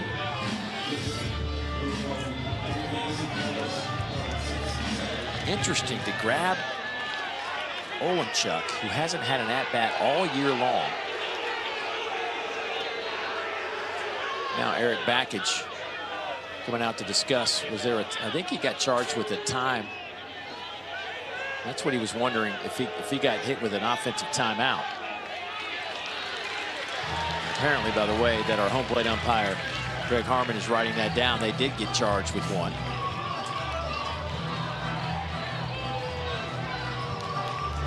You know, there are guys that maybe haven't hit in a week or a game. He hadn't hit all year. Well, when he threw the bat, with the pitch clock rules, you almost have to take a timeout to make sure he doesn't burn one. Called strike 3.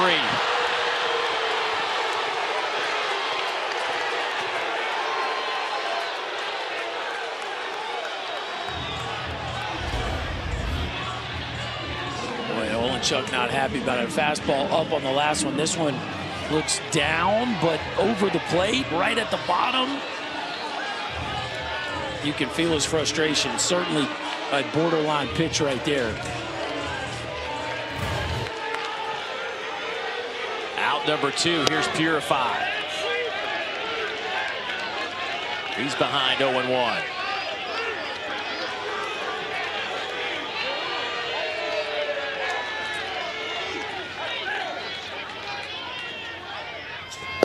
Purify, the 9-hole hitter in this lineup.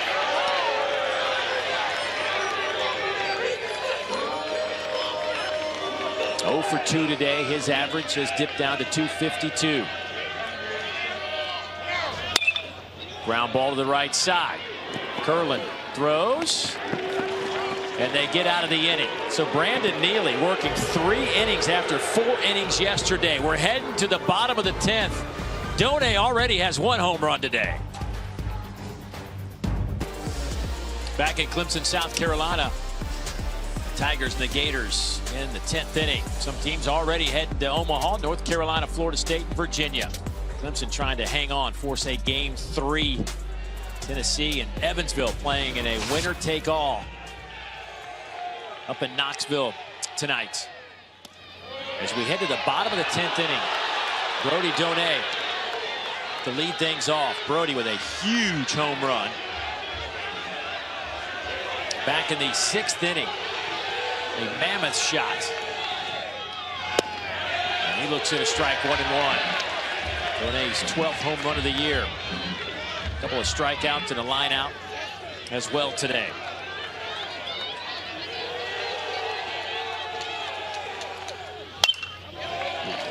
Out straight back. This is what Donay's swing looked like in the 6th inning. You got to hold your breath a little bit in moments like this when the big fella swings the bat, because he's capable of that kind of power. In a situation like this, he could certainly end it with 1 swing. Here's the 1-2. Called strike 3. Gordon now with 10 strikeouts, a career high. He has punched out 10 batters in 4 1/3. You're talking about a dude stepping up when his team needs him the most. They haven't had a ton of answers in this Clemson bullpen so far in the first 2 games, but Austin Gordon has come in and absolutely dominated. 10 strikeouts. Now, he did give up the 2-run homer, but other than that, it has been lights out stuff.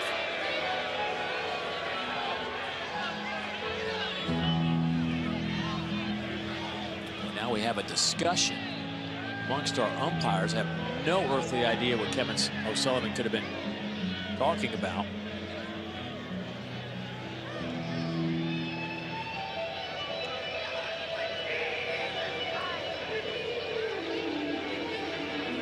Michael Robertson due up for Florida. Sully just kind of casually check his hat. Checking his hat. Sully not making many friends in Clemson this weekend on his return trip after spending 9 years as an assistant coach.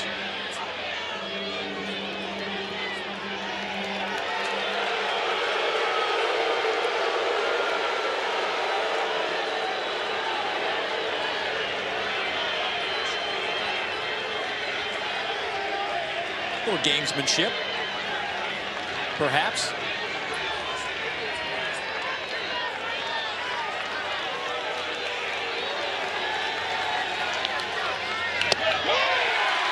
first pitch to Robertson in there for a strike. Well, we have had a little bit of everything this afternoon. So that's what they're looking at there, the dark spot on the bill of the cap for Austin Gordon. Robertson fouls that one. He's behind 0-2. But you can see Billy Van Rapphorst touching all around the hat. He saw nothing wrong with it, so play ball.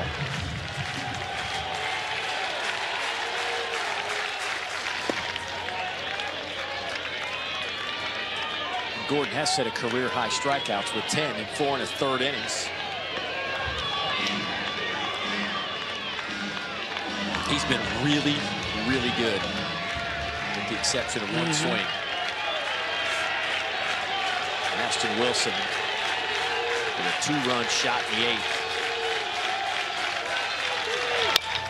A slow roller to the right side.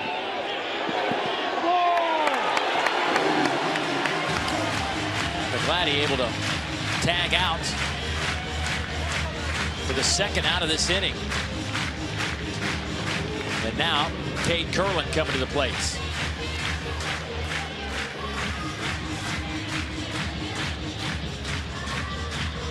And now you're at the part of the lineup that gets pretty scary here for the Gators. Curlin, Caglione, Wilson, Shelton,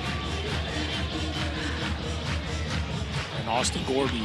Pitch count climbing now, 81 pitches into this game.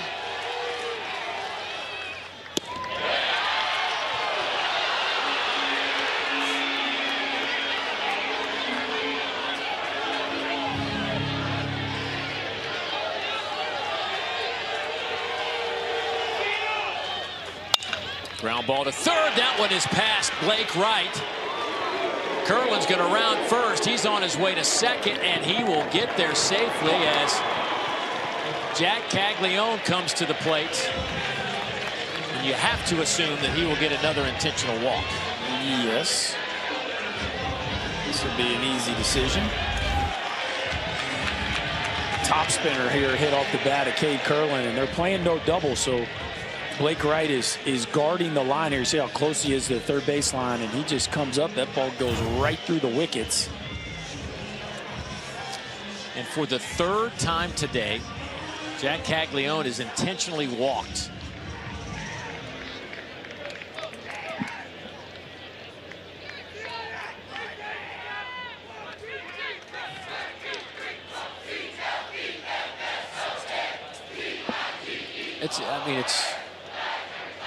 You got to do it, but just as a fan of baseball, it's hard to not see when you have Jack Caglione with an opportunity to swing. He's been intentionally walked 16 times in the last 14 games.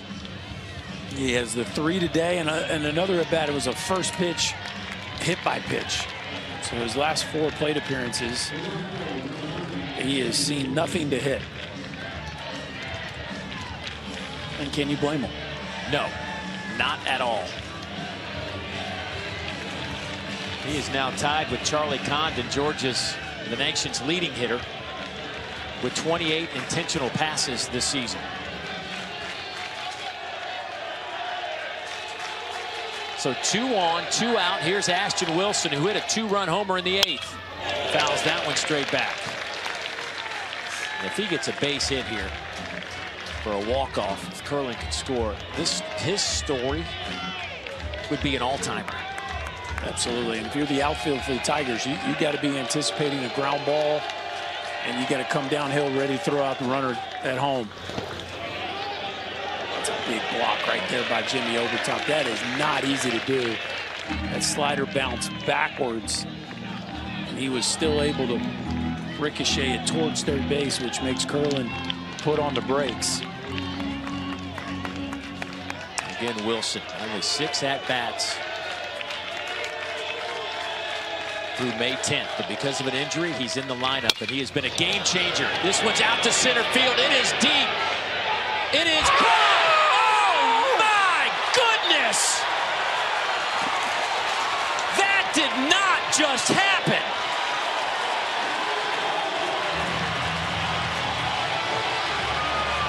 What?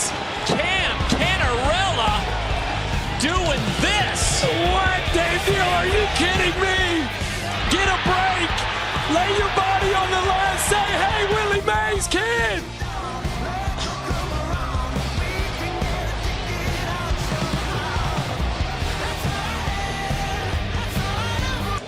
Cam Canarella is saving Clemson's season single-handedly. I don't know. I've been calling college baseball for 27, 28 years. And in this game, I've never seen anything like that. The moment. The catch and the moment. Unbelievable. Alden Mathis to lead things off. It's the top of the lineup for Clemson. He was beat. He's playing shallow because he wants to throw the runner out at home. High fly ball out to left center. It's going to stay in the park. And this one will be caught there by Michael Robertson. And this is what it looked like, folks. Yeah, Canarella. He's playing shallow because he's got to be able to throw the runner out. And he takes a little bit of a false step to start. The ball slices back on him. And he corrals it. The ball, it's not a clean catch. Watch, it's not a clean catch to start. And then he corrals it against his chest and keeps it off the wall. When I say he has saved the season to this point, the 3-run homer in the top of the ninth tied the game and forced extras, and he just saved the game from a walk-off Florida Gator victory. It's just been remarkable, and you said it as he came to the plate in the ninth inning. This guy is built for moments like this. Just a straight baller. He saved a home run, robbed a home run yesterday in game one, and almost robbed two. Off the end of the bat to Jacob Hinderleiter. I mean, I just, the play, everybody was in disbelief. The shot of Ashton Wilson coming around first base was just, it sums it up for everybody. Nobody could believe it. Ground ball out to short. Underneath the glove of Colby Shelton, and with one out, the Tigers have the go-ahead run on base.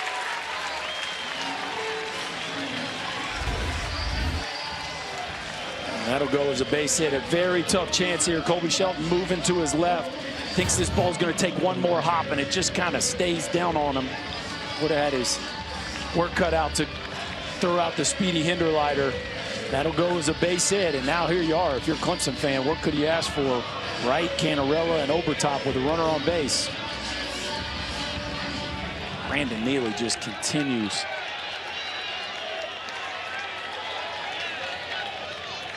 Neely's pitch count at 57 after 4 innings of work yesterday. You just wonder if he's just out of gas at this point. Everybody keeps looking into that Gator dugout to see what Kevin O'Sullivan wants to do.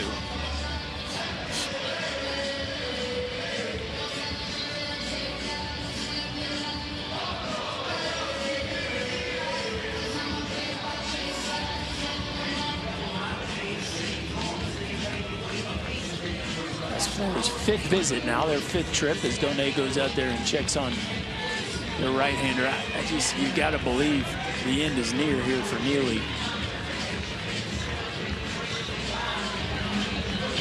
Blake Wright hit his 22nd home run of the year back in the 3rd inning. He has a 4-hit day.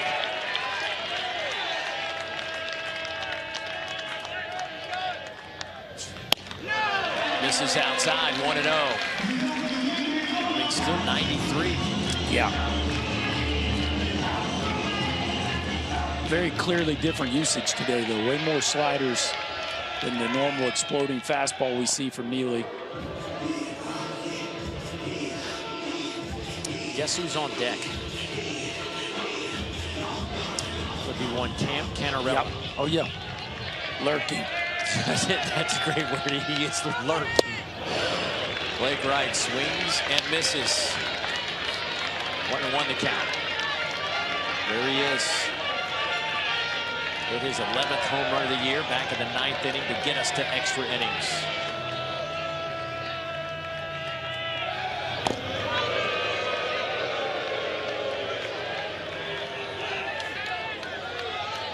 Clemson's got to win to keep their season alive. Florida trying to get to Omaha again. Blake Wright popped this one up. Donay back to the screen, and he'll watch it. Put into the stands.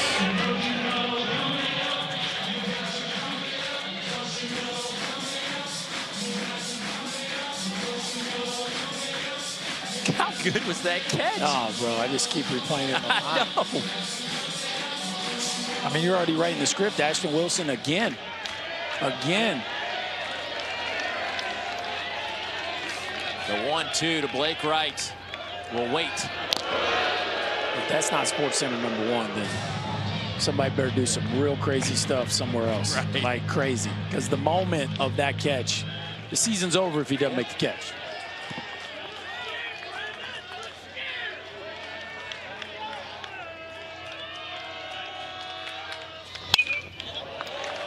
Popped him up out of play. Blake Wright staying in this at bat.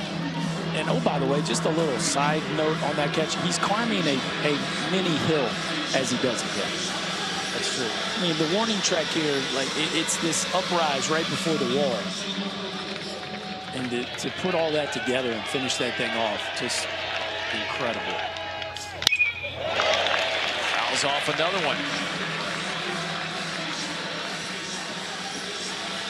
Well, I keep watching Kevin O'Sullivan. He keeps walking to the back of the dugout and walking to the front of the dugout after every pitch. Back and forth he goes. Pitch 63 on the way for Brandon Neely. That one's up. 2-2.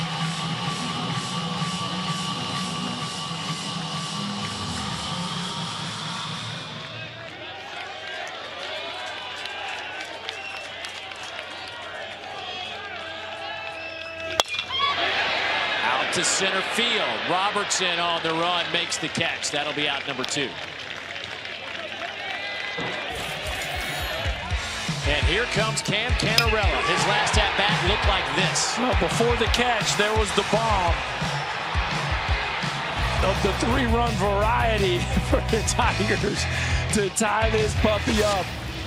A man that is made for the moment has had 2 of the biggest moments you will ever see in the same ball game.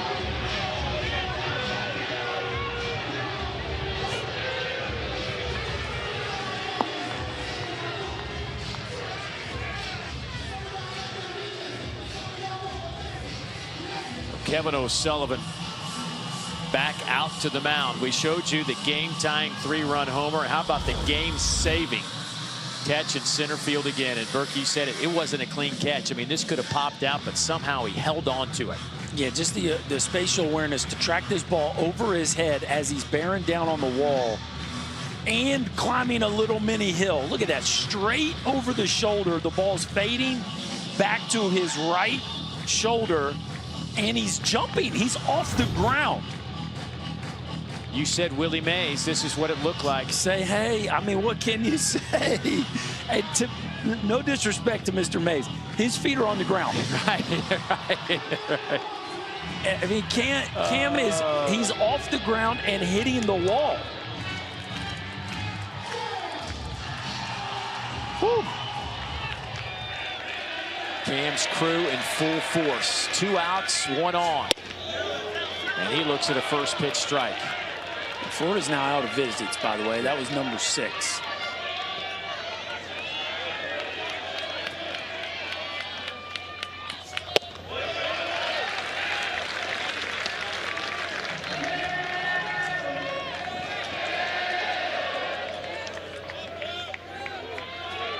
One and one on Canarella.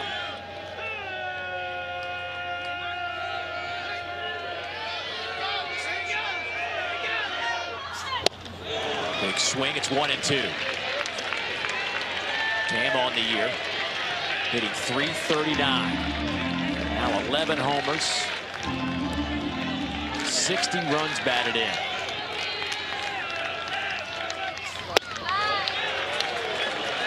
They are staying away here. It has been everything away.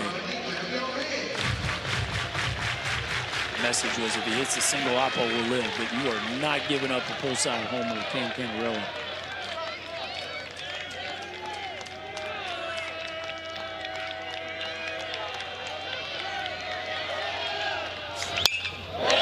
Away again, fouls it off.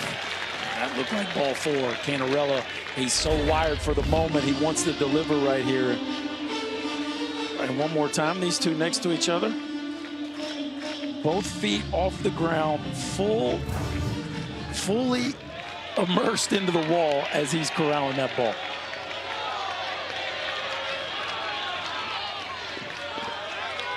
A special dude at the plate right here. Canarella. Up and away. It's now full at 3-2. Jimmy Obertop on deck. He has a home run today.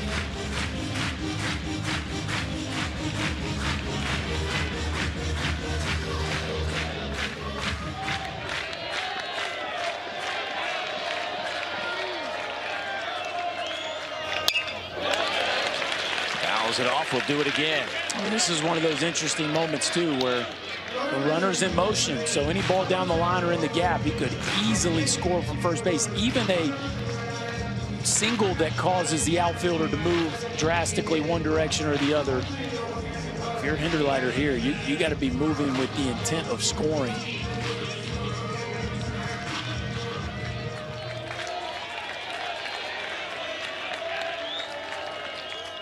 Runner goes, chopper to the right side, scooped up there, and Heyman will step on the bag. So we are heading to the bottom of the inning. The Gators and the Tigers are all square at 9 apiece.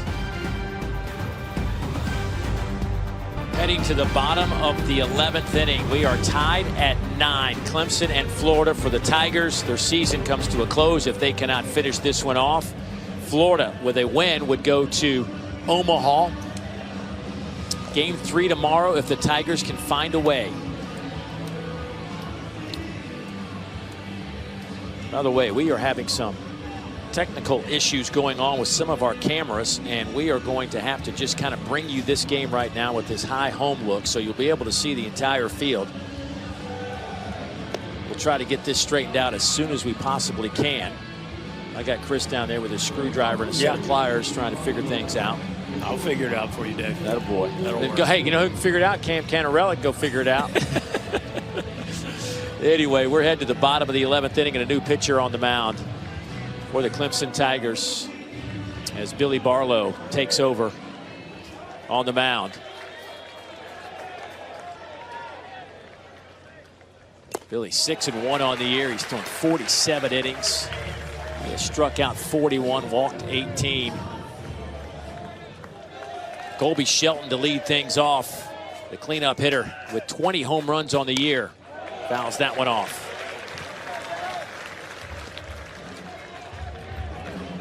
Good job by Austin Gordon out of that bullpen for Clemson. Career high 10 strikeouts this afternoon.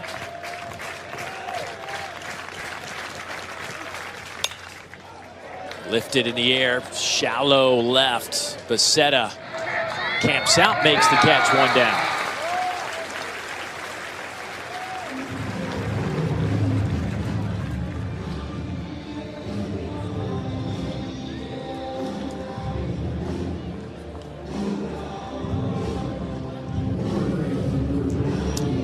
Here comes Luke Heyman, the sophomore first baseman. Had a tough day at the plate, 0 for 5 with a couple of strikeouts. Did barrel one up in the 7th, but hit it right at the shortstop, Jacob Hinderleiter. Fouls that one straight back. Barlow fastball, average fastball velo 91, 92 miles an hour. Fastball, changeup, slider, pretty steady 3-pitch mix, but he's going to lean into that heater about 60% of the time. Likes the slider to righties, changeup to lefties. Austin Gordon certainly emptied his tank in this one.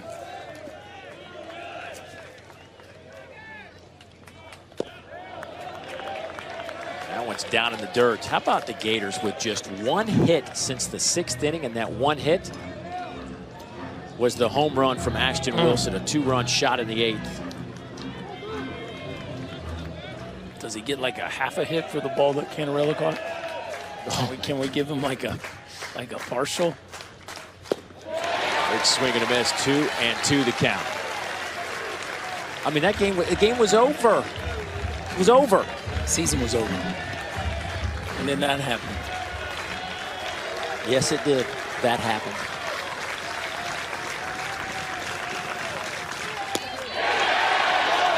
Just off the plate, 3-2. Billy Barlow, 95 piece right on the edge. Greg Harmon disagrees.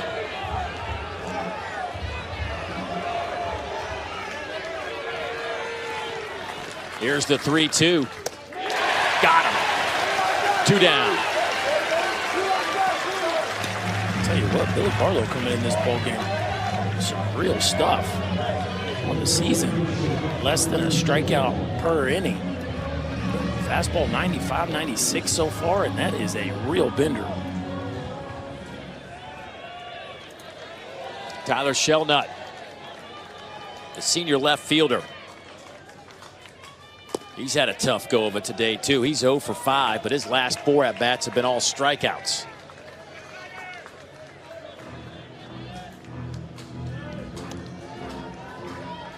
Just feel like he's due. A guy on a run like that. At some point, you think Barrow finds ball. Yeah, the due factor's pretty high right here with Tyler Shelnut.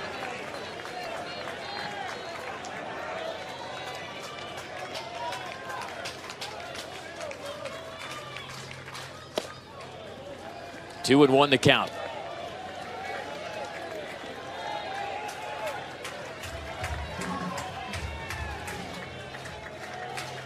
Shelnut's on a 6-game hit streak. That's on the line right here in his 6th at-bat of the game. It's 2-2.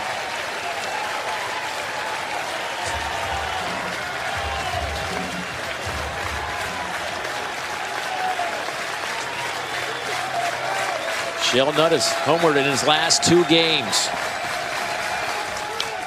Fouled it straight back.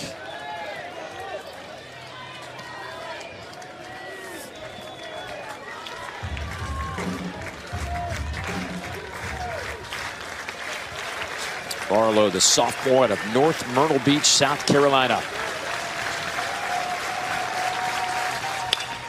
Shot down the line and right, and that is a foul ball.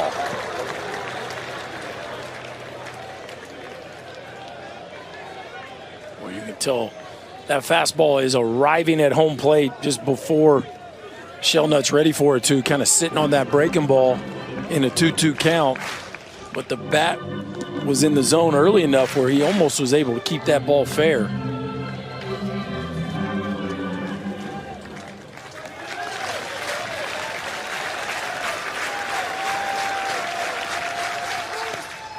That one is up in the zone. It's now full at 3-2.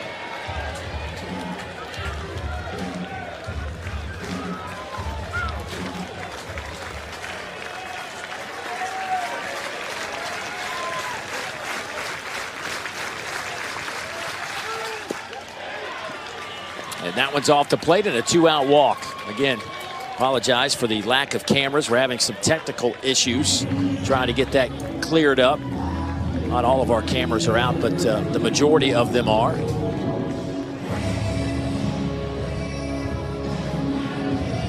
Here in the bottom of the 11th inning. We've been on the air for 4 hours. Yeah. Maybe things just got overheated.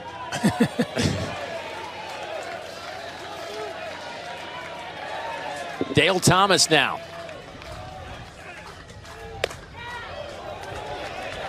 The senior third baseman with a single back in the 6th inning. He's also walked today a couple of times.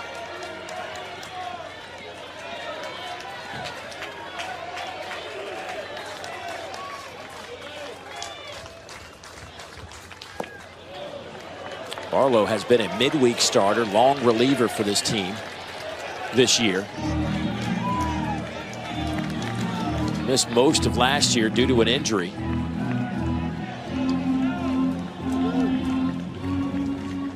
One of their 7 co-captains on this team.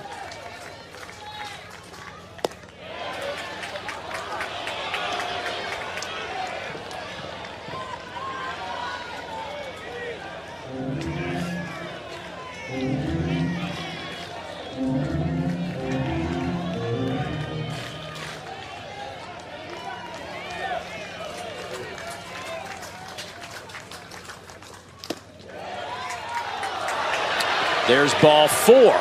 Barlow puts his hands on his hips as the Gators have 2 on now. They're going to bring up Brody Donay.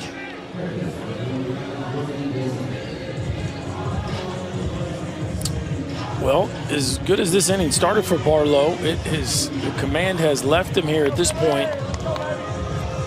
And now the game-winning run in scoring position.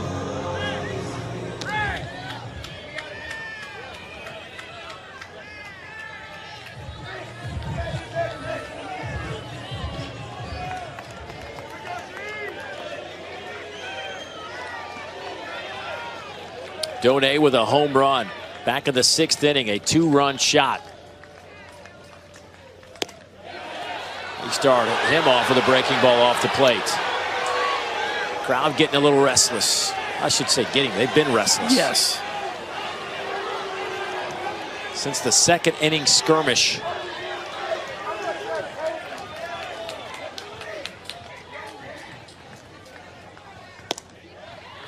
Lays off that one. It's 2-0.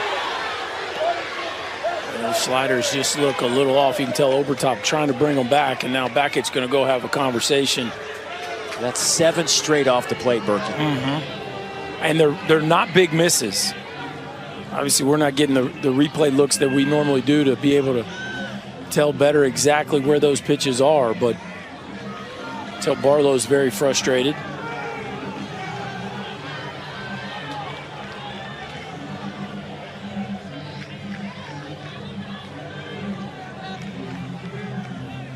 Donay just waiting for a strike. You know he wants to launch one like he did back in the 6th inning, his 12th home run of the season for the Gator sophomore catcher.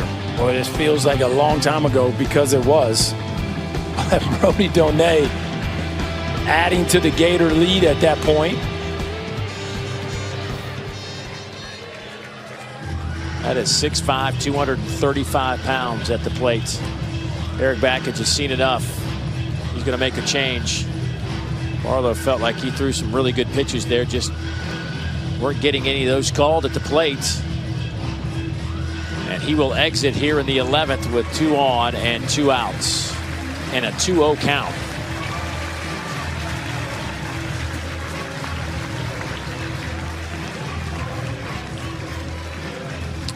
So Drew Titsworth, the freshman out of Frankenmuth, Michigan, getting the baseball. But here's Drew Titsworth, the freshman, a right-hander with an unorthodox release point.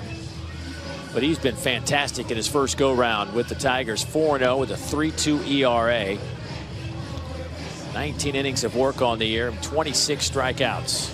It's all about the fastball with Titsworth. The average velo, 91, 92 miles an hour, but the whiff rate on the fastball, 26.5%. Average whiff rate, 18%. So it's a fastball that really plays up, even though the velocity isn't immense. He can get swing and miss with that heater. Brody Donay looks at a 2-0 pitch. First one he sees, pops him up right side. Purify calling for it, waved off there by Mathis, who will make the catch.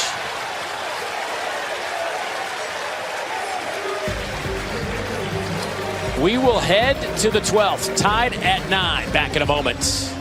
Back in Clemson, South Carolina, Dave Neal and Chris Burke, glad you could join us for this game 2. The Gators won game 1 yesterday, 10-7. They were down 4-1 to rally the troops.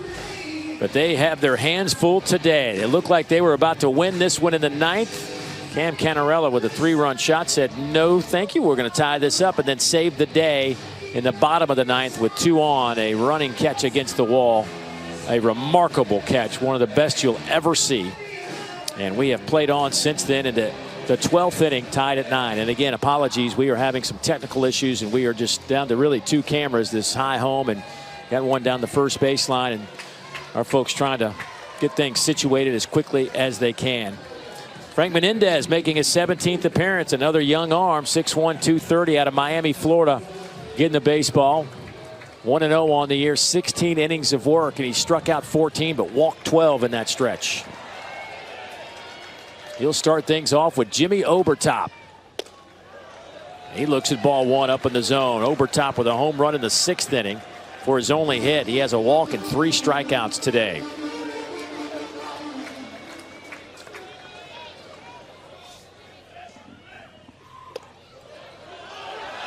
How about the effort for Brandon Neely? Unbelievable. Back-to-back games. He has just been 8 innings, 131 pitches.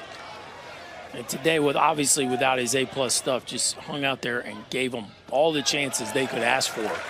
As the home team, he kept giving them chances, and they just couldn't punch it in.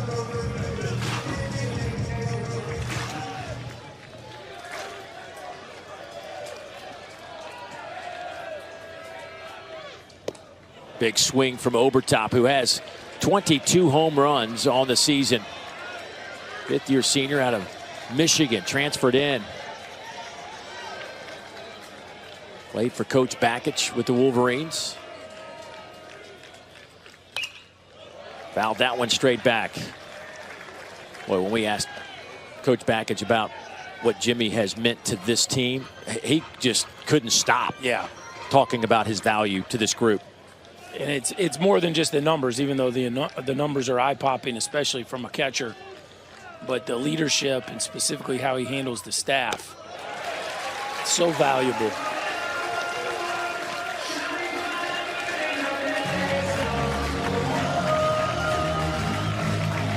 Three-two count.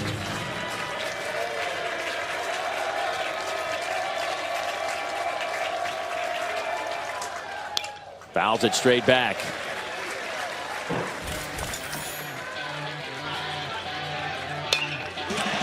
This is what it looked like in the sixth inning.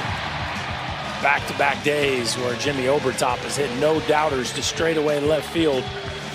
One yesterday cleared the seats. That one in the left center gap. And he is on base to start the 12th for Clemson. I'll say it again, this Clemson team has rallied 25 different times. 25 of their 44 wins this year, they have had to rally from a deficit. And I got to keep reminding myself, even though I've had 12 innings, to remember that they're the visiting team. Yeah. This is not a walk-off moment. Right. They are hosting, but today they are the visitors.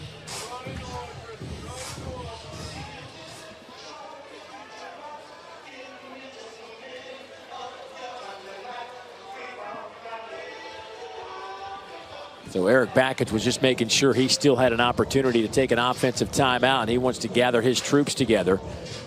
Christian Becerra, the left fielder,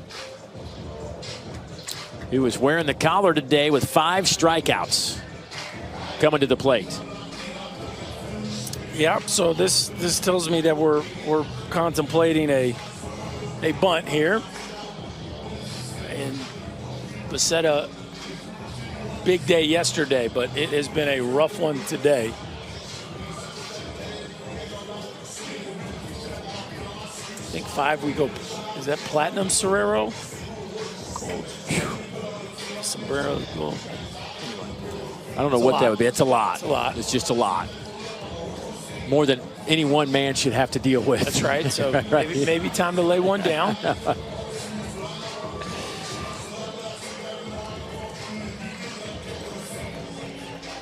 Becerra hit a home run in the 5th last night with a couple of strikeouts, so 7 total strikeouts here in 2 games for Christian Becerra. They will play the third baseman Dale Thomas in. He charges quickly, and Becerra lets it go. Boy, if Becerra pulls that bat back, Dale Thomas is 10 feet away from him. Yeah, he's nearly in the batter's box with him. You gotta wonder if that's gonna prompt the Tigers to go with a slash here, where you show the bunt, pull it back, and try to rip it right past the third baseman. And you see the angle Dale Thomas is taking too. This camera angle is actually perfect for it because he's not just crashing, but he's crashing in front of the mound. Now Sully wants to talk.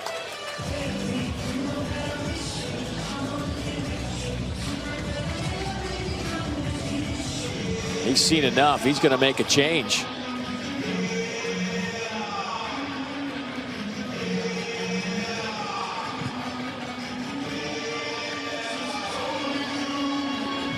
What we got here? Is this Luke McNeely coming in? Luke McNeely coming in the game, freshman fireballer.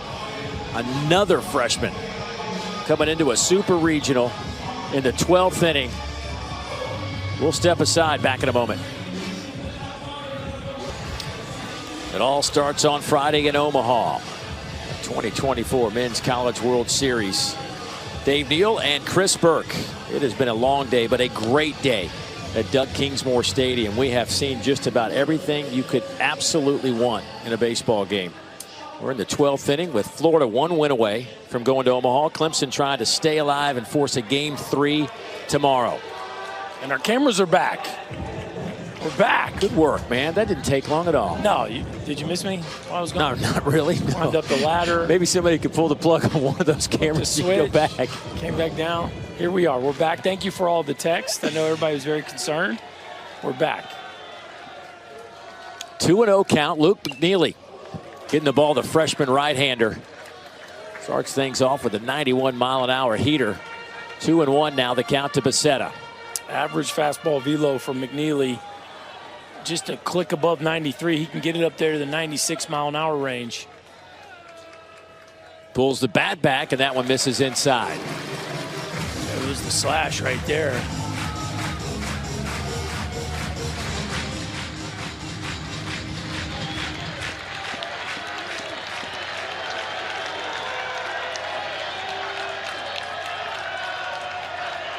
Here's the 3-1. The bunt fouled off at the plate. It's now 3-2. At the top of the hour, I need to let our audience know that we have got Sunday Night Baseball starting right here on ESPN. We will be relocated to ESPNU. Just want you to get your clicker in hand if you want to stay with us. Coming up at the top of the hour.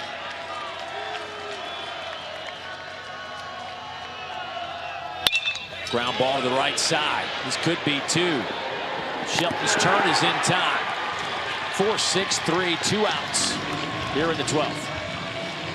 Well, and that's a rough one for the Clemson dugout. Unable to get the bunt down. And then Becerra, I mean, at this point, you take the punch out over the 4-6-3, hooks a grounder. Gators do a nice job of finishing that one off. Just a half step ahead of Becerra. Look right there at Colby Shelton, giving it all he has to finish that one off. Tristan McGladdy, a freshman, got called into duty back in the 2nd inning. After Jack Crichton, their first baseman, got involved in the skirmish down the first baseline and was ejected from this game. So McGladdy has first at bat, came in the 4th, flew out, walked, singled, and grounded out. Playing in just his 15th game of the year.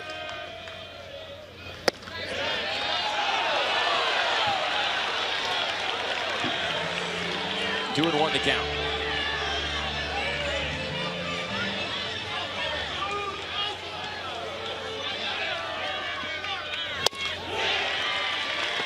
Two and two now. Good single right there by McNeely. 93, bottom dropped out right under the barrel of McGladdy. Swing and a miss, and the inning is over. We're heading to the bottom of the 12th inning. Gators trying to end this one. It'll be Robertson to lead things off, and then the top of the lineup and Cade Curlin and Jack Caglione. I'd say the Gators made the right decision there. 2-0 count, go get McNeely, and he comes in and gets a double play, and then how about that two-seamer just explodes down and away. And the freshman was ready for the moment right there. A fantastic ability to answer the call in a really, really tough spot.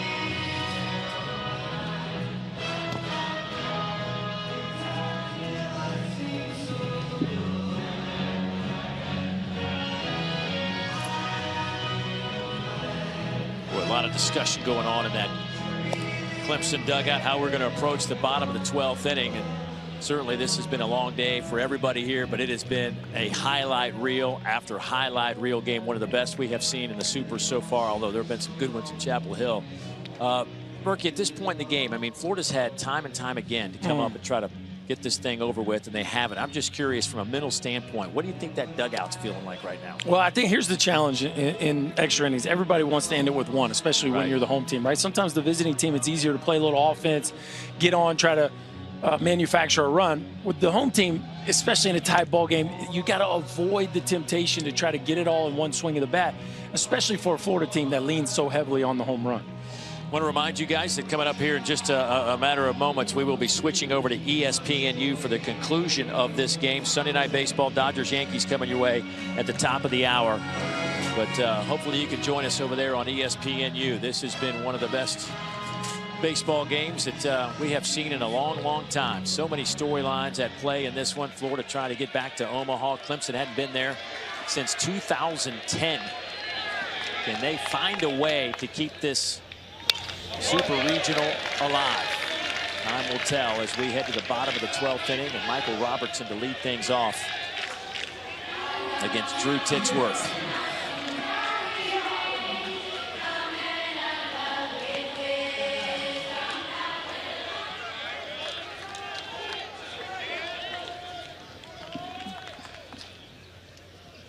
That one's off the plate. It has been a heck of a ride here on ESPN. We are about to switch over to ESPNU. Hoping you can join us, but it's time to get you out to some big league baseball. Doesn't get any better than the Dodgers and the Yankees. And Carl Ravitch on the call. And Carl, you just never know. You don't know. You do not know. We got Evansville playing in a game 3 against no more national seed. You don't know. Luke McNeely just plunks Olenchuk to start things off here in the 13th. And a pinch runner entering the fray for the Clemson Tigers. Devin Parks, the freshman out of Fort Mill, South Carolina, going to run for Olenchuk, who just had a second at-bat of the season. The first one he was out on strikes, and the second one got hit by a pitch. Almost wonder if there was an injury there, or, you know, something for him to get a chance to play in this ball game. But hey, leadoff runner, they will take it here in the 13th.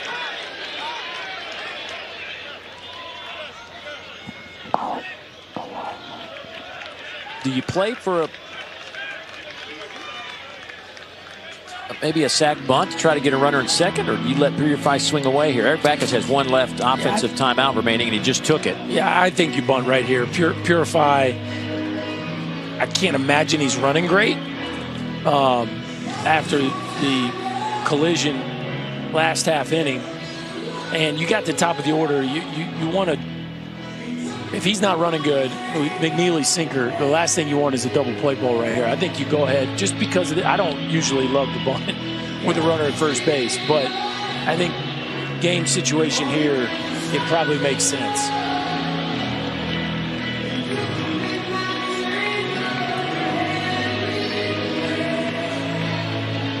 Well, these fans have hung in here. We're going on 5 hours.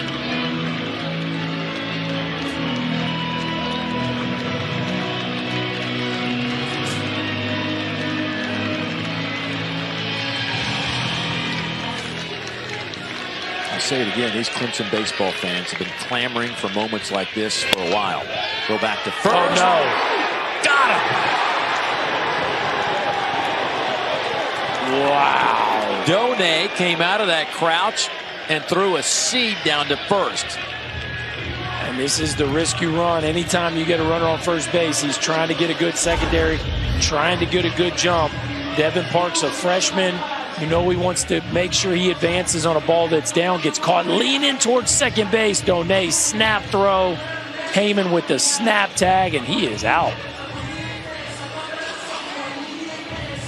Heyman does a nice job here. Position himself, let the ball travel. Look, he doesn't go too far out to catch it, and then snap. He's Catches out. Parks right on the bill of the cap. Yeah. This won't take long. Parks just came in the game. Oh, what a feeling that must be. Yeah, that's rough. It's just a nice job of Heyman there. Don't search for the runner. Just catch that thing and swipe tag. You're already in front of the base because you were in a position to potentially field a bunt. So just catch that thing and swipe. Yep, got him on the helmet right there. Tag certainly beat the hand.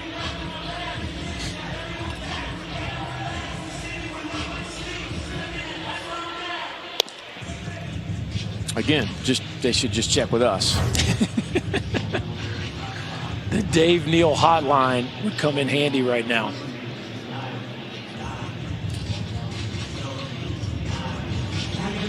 Yeah, this should go down as a confirmed out at first base.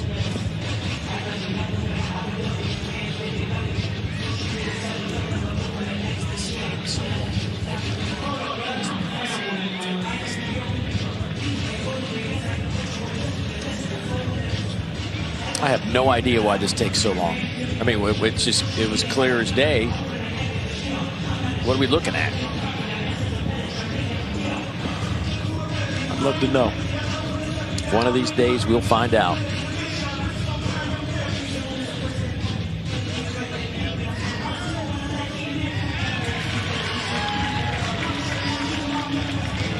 See, I could have saved 2-3 minutes. Just call me. So Parks making that tough walk back into the dugout for the first out of the inning as he's picked off at first base, and this certainly changes things for Purify at the plate. He's ahead 1-0 at the count. Hits it high in the air out to left. Shellnut will make the catch. 2 down.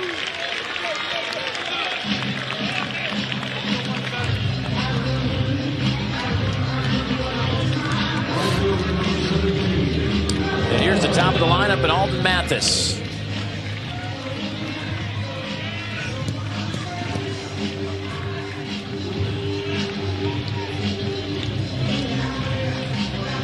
Mathis today 0 for 6. Came into the game hitting .313. His average at .305 now. Base is empty and 2 outs.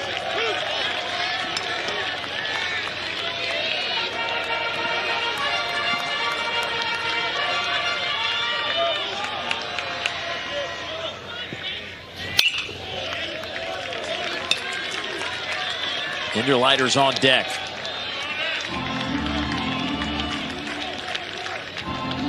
Then it's Blake Wright and Cam Canarella.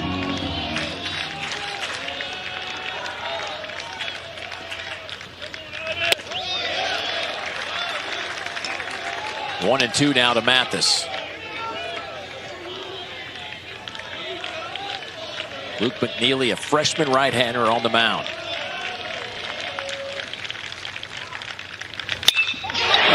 Deep to right. That one is gone. Clemson has the lead.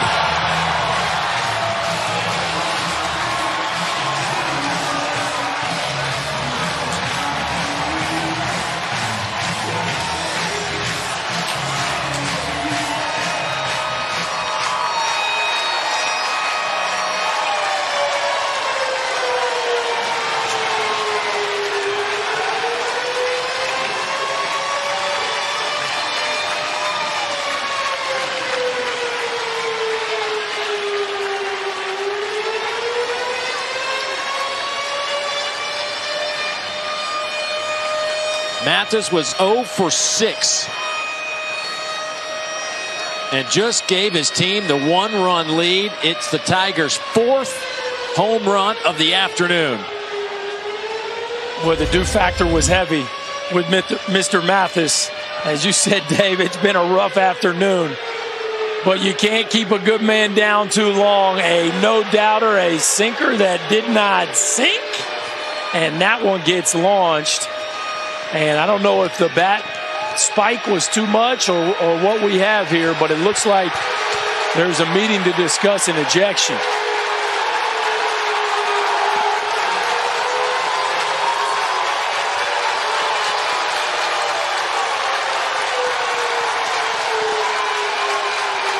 Jack Leggett has even come out of the dugout for Clemson.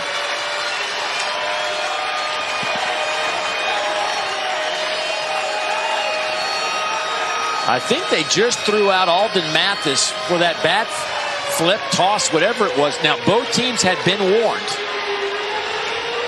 So obviously, umpires on high alert. Teams had been warned about behaviors such as that. The question becomes what crosses the line.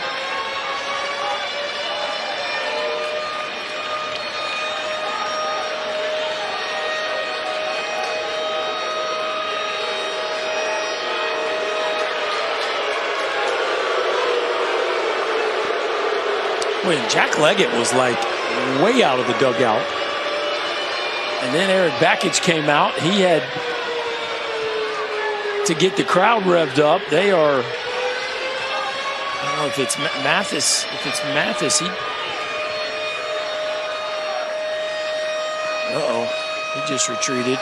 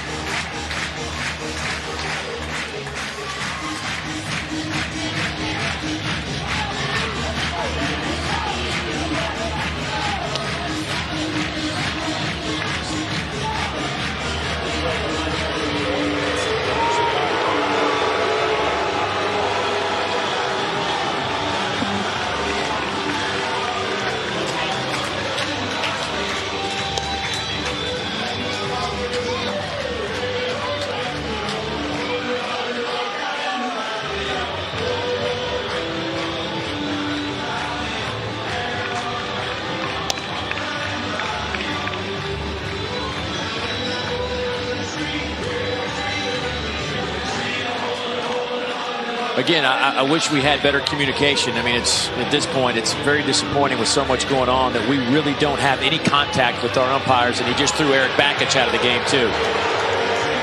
I do know that happened.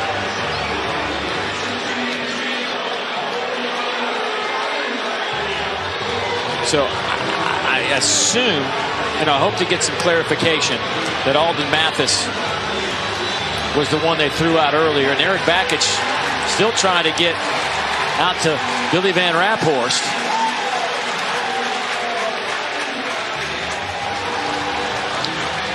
Boy, Eric's going to be very careful here. I mean, he's... See Nick Schnabel in there trying to...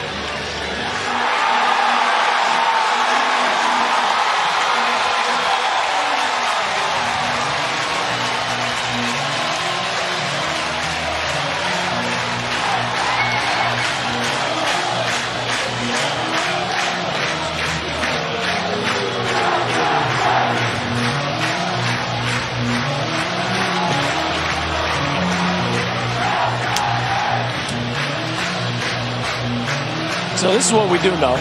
Clemson's up 1. Eric Bakich has been thrown out of the game. Somebody else was thrown out early. Yes, but we don't know that part yet. We got to clean this up. Hopefully the NCAA is listening. This stuff going on, we got to clean this up. If our game wants to be better, we got to clean this up. Communication. I don't know who got thrown out before Coach Bakich.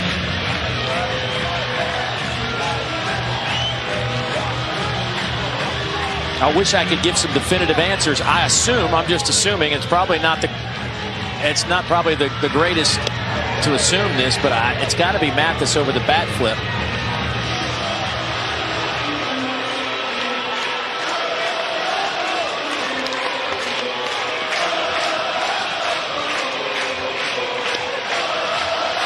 We're in a super regional in a dire situation, and we can't figure this out, and I apologize for that. That's our NCAA representative talking to Billy Van Raphorst down the first baseline.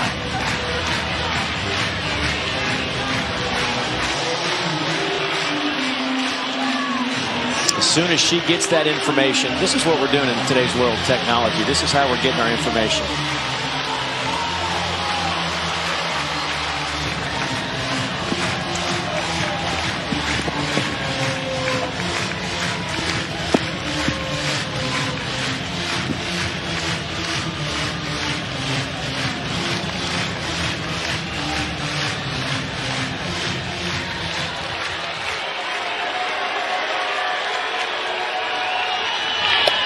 Okay. Okay, so now we have some clarification. There were 2 ejections. It was Coach Jack Leggett and Coach Eric Bakich. Alden Mathis is still available for this game. He was not. And both coaches will be suspended for 2 games now for their ejections.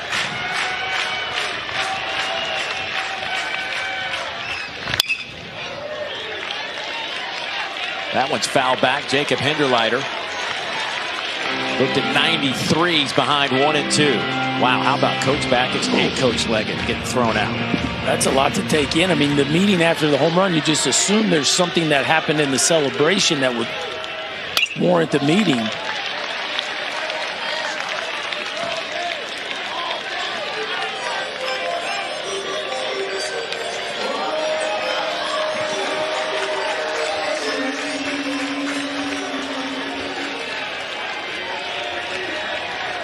There's Jimmy Bellinger, who will take over the reins. That one is caught by the second baseman, Cade Curlin, and the inning is over. But Clemson 3 outs away from forcing a game 3. We're heading to the bottom of the 13th. I mean, if it could happen in a baseball game, I'm talking about, you name it. It has happened here in the last 5 hours now. It has been one of the most incredible baseball games, and we're heading to the bottom of the 13th inning with Clemson looking for their 26th come-from-behind win of the season. This one would force a deciding game 3 tomorrow right here in Clemson, South Carolina. We've had players ejected. We've had home runs, unbelievable catches. 2 coaches ejected. 2 coaches ejected. A near fight down the first baseline. It's just been incredible is the best way to say it. Just an incredible baseball game.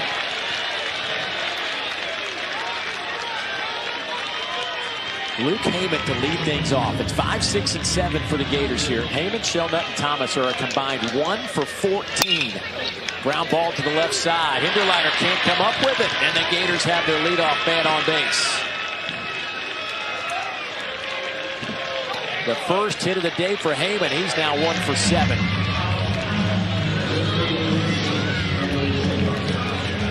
Alden Mathis was 0 for 6 until he went yard to give his team the 1-run lead. Yeah, the do factor's a real thing, and Tyler Shelnut fits in that category. Tyler Shelnut 0 for 5 with 4 strikeouts and a walk.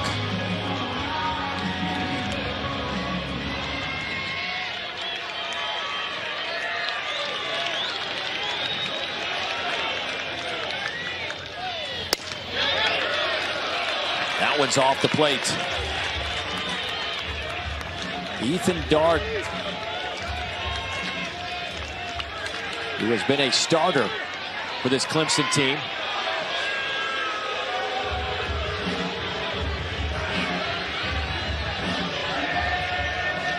Time called at the plate. Darden in relief. Fouled off at the plate by Shelnut. That sinker is nasty right now. And that thing is, you know, Heyman was able to get enough of it to squeak it through the hole, but good enough to strike out Kaggs, good enough to strike out Shelton.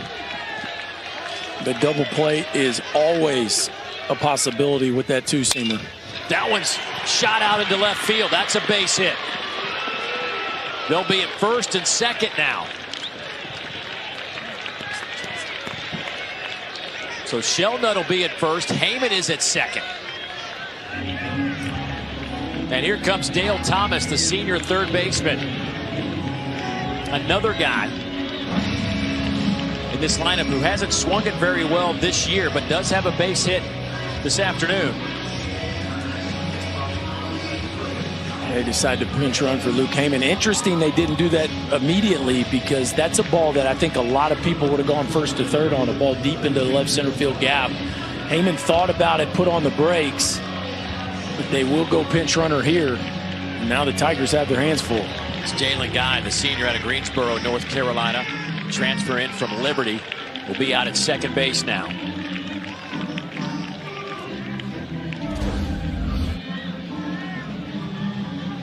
Interesting decision right here, Dave, is this ball is dead in the gap, and you can see Heyman thought about it right here. No. Put on the brakes, probably wise with no outs. But after that, the Gators decide to go to one of their reserve outfielders just to make sure if it's a ball that you need an extra step of speed, they have it on the base pass.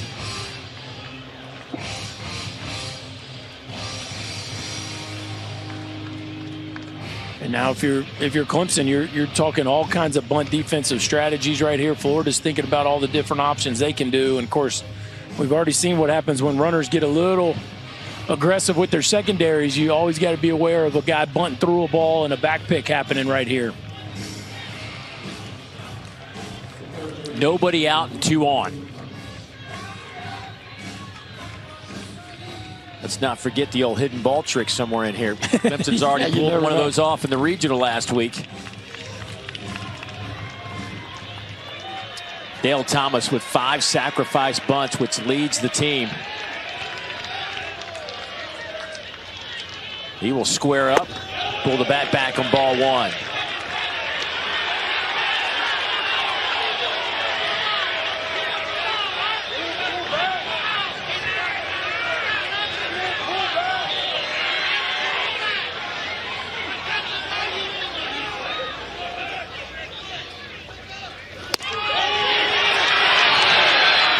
Good late take right there by Dale Thomas. That ball just off the plate. Of course, in a perfect world, you'd love to be able to bunt this ball down the third baseline.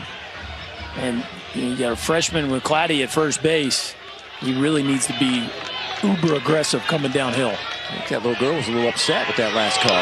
There's the bunt. Play's going to be to first. Thomas does his job and gets the runners over to second and third now.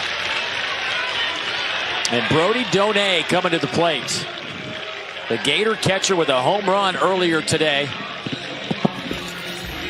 Back in the 6th inning, launched one out of this ballpark. Yeah, it's big-time power. And this one was about as easy as you will ever see a right-hander run one out of a ballpark to the backside gap. A no-doubter off the top of the bleachers there in right center field, end up hitting the hitting facility, and they're going to put him on, set up the double play. Of course, speedy Michael Robertson here can really, really run, and that makes the double play very difficult. And now with the force out, the safety squeeze becomes, or suicide squeeze even becomes very difficult because it's a force out and not a tag out at the plate. Michael Robertson, who's the 9-hole hitter. He is 1 for 5 today with a couple of strikeouts. So what's going through Robertson's mind now? What's he trying to do at the plate? Well, I saw Chuck Geralman just motion to him, get the ball up, right? He got Kaggs and Shelton with sinkers down. So you got to get the ball up and get it to the outfield. There it is. That's going to drop in, and the Gators are going to walk it off. They're going to Omaha. They win it 11-9.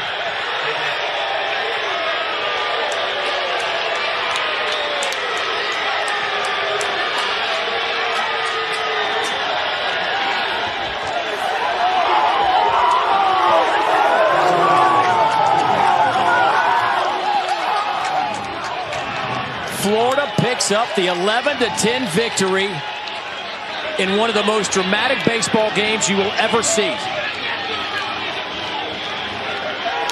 Just incredible. An incredible baseball game, a marathon with so many highs and lows for both teams.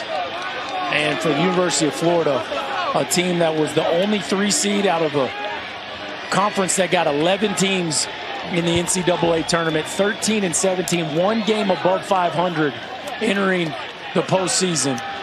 And they are going to the College World Series for the 9th time under Kevin O'Sullivan. What a run.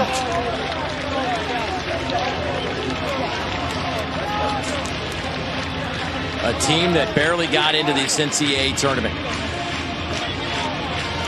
And Michael Robertson delivers the winning base knock to give Florida this 11-10 victory. Get the ball up, right, Dave? That's Get it up. Yep. Michael Robertson gets the ball up and absolutely smokes it in the backside gap. A no-doubter double the moment it left his barrel. Clemson left shell-shocked as they emptied their guts out on this field here today. At some point, somebody was going to have to lose this ball game, but it was a championship effort by the Tigers. But how about them Gators? Unbelievable. We talk about the come-from-behind wins, the dramatic wins from Clemson all season long. Let's not forget the Gators have now done it 19 times.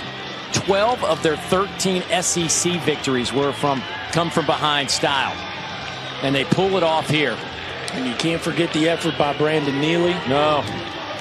What he did in now what ends up being the middle part of this game will be stuff that they talk about in this program for a very long time.